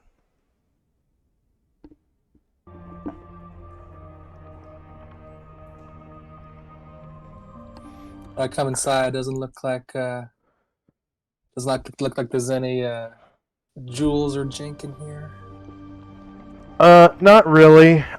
It does smell kind of funny, like you know how a lizard cage smells. It's kind of Got like a semi-sweet smell to it. But also is kind of musky at the same time. That's what it smells like in here. Like a lizard has been living in here. There's no like crap or anything, but it just smells funky. Musky. Anything else for Shanrak and company? No, that's it. Alright, the Kitate and dragons are going to stay put. End of round. Was anyone waiting for anything?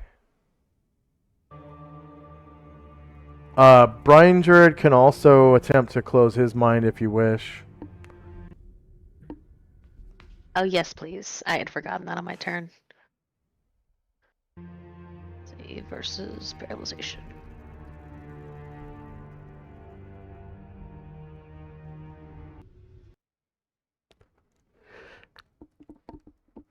And he counts as 10th level warrior. Oh, target number was 8. 8 or higher, and you rolled a 4. Okay, end of round.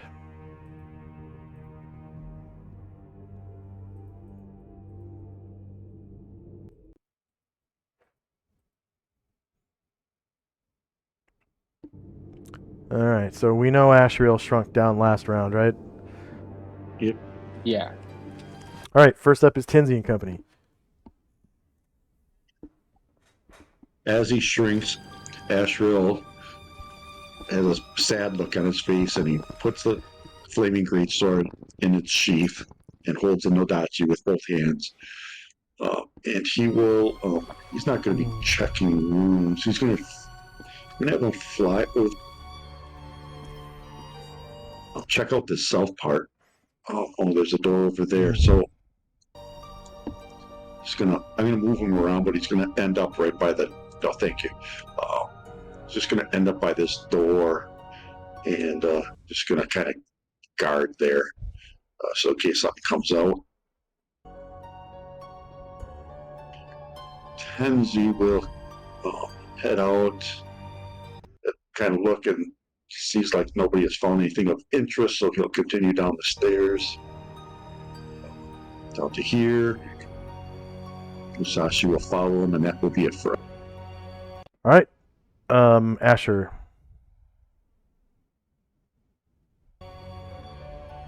Brian Druid will try again to close his mind. Okay, go ahead and roll.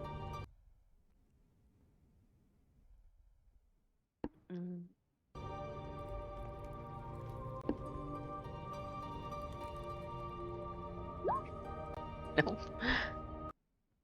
Alright, and Asher's going to come down this door on the south and listen at it. Alright.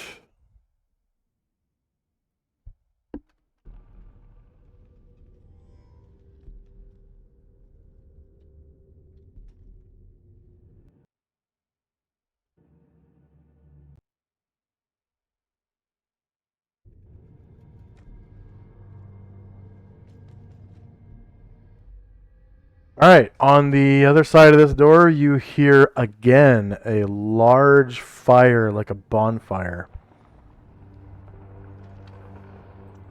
And she'll impart that and says, I hear a fire of some kind, but nothing alive. She says, and so if nobody tries to stop her, is it like a second? And then she opens the door. Okay. And inside, a hot gust of air comes out. So ambient temperature in the dungeon, because of the date, is pretty warm.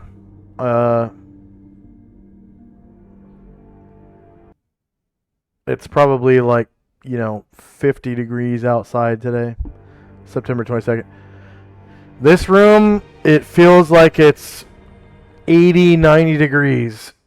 And smoky. Some smoke is coming out the top of the doorway there, about 15 feet above your head. Well, not 15 feet above your head, but 15 feet above the floor.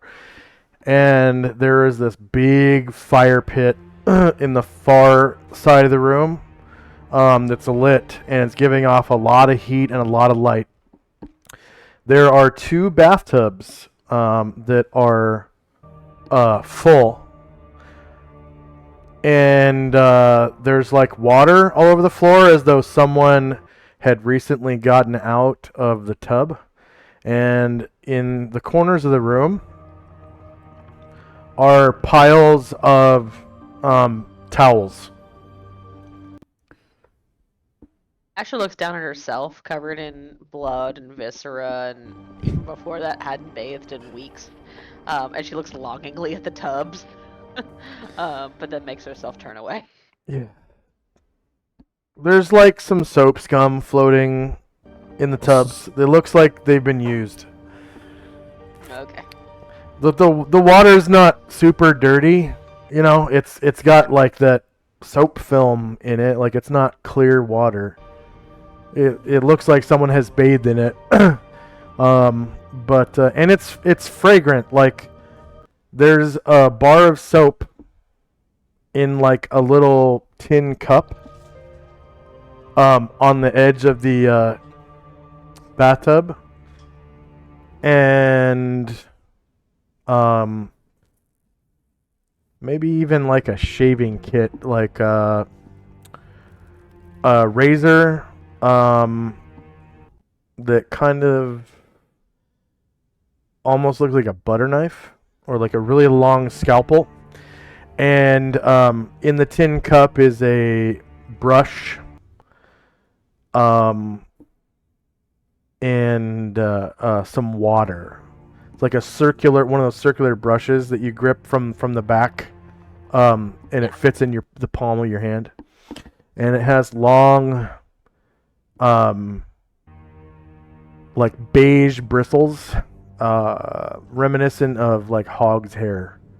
Real thick, bristly bristles. And that's about it for this room. Anything else for Asher and company? Bombosa is going to come over and listen at this door.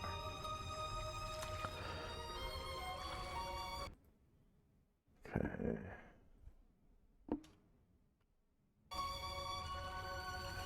He only hears the sound of his beating heart. Lub dub. Fine, he'll open Lub it. dub. He opens it up, and there's like like an Adrian bar room. There's little jars of sake all over the counter, and little sake cups. And there's a lot of seats here. Looks like there's enough for all those creatures you just killed, and then some. I see a person. You see a person. Is it right here? Yeah. Okay, 1 second. I'm going to give you permission to edit that person. And Okay. if you could, please delete it. That is the token I was talking about earlier that disappeared. Oh. I can't actually see it right now. So, 1 second.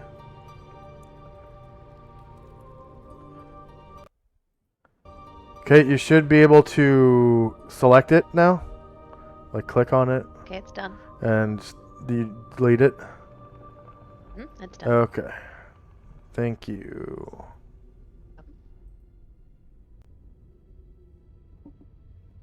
And that'll be it for my turn.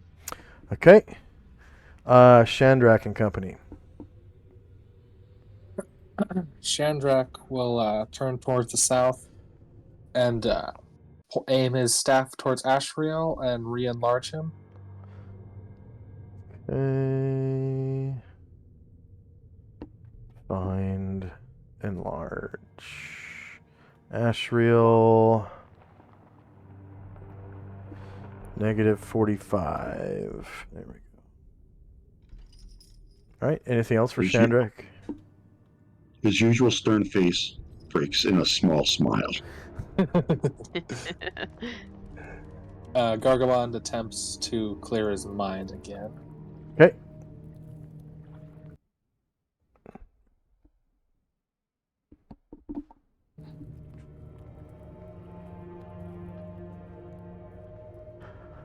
All right, so Gargamon's like, oh, moo, oh, moo, and he closes his third eye.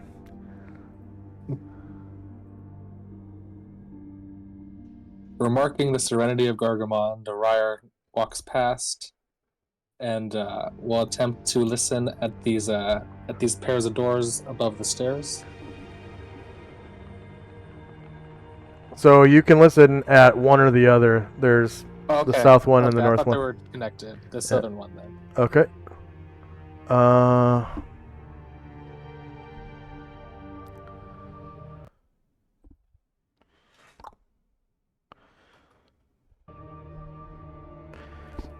Okay, Ryer only hears the beating of his own heart. His target number was 75 or less, and he got a 95. So it wasn't a crit fail. Hey, just a regular fail. Look anyway. And inside, again, is an Adrian bedroom set, but it's a little on the frontiersman side. It's got furs instead of silk and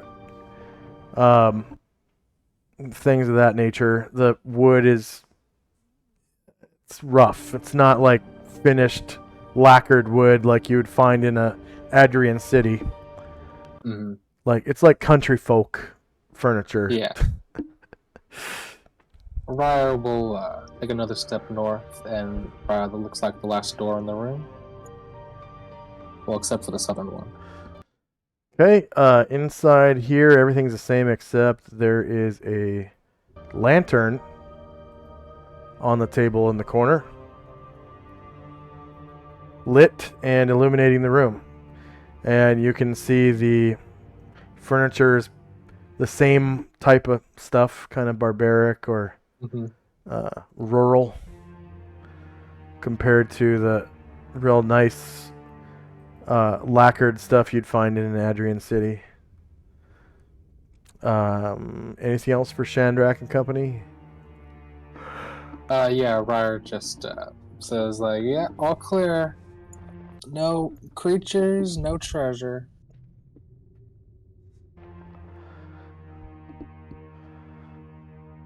And is that it for Shandrak, or? I'll also have Erdrin move silently towards the south, and Gargamon will also head towards the south. All right. And you can definitely see there is a door there.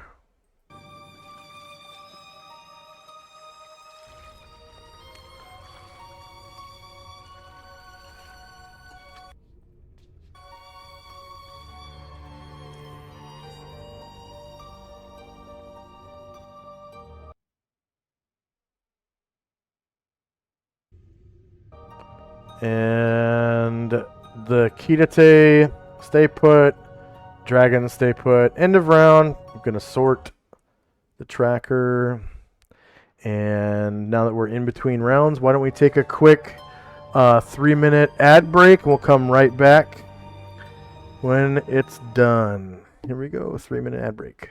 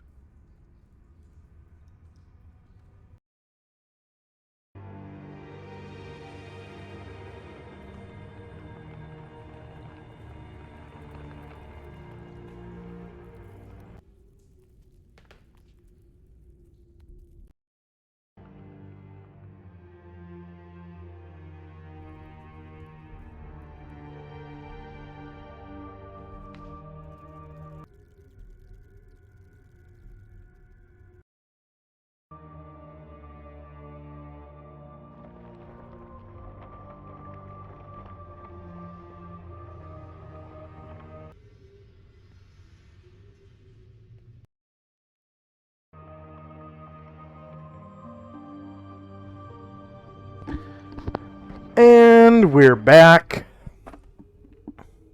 So we've got spells and time on the tracker. Billy boo, Billy boo, Billy boo. I'm gonna sort one time again, just in case I didn't do it before.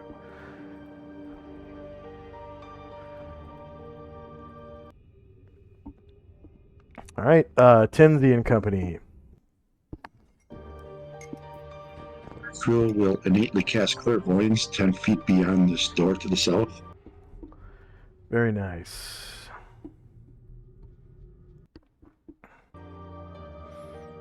Spell AoEs, Wizard 3. Clairvoyance.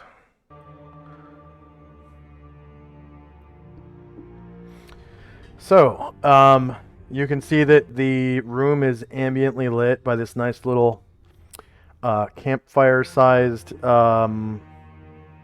brazier of oil. And you can see it's a 20-foot-ish wide hallway. And the length of it goes outside of the light radius. Anything else for Tinsy and Company? Yeah, so Tenzi will come up and Ash will tell him that it looks clear beyond the door, so then Tenzi will walk up and open it. Or try. Alright, so as he grabs the handle, you can see it's locked. So, let's see, 1, 2, 3, 4. He'll step back and kind of, not really shout, but call out for Asher or Shandrak. And says the door to the south is locked, and that'll be it for us. Okay. Asher and Company. Alright, in response to that, Asher will come over that direction. Not even bother with stairs, just show off making a tumbling check 10 feet down. It's just a somersault off the thing. Yeah, I don't even think that requires a check. Oh, I think you can just jump 10 feet without a check on both I think you have to versions make of the it. check. I think you have to make a check in order to not take damage. Okay. Well, at any rate, you make the check. It's okay. Okay. Yeah. And then Because she'll come over you're... to Yeah. she'll come over to this door and she'll start working on the lock. So it looks like it has an actual keyhole. And...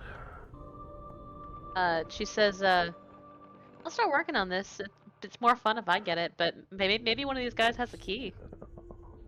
Check. Open locks, that's it. Open locks. And you can tell that is a regular good lock, which is just a regular check if you have thief picks. Yep. No modifier. Okay.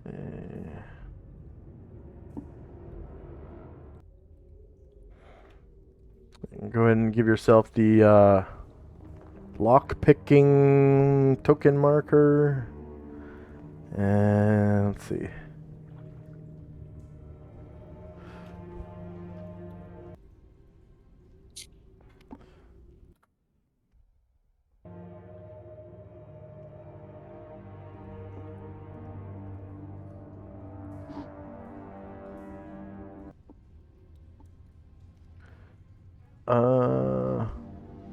Oh, I guess that would be a good way of doing it. Yeah.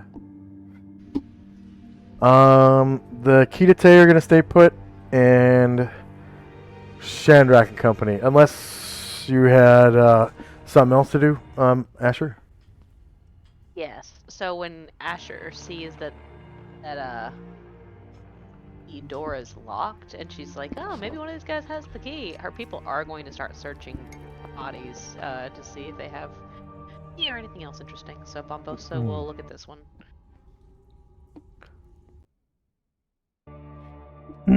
And lo and behold, there's a pouch, like a small belt pouch, on that old man's belt. And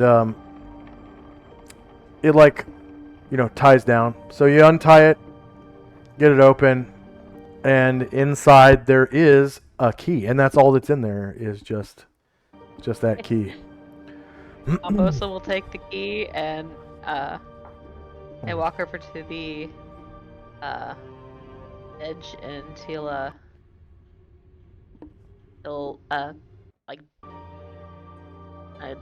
drop it off the edge to the ground so that somebody down there can. Oh yeah, he's got tumbling too. He'll go down the same way Asher did. Okay. All right. And he'll bring it over here and the key over. And it looks. Asher will stop picking. Just use the key. Yeah, it looks like the key is the right kind to fit this keyhole. Okay, so she'll stop picking and she'll just flip the key and try that. And it unlocks. Alright. She'll push the door open. I'm taking this lockpicking sign off real quick. And then did you want to continue the clairvoyance spell? No, once the door's open, he'll cancel it. Alright. And you can see that, campfire smells a little smoky, like, I mean, the room you're in smells smoky, so, because there's, big fires all over the place. And by your infravision, at the end of the hallway, you can see another door, because the light from the fire ends about 10 feet from it. You can see it with your infravision.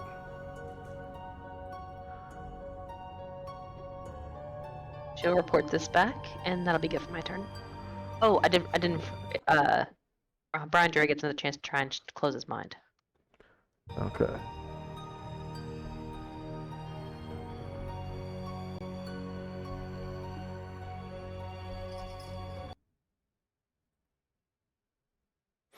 And he is able to close his third eye.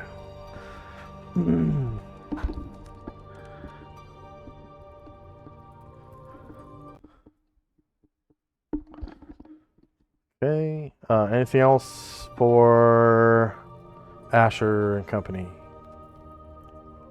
No, thank you. All right, Shandrak.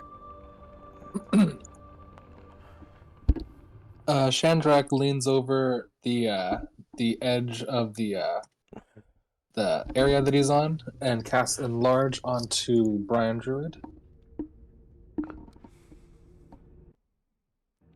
And Brian Druid becomes huge again, right? Yep. Oh, this is better. I missed this. Okay. Find... No, not bookmarks. Jeez, what? Find Enlarge. Yarge.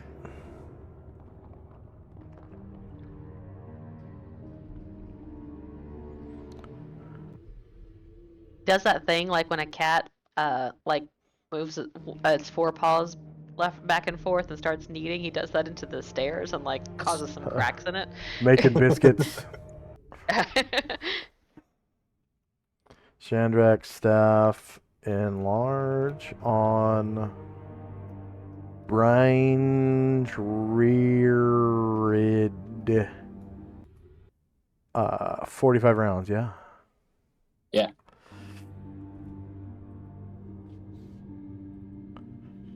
Negative 45. Okay, anything else for Shandrak and company? Yeah, Gargamon will enter the hall, and just see it's just the door there. And Garland will try the door at the end of the hall. Oh, this one's locked too. Ooh. Anything else for Chandrak and Company? Does this one look like it has a keyhole? Yeah, it does, definitely. It's also flimsy compared to your axe. Well, if I make that observation, then no, just in case. No, Gargamon will he'll turn back and say, another keyhole. Try this key. A well-mannered minotaur.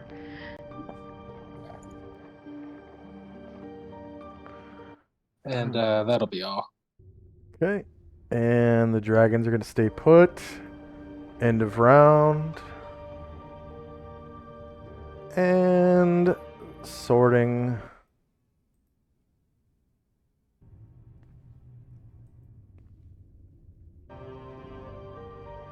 And we got spells in time.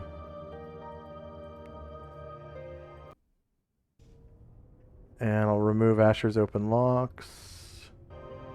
Okay, first up is Chandrak and Company.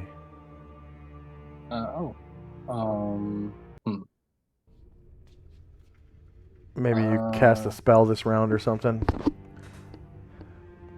Yeah. Yeah, Shatendrak will say, yeah, Ryer, come here. And then I will touch Ryer with my staff to cast protection from evil. Okay. Find evil.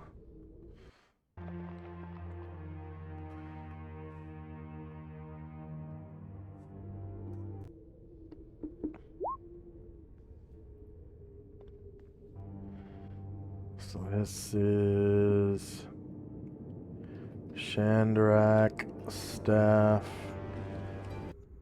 protection from evil on Ryer. Yeah. And that one is 18 rounds. Mm-hmm.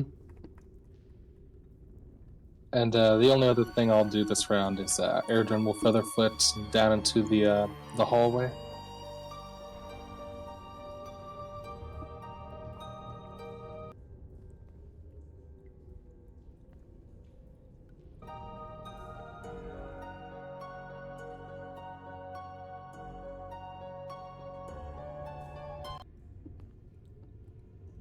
All right, Tenzi and Company. Tenzin Musashi will move down the corridor behind a safe place to be, behind Gargamon. and then Astro will fly up a little bit till he can see the door, and then cast Clairvoyance 10 feet beyond the door.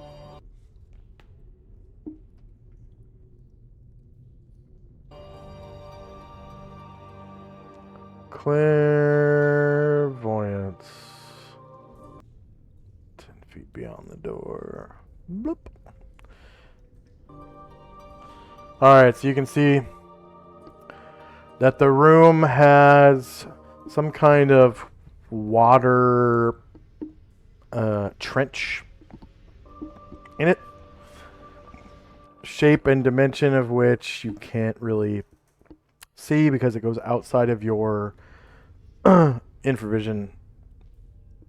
As clairvoyance only has 10 feet of infravision. Right.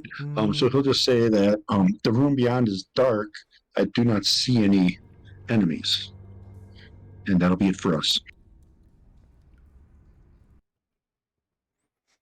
Okay. Asher and Company. Asher will head down to this door. She's gonna listen at it. She's doing that. Her people are gonna start making their way to that hall. Everybody seems to be congregating.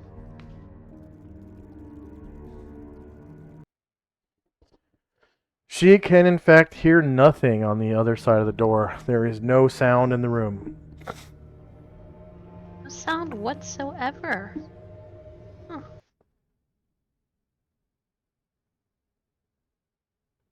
To wait for people to kind of jog into place. Okay. The ninja are staying put. Once all our people have jogged into place, she's going to slide the key into the lock and see if it opens it. And it do. Same key. Alright, and then she will push that door open. And did you want to keep the clairvoyance spell going? Nope. Once the door's open, he'll get rid of.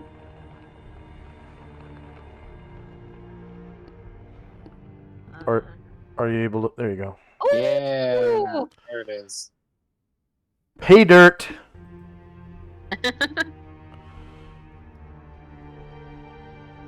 Nice. All right. So it looks like it is a big pile of copper, silver, stones, and a couple of snuff boxes. What are we gonna call this treasure? Or this room? So this is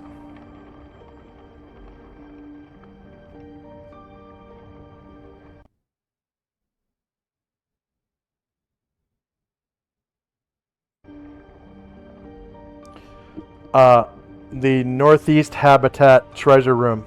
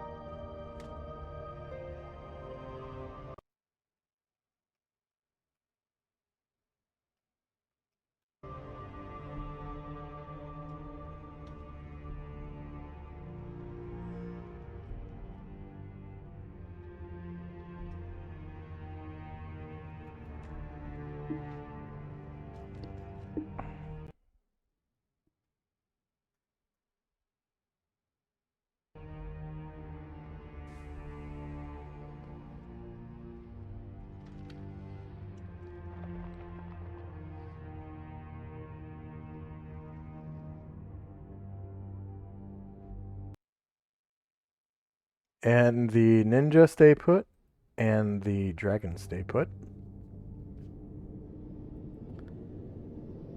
End of round, and I'm gonna sort. And we got spells and time.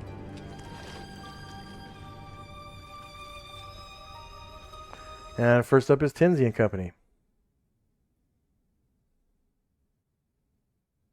And you move into the room.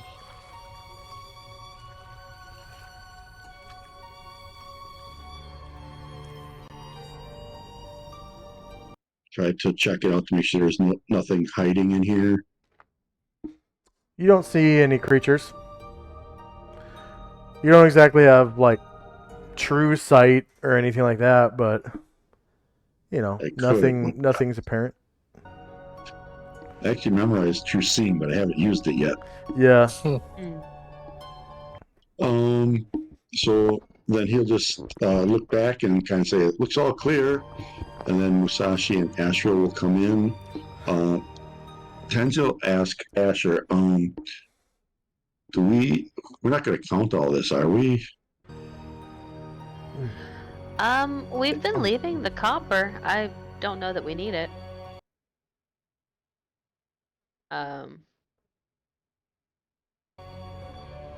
Oh, definitely want to have a look at those snuff boxes and gems.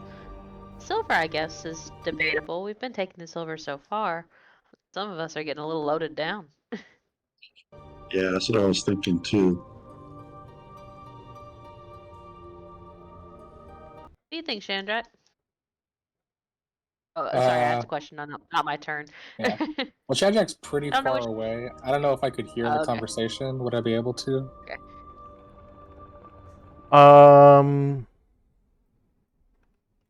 That's a good question. I'm gonna measure and see. Um,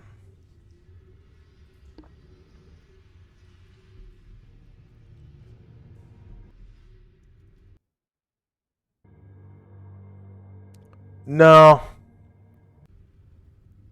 You can hear chatter, but you don't understand the words. Yeah.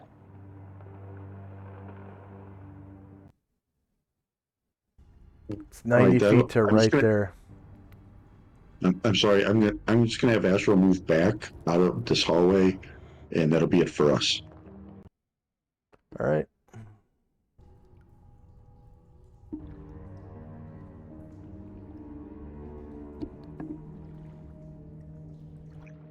That's good. Asher. So Asher will come in and try to take a look at the snuff boxes and appraise, or appraise the group, or if not, appraise one of them. Okay, fair enough. Go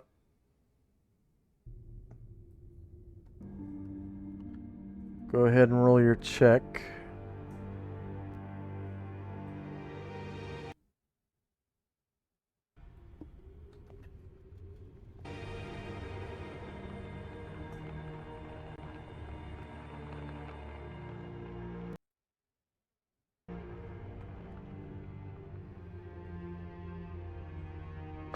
All right. So you can tell that they're identical, and so they only take one check. They're a pair of platinum filigree 1 pound snuff boxes depicting hedonistic practices. So people, using substances and like having orgies and like fat people on chase lounges eating, copious amounts of food, stuff like that. And you can tell that they're worth 8,000 GP each, and there's 2 of them. So total of 16,000 GP to a collector. And you can see there is 1 stone in there that's olive green. She holds it up and describes what she's found and says, "Now here's where the real money is."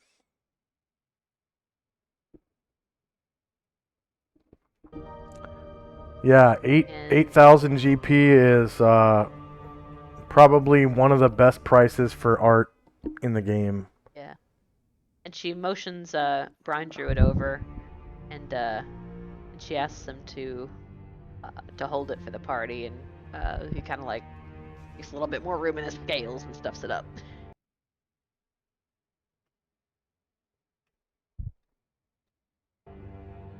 And that'll be good for me. Okay.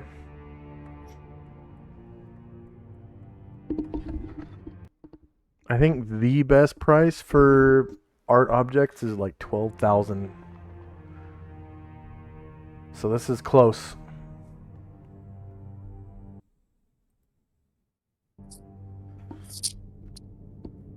All right. Is that all for Asher and Company? Okay. Shandrak. Okay. Shandrak tries to make his way back towards the party.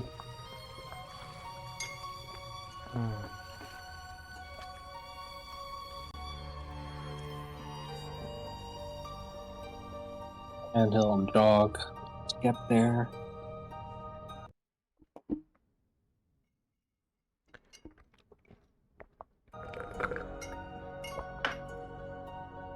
And see what I tell you? All those traps, the hallways lined with fire. I knew we'd stumble upon a pile of jink if we kept following this way. All right. Yeah. But yeah, it looks like copper and silver. I wouldn't normally turn my nose up at silver, but we're all pretty full, so We took a couple nice shiny things though, so it looks like we still got something nice. What's There that? is- Yeah, stuff we've for? already. There is a stone Yeah, left in the we. pile. Yeah. Chandrak is smart, but he does not know how to appraise. Asher describes the snuff boxes that we just put away and what she thinks Mhm. they'll fetch. Oh man, sometimes, man, those art stuff we find. Like, remember, like those, like, what was it, 5,000 gem, like, ladders that we found? Like, man, these art things, it's incredible. I can't wait to get back to Tenoroth.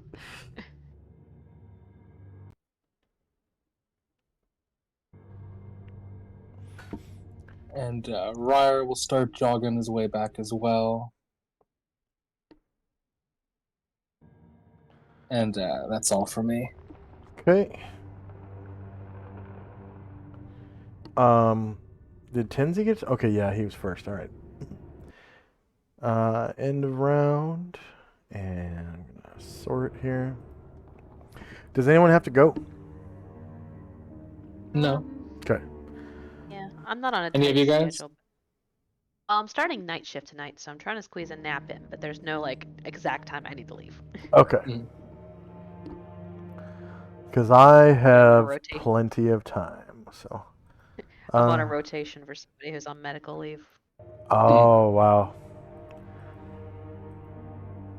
Okay. Spells in time.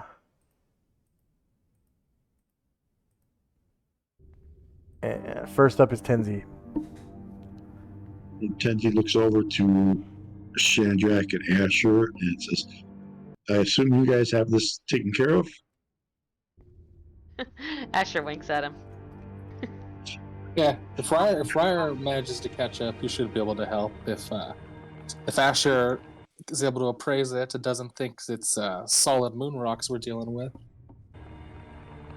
I'm not convinced it's not. Well, He hasn't proven me wrong yet. we'll see what Tinneroth gets for those gems. All right, then Tenzi and Musashi are going to move out up by Asheville, and that'll be it for. Okay. Asher and company. Asher is going to try appraising the olive green stone. Okay. Check.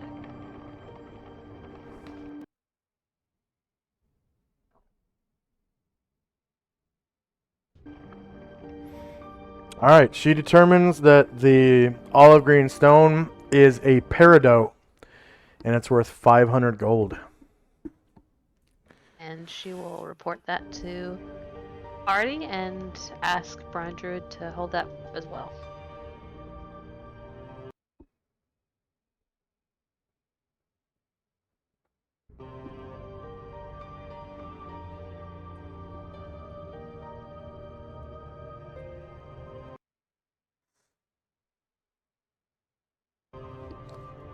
Okay. And then they're gonna start heading back north as soon as I get this treasure board updated. All Start right. moving people. You guys can go on. Chandrak. Before heading back north, Chandrak will turn his staff of the Magi towards Asher and enlarge her again. Enlarge Asher? Yeah. Interesting. Okay.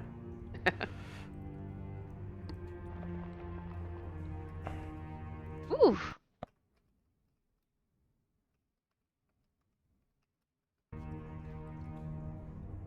So for our viewers, Chandrak has a Staff of the Magi that allows him to cast a bunch of spells ad nauseum, but only at 9th level because staves only cast at 9th level.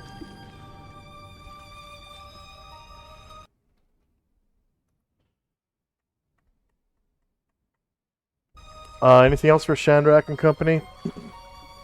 Yeah, just starting to move my people north as well. All right, end of round. We got spells and time.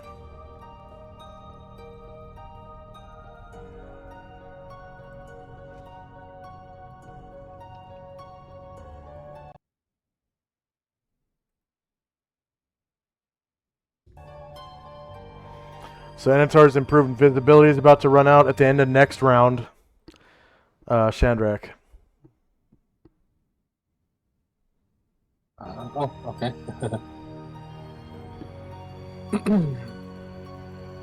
Shandrak will exit the room and start heading north with everybody else. He'll jog to catch up with his people.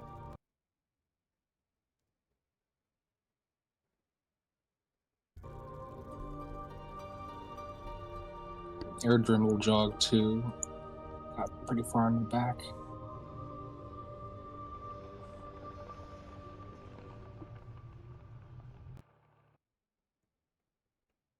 Okay, Tenzi. You'll move up.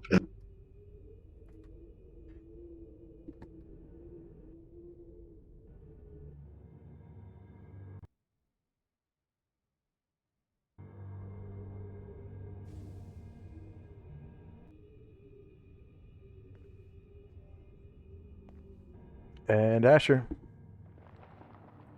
We are going to move north again.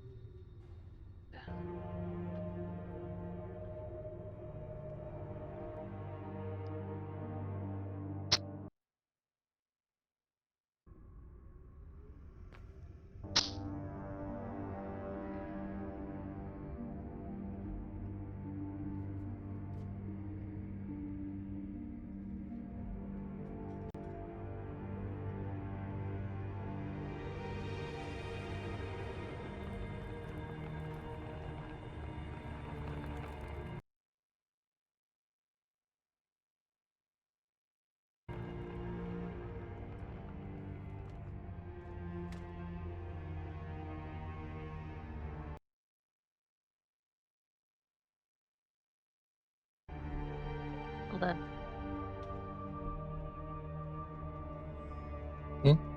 Okay. End of round.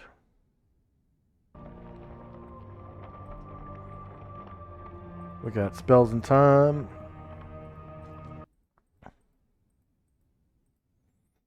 So Anatar's improved invisibility will end at the end of this round.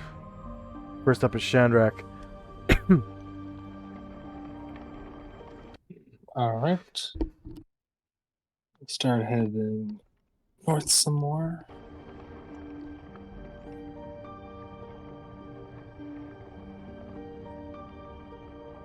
And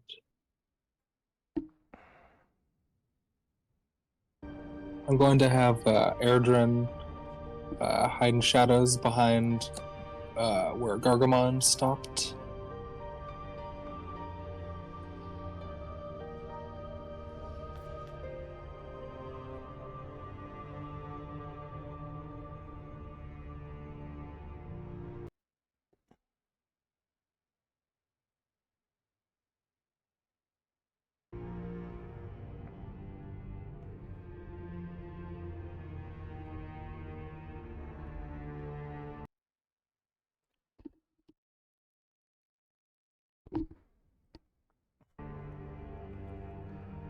All right. And that's my full move. And Tenzi. Tenzi and company will be moving up. We'll be right behind Shandrak.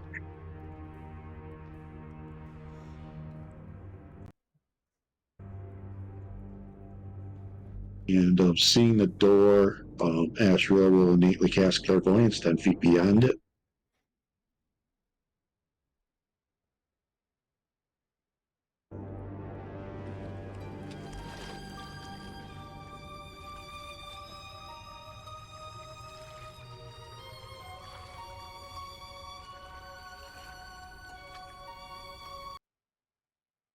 Okay.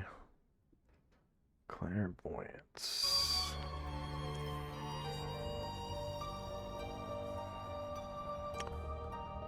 Alright, you can see that the hallway is about 20 feet wide, and on either side there are two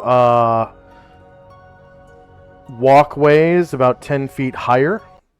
It's a 10-foot stone wall leading up to them. And this area is lit by two campfire-sized braziers on either side of the hall.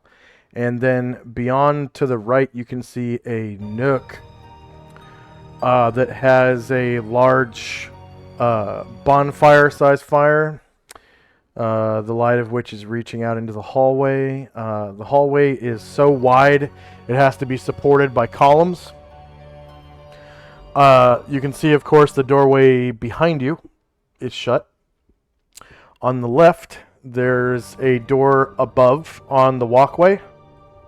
And then somewhere in the nook on the north side on the right, there is another door. And the hallway itself extends out of the reach of the light of the two braziers. But It looks like I can see. yes, further down, you can see a 10-foot tall stairwell and a column on the right-hand side and light from probably another bonfire. You can hear the raging sound of, sounds like a raging inferno in here. The fire is really loud. You can see soot all over the ceiling in here. And that's about it. The entire room goes out of your line of sight. Goes out of the light of the bonfire at the end. And anything else? Go ahead. Ash will just share that information with the party. That'll be it for us. Okay.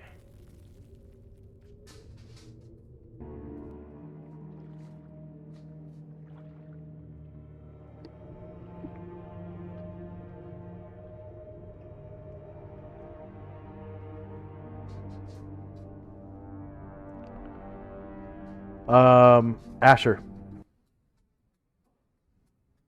Okay.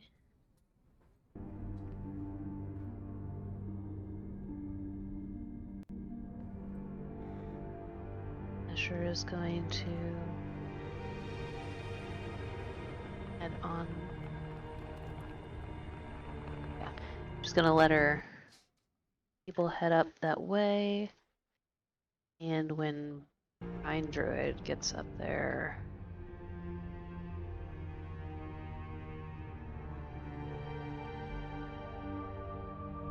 going to attempt to kind of get under one of his wings, and she's going to try to hide in shadows there.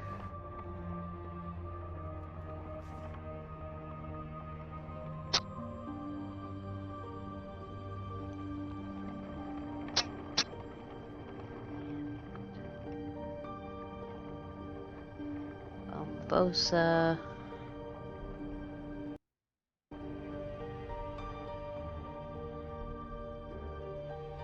Is going to kind of get right in front of him, try to hide, behind his foreleg, and he's going to try to hide in shadows there.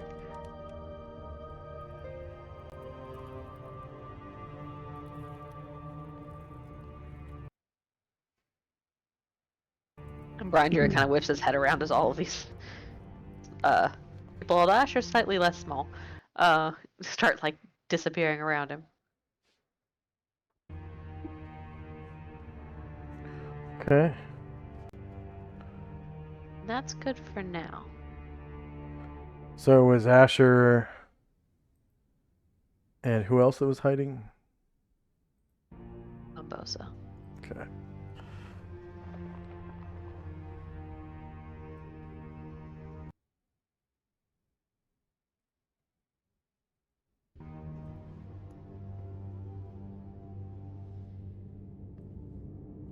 All right. End of round. We got spells and time.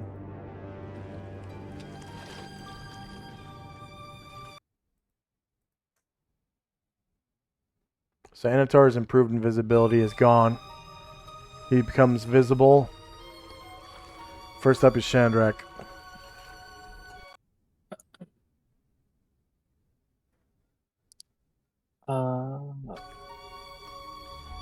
Erdrin will Featherfoot to the north.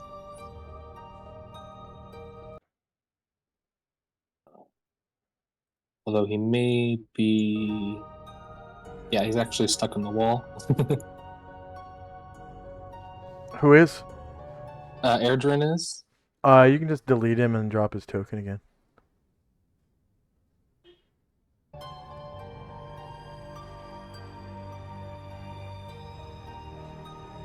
I don't think he had any stone skins or anything. No.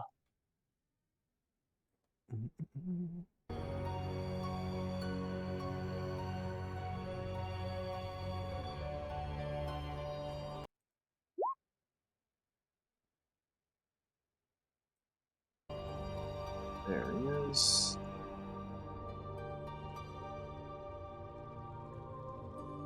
Alright, so he Featherfoots to the north.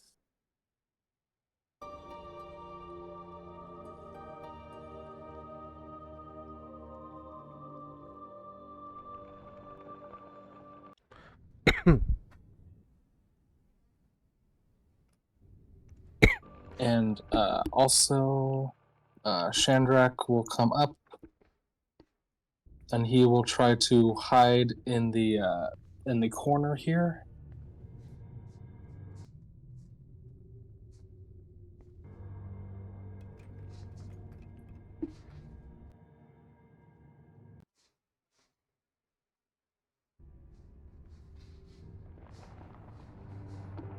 Okay.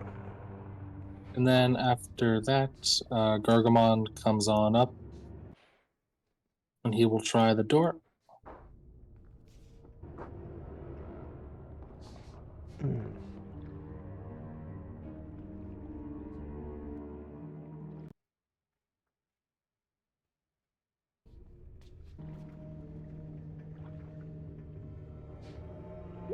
All right. So much like I described earlier, did you want the clairvoyant spell to keep going? Once the door is open, no. Okay. So beyond where the clairvoyant spell was, you can see by Brian Druid's infravision, there's like, a column every 5, 10, 15, 20, 25, every 30 feet in the hallway on either side, supporting the hallway because it's such a long and wide hall. The normal hallways have been like 20 feet wide. This one's 40 feet, but it's got those 2 walkways on either side. And then at the end, you can see the stairs leading up to the level of the walkway. And then in this nook on the right where the bonfire is, you can see a door on the north side. And then you can see the left wall is it has doors on it too. Gargamon up above. takes a few more steps inside. See no enemies, and he'll stop there. Okay. Tenzi. We'll move into the room.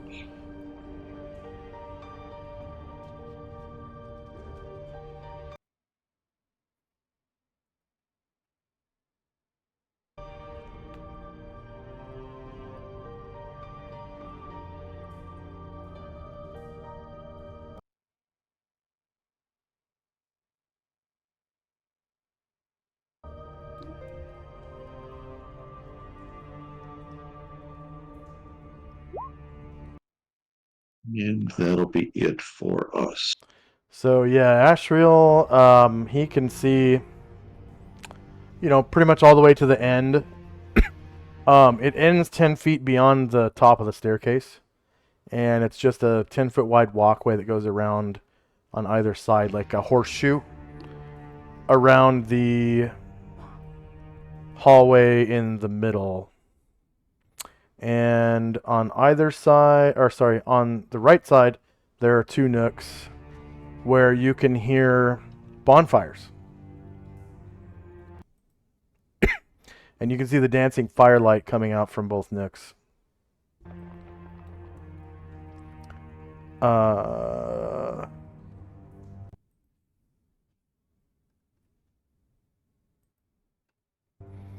Anything else for Tenzi? Okay. No, that's it for us. All right.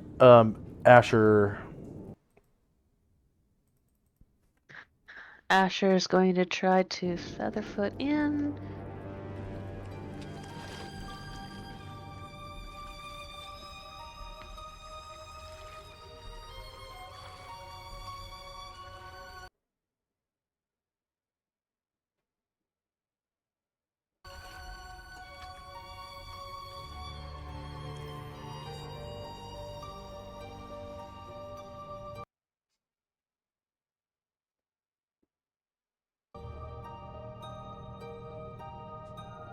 Or everybody else is going to tentatively enter. Bumbosa is also going to try to Featherfoot.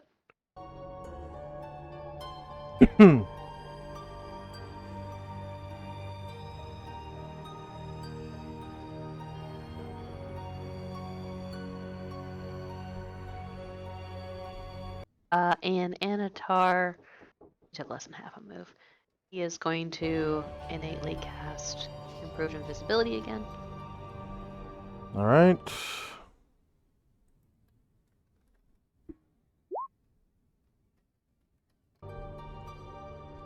$13 rounds.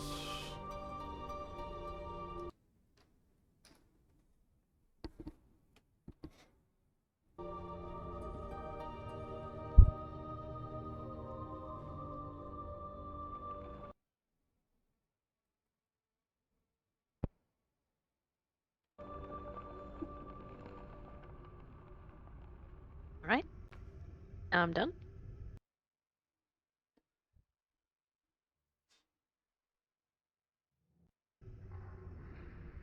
Okay.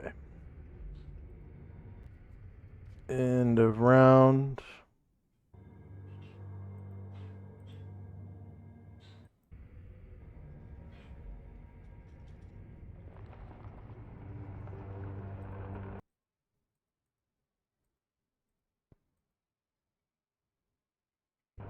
So protection from evil on Asher is going to wear out at the end of the round.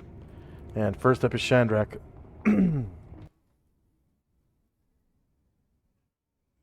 Okay. Start moving a little further in.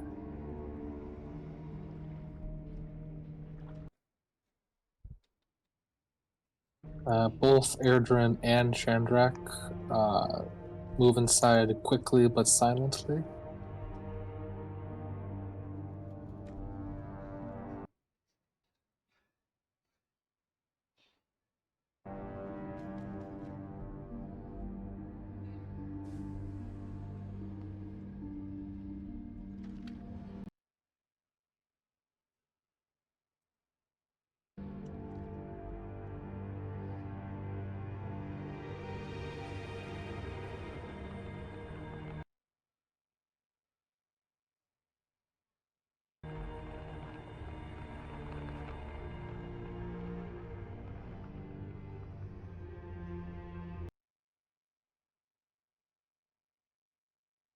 Gargamon will come up to the top of the stairs and come close to this door, but won't open it for now.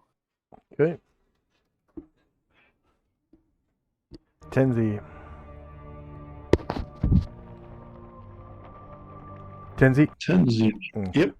Tenzi will. Let's see. We're going to First, Asher will fly over to here. Tenzi will move up behind Gargamond, as will Musashi. Musashi will go over here. And Astral will do clairvoyance 10 feet beyond this door over here to the southeast.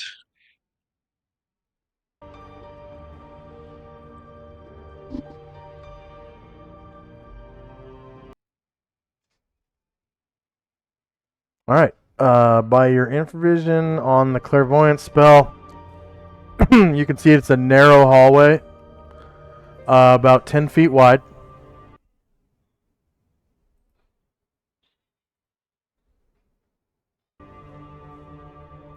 I'll share that with the party, and that'll be it for us.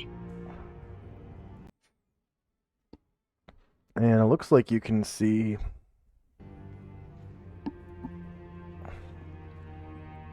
that there is a second door on the south side.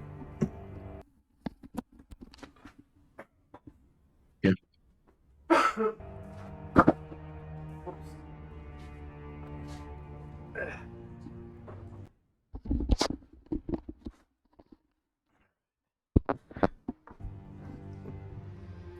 Yep, that'll be it for us then.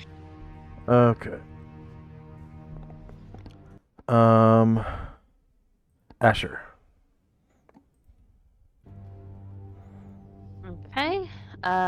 With Tenzi sharing that information, Asher's gonna head that way into Featherfoot. 9, 10. And she'll try that door. It appears to be locked. And she will start working on that lock. Okay.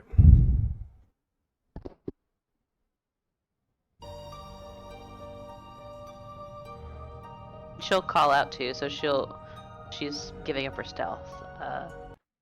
And she says, locked. I'll start working on it.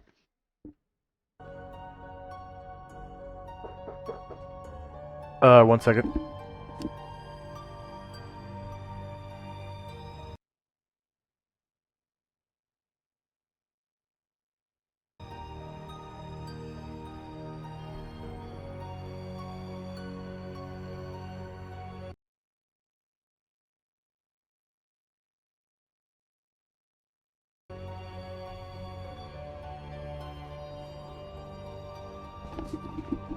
Okay, I'm back. You can tell that it is a regular good lock. Cracks her knuckles and gets to work with her thieves' picks. Okay. Asher, open lock.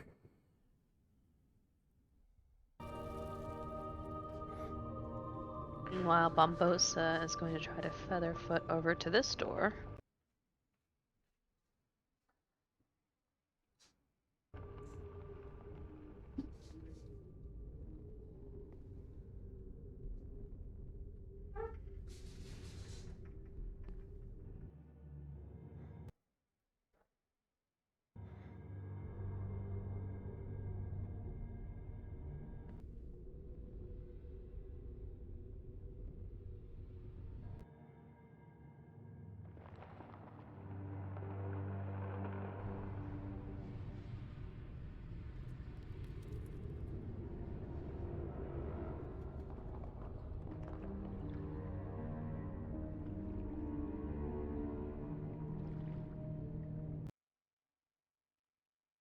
And is he listening at the door, or?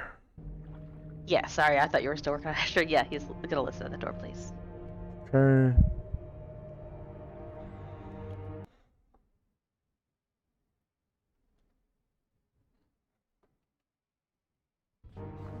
Alright.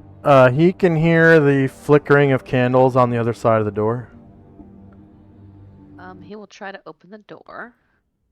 Okay, on the other side, he can see a grisly dining room. It has plates with the leftovers of human carcasses that have been half eaten.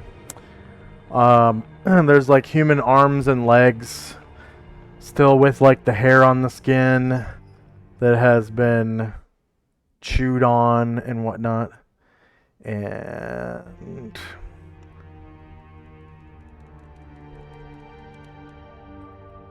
candles light the room. Sources. Right, he's gonna head over to this door.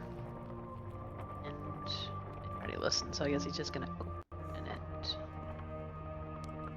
Inside is a grisly kitchen.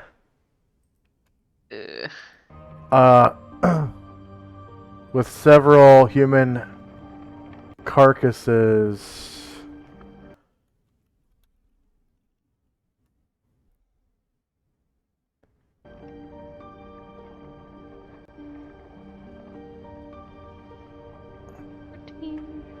He'll open this door. Several human carcasses. Ugh.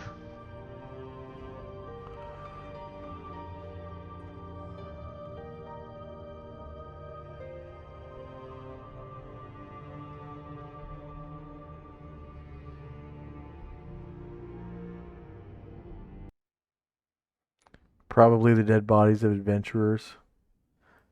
Yeah.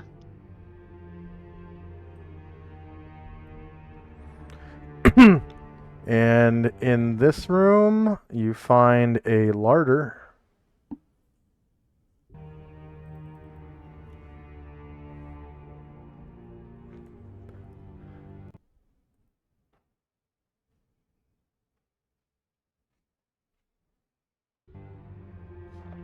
See a person in there, am I supposed to? Yep. Okay.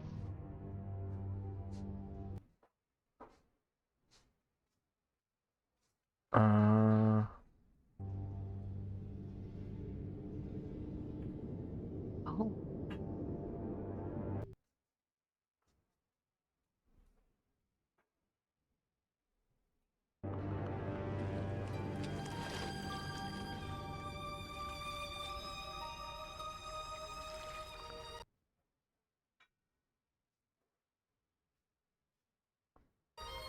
Oh, yeah.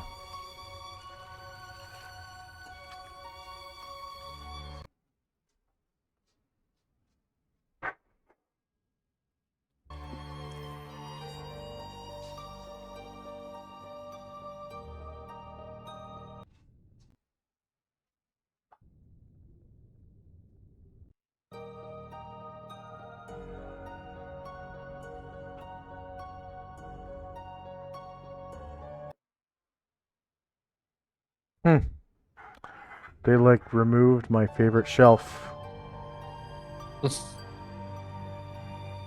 from the art library. I can't find it. Oh. Well, there are shelves everywhere. Okay. And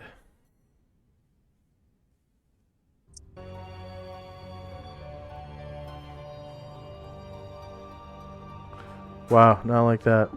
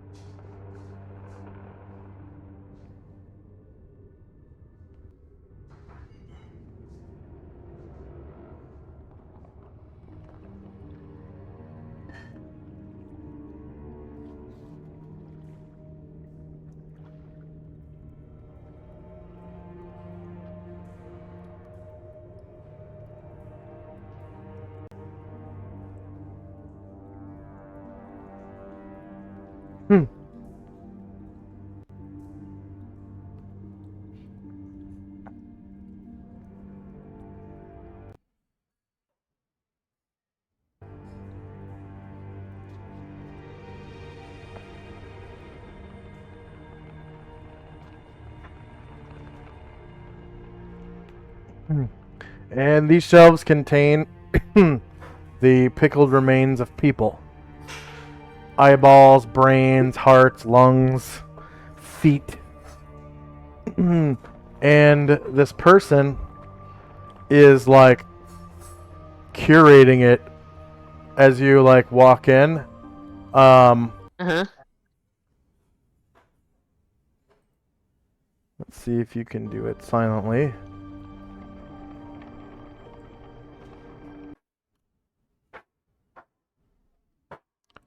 So he's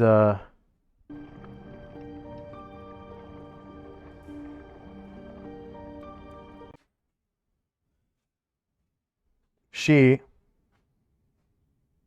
is like going through all these jars and stuff. It looks like she's looking for something.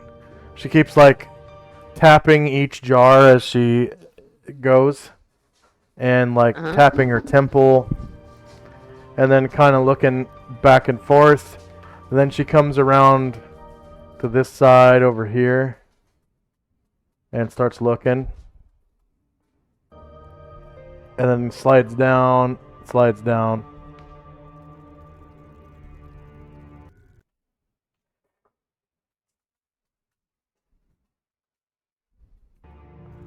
Alright, well, if she is unawares, then Bombosa is going to try to backstab her, I guess.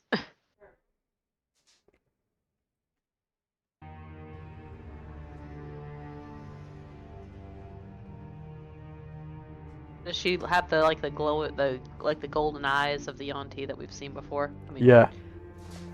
she's okay. She's in a larder of people, so it doesn't seem great. Okay.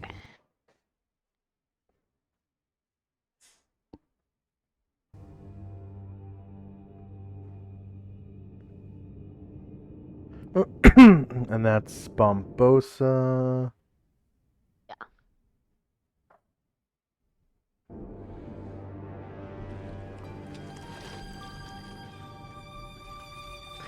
Alright, 2 versus AC 8 is a hit. You cause 35 damage. Killing her in 1 hit. Hell yeah. And yeah, I'm about out of movement, so that'll be it for him. And it for my turn. Okay, Anatar. He just cast a spell. He doesn't get it. Oh, yeah, that's, whoops. End of round.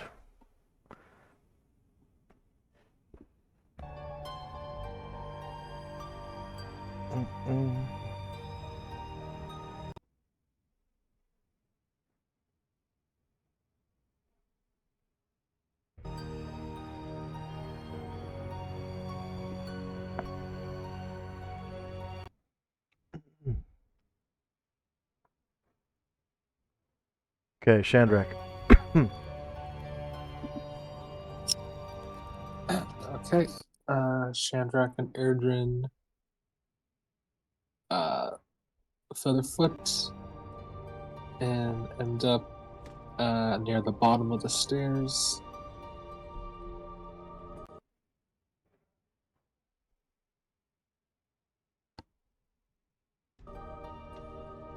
Ryer, hearing Asher say that it sounds like she's working on a lock, Ryer decides he's going to take his guitar off his back and start singing an inspiring song.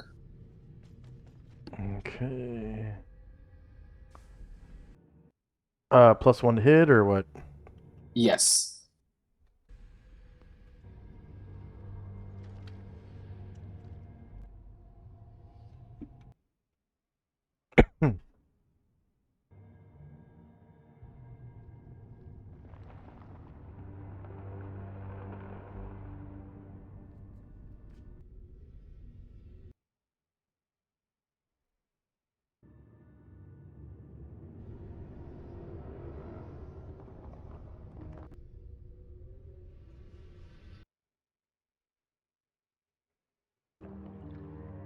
So everyone who stays in that red area for 3 rounds gets the benefit of his rally.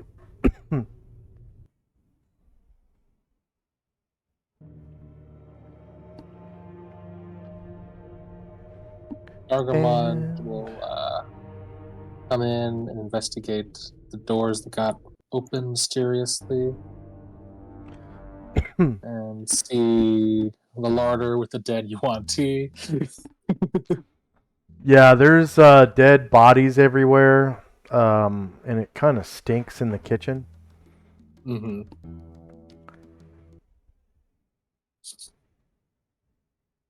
Gargamon kind of just shrugged to himself and head back, and that'll be all. Smells good to Gargamon, though. He Yeah, I think so. he probably wouldn't eat like human flesh per se, but if he killed a goblin or something, he'd probably eat it. Tenzi? Ashra will fly up behind Asher and give her protection from evil. 24 up.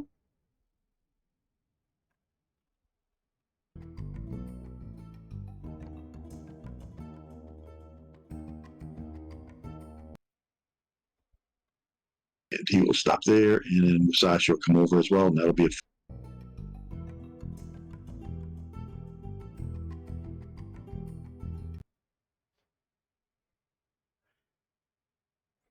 Asher, I'll protect you from evil on Asher. There it is. 8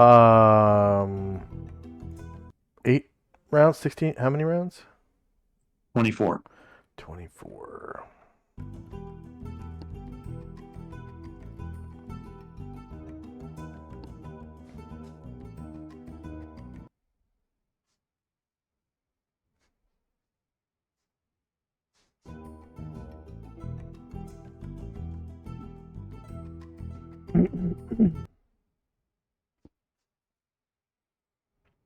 And Asher.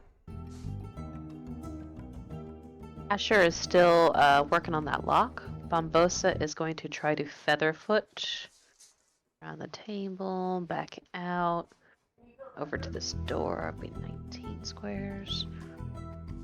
And he's going to try to listen at this door.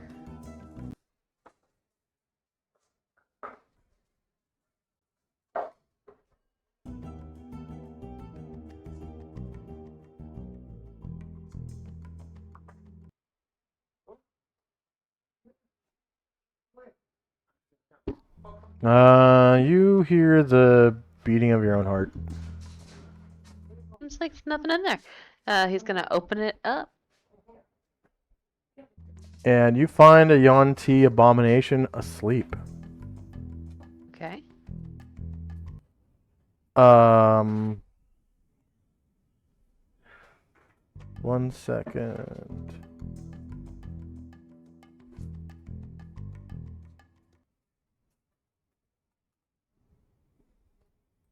And it stays asleep even after you open the door.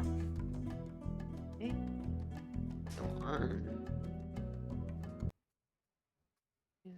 2, 4. It's just what I need. Gonna try to backstab it. You don't have to. You can slay him. Awesome. I do that.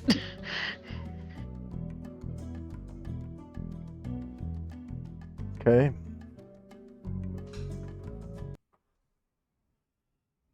And that'll be good for my turn. All right.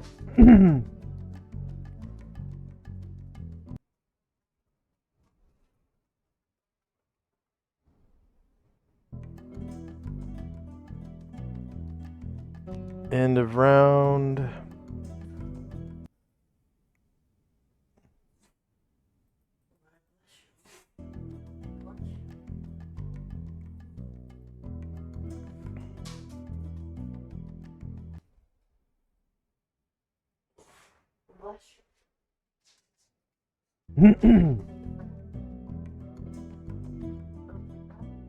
Shandrak and Company.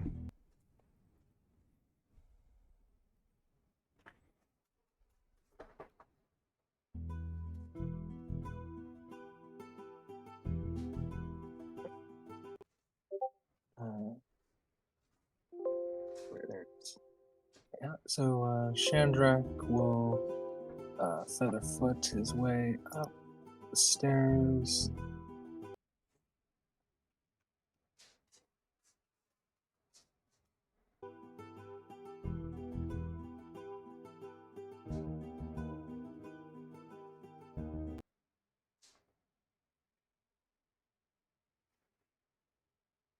There. Erdrin will also make his way up the stairs.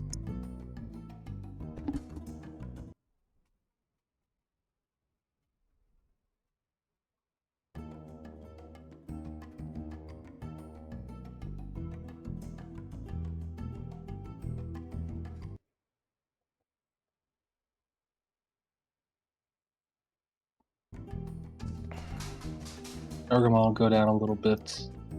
And that's all for me. Okay.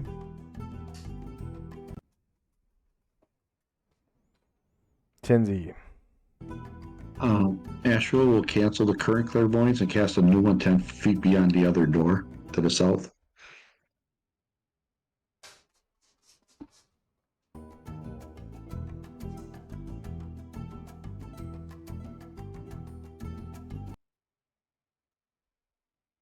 All right, so you see Yonti Pureblood.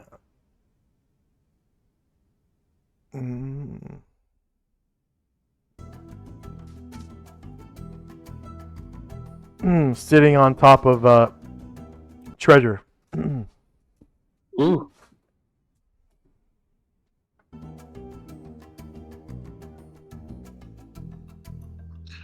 We'll share that information and also that there's a room at the other end of the hallway with treasure, and then there's another door in that room going south.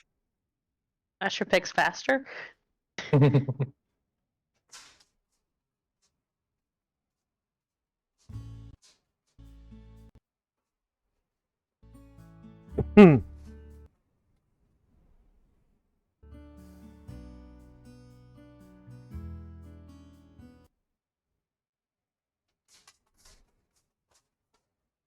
It looks like a pile of silver.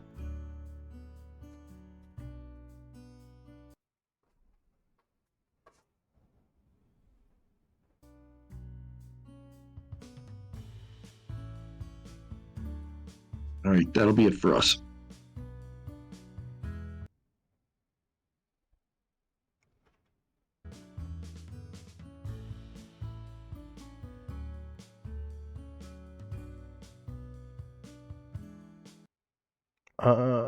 Asher. There's also some other things in it.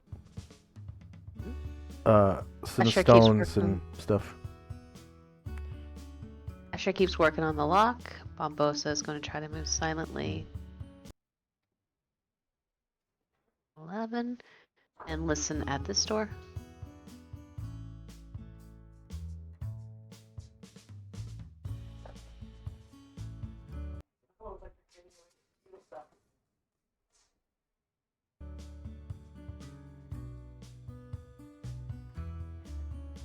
You hear like a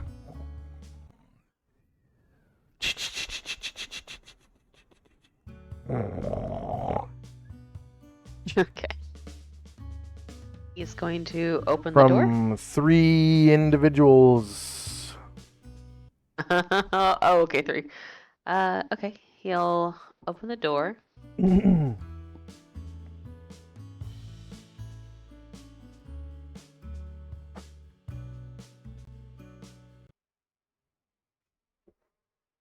And I guess he will step in and try to slay one before they're any the wiser. All right. Which one? Let's do this one. Okay. So you slay that one, and it lets out a ah! And the other 2 wake up. Okay. And you get initiative phase.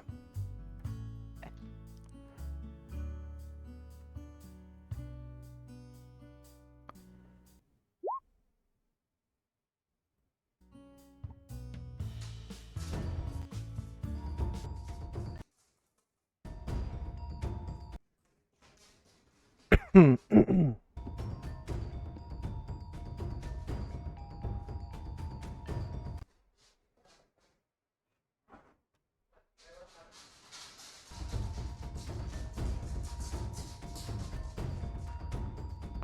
this one.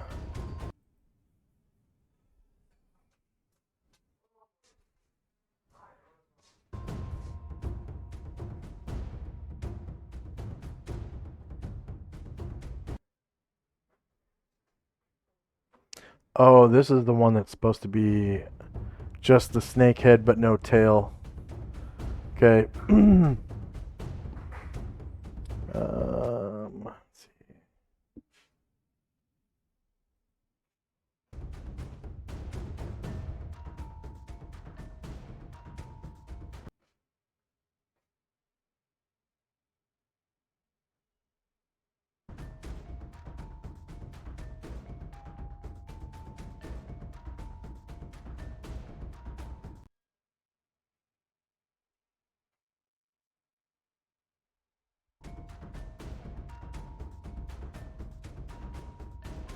And then who needs more text?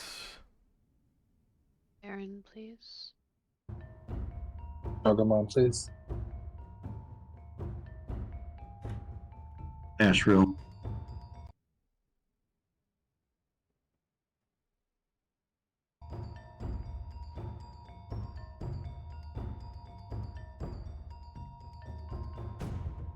That was wrong.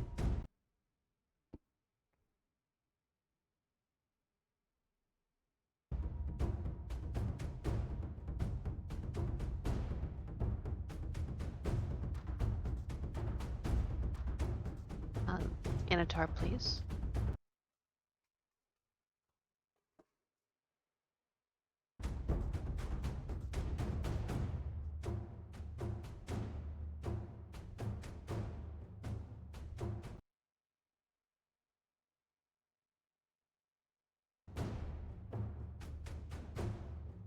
Okay, is anyone still rolling? Is Poppy? Yeah, I am.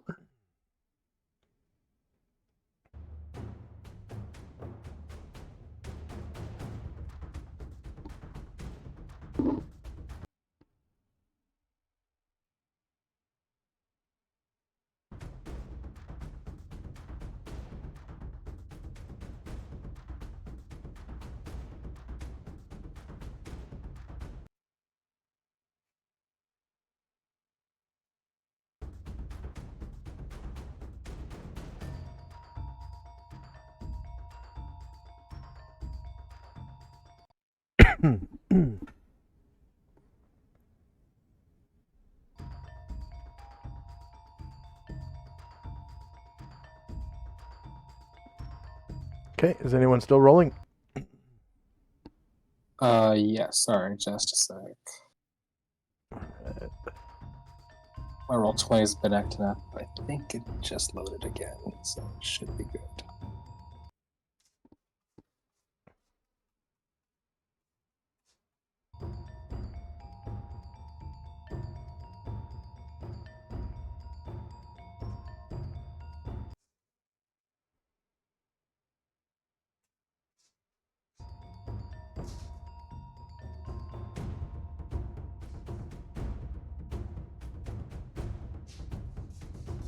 Sorry, can you ping me?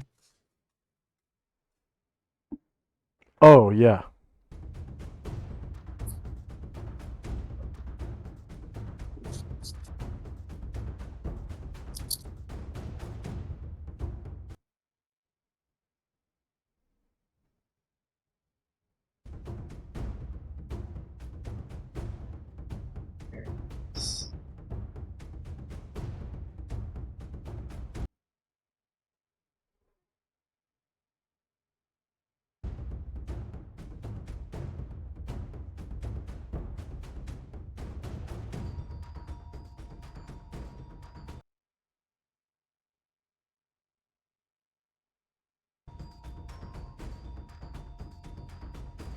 Hey, is anyone still rolling? Yep, sorry, it loaded, but just finishing up now. Oh, that's fine.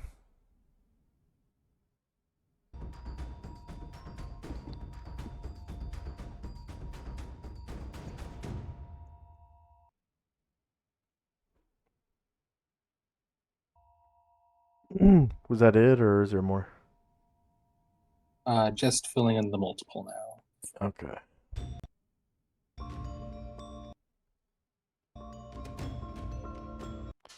Ryer has an 8 spells. Oh, I'm just rolling that for like my roll. He's still inspiring right now. He's still rallying. Oh, just roll base size initiative. Okay. Yeah. If he wants to move around.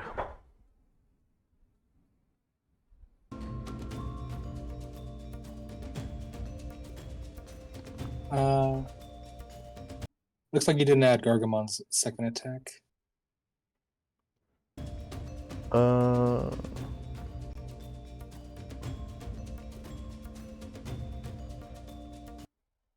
There you go. I think I added it before you even rolled. So there was only one.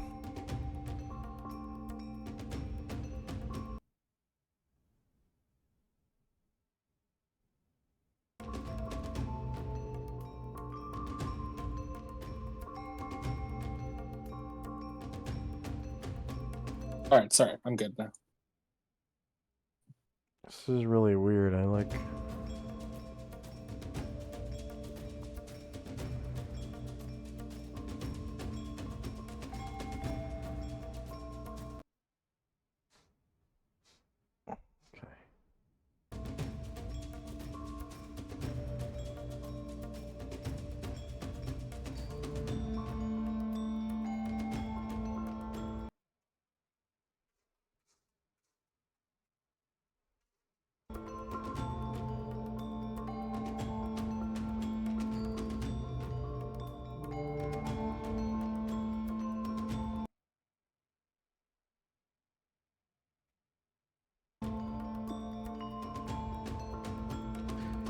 Alright. Is anyone still rolling? Sorry, just one more second, actually. Didn't get Shandrak.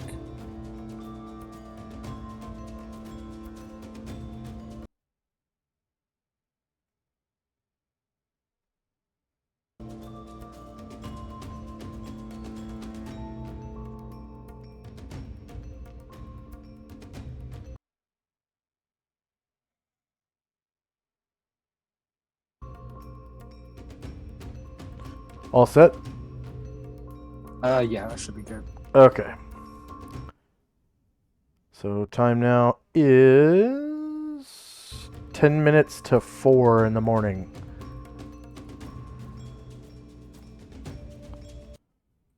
And we got a bunch of spells. First up is Jim. What? Oh, he's just moving. Alright. He's moving fast. He's been doing cardio. Yeah.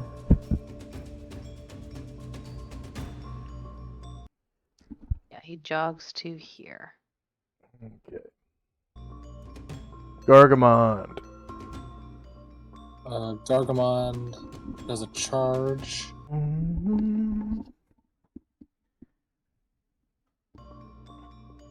And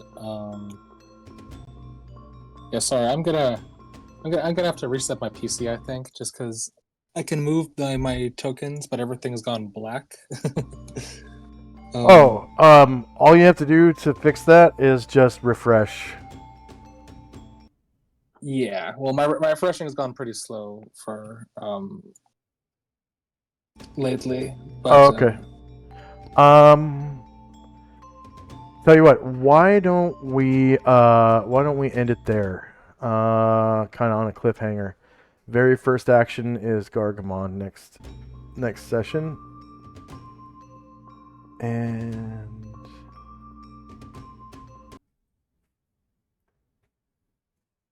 any level ups for the NPCs or anything? Not today. Okay. Are you able to, Shandrak, are you able to open your character sheets and stuff? No, after I'm reloading right now. But Okay. but there was no level up this session. Okay. All right, I'm gonna turn. Quite possibly next week, Tenzi will be leveling. Nice. Yes. Sweet.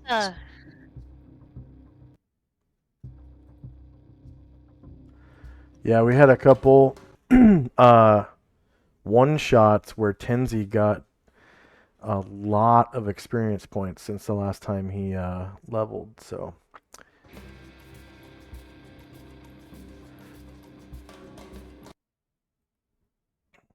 Okay. So no levels or anything? Nope. Shandrak's probably about 100,000 away from Thief. Okay. That'll be a good level too, because then that'll be my second tier of Featherfoot, so I'll be able to move 15 squares. Yes. Yeah.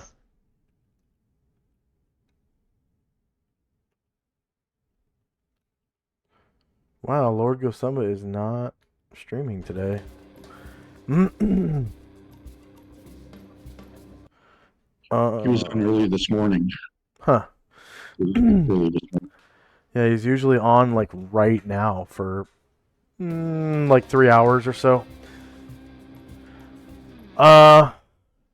Okay. So, any questions, comments, or concerns for me? Thank I you think for that the was a game. productive session. Yeah, Think got some so. treasure, cleared a bunch of ground. Looks like we're about Put to it on ready the, to do some backtracking. Yeah. Yeah. I'll put it on the thread before it gets there, but as a reminder, this coming Sunday is Easter, so I won't be out. Yeah. I think all but one person will be out, so I'll have a one shot ready. I don't Will you be remember. out too, Tenzi? Yeah, I'm probably going to be. I'm not 100% sure, but it's likely. I'm still Okay. negotiating. All right. Best of luck to you. Do you need me to represent you? For our viewers, thank you very much for watching. Please like, share, and subscribe. If you want to hold on and get a few more channel points when we raid in, we're going to raid Co Carnage. He's playing Dragon's Dogma 2. Just came out. I don't know if you guys played Dragon's Dogma 1, but it was awesome. I loved that game. It's a lot like Dungeons and Dragons. And you can have a henchman in that game, basically. It's a character that you make that's sort of like a lesser character compared to your main character. And you kind of rent out your henchmen to other people, and you can get treasure that way because they equip you with better stuff sometimes, and they have to pay you to rent it too. So it's pretty cool. So we're gonna raid into him, and yeah, I think it's like an extra 200 channel points or something like that. So an extra 200 gold if you join me in the raid. And we'll see y'all next week. Bye-bye. Bye. And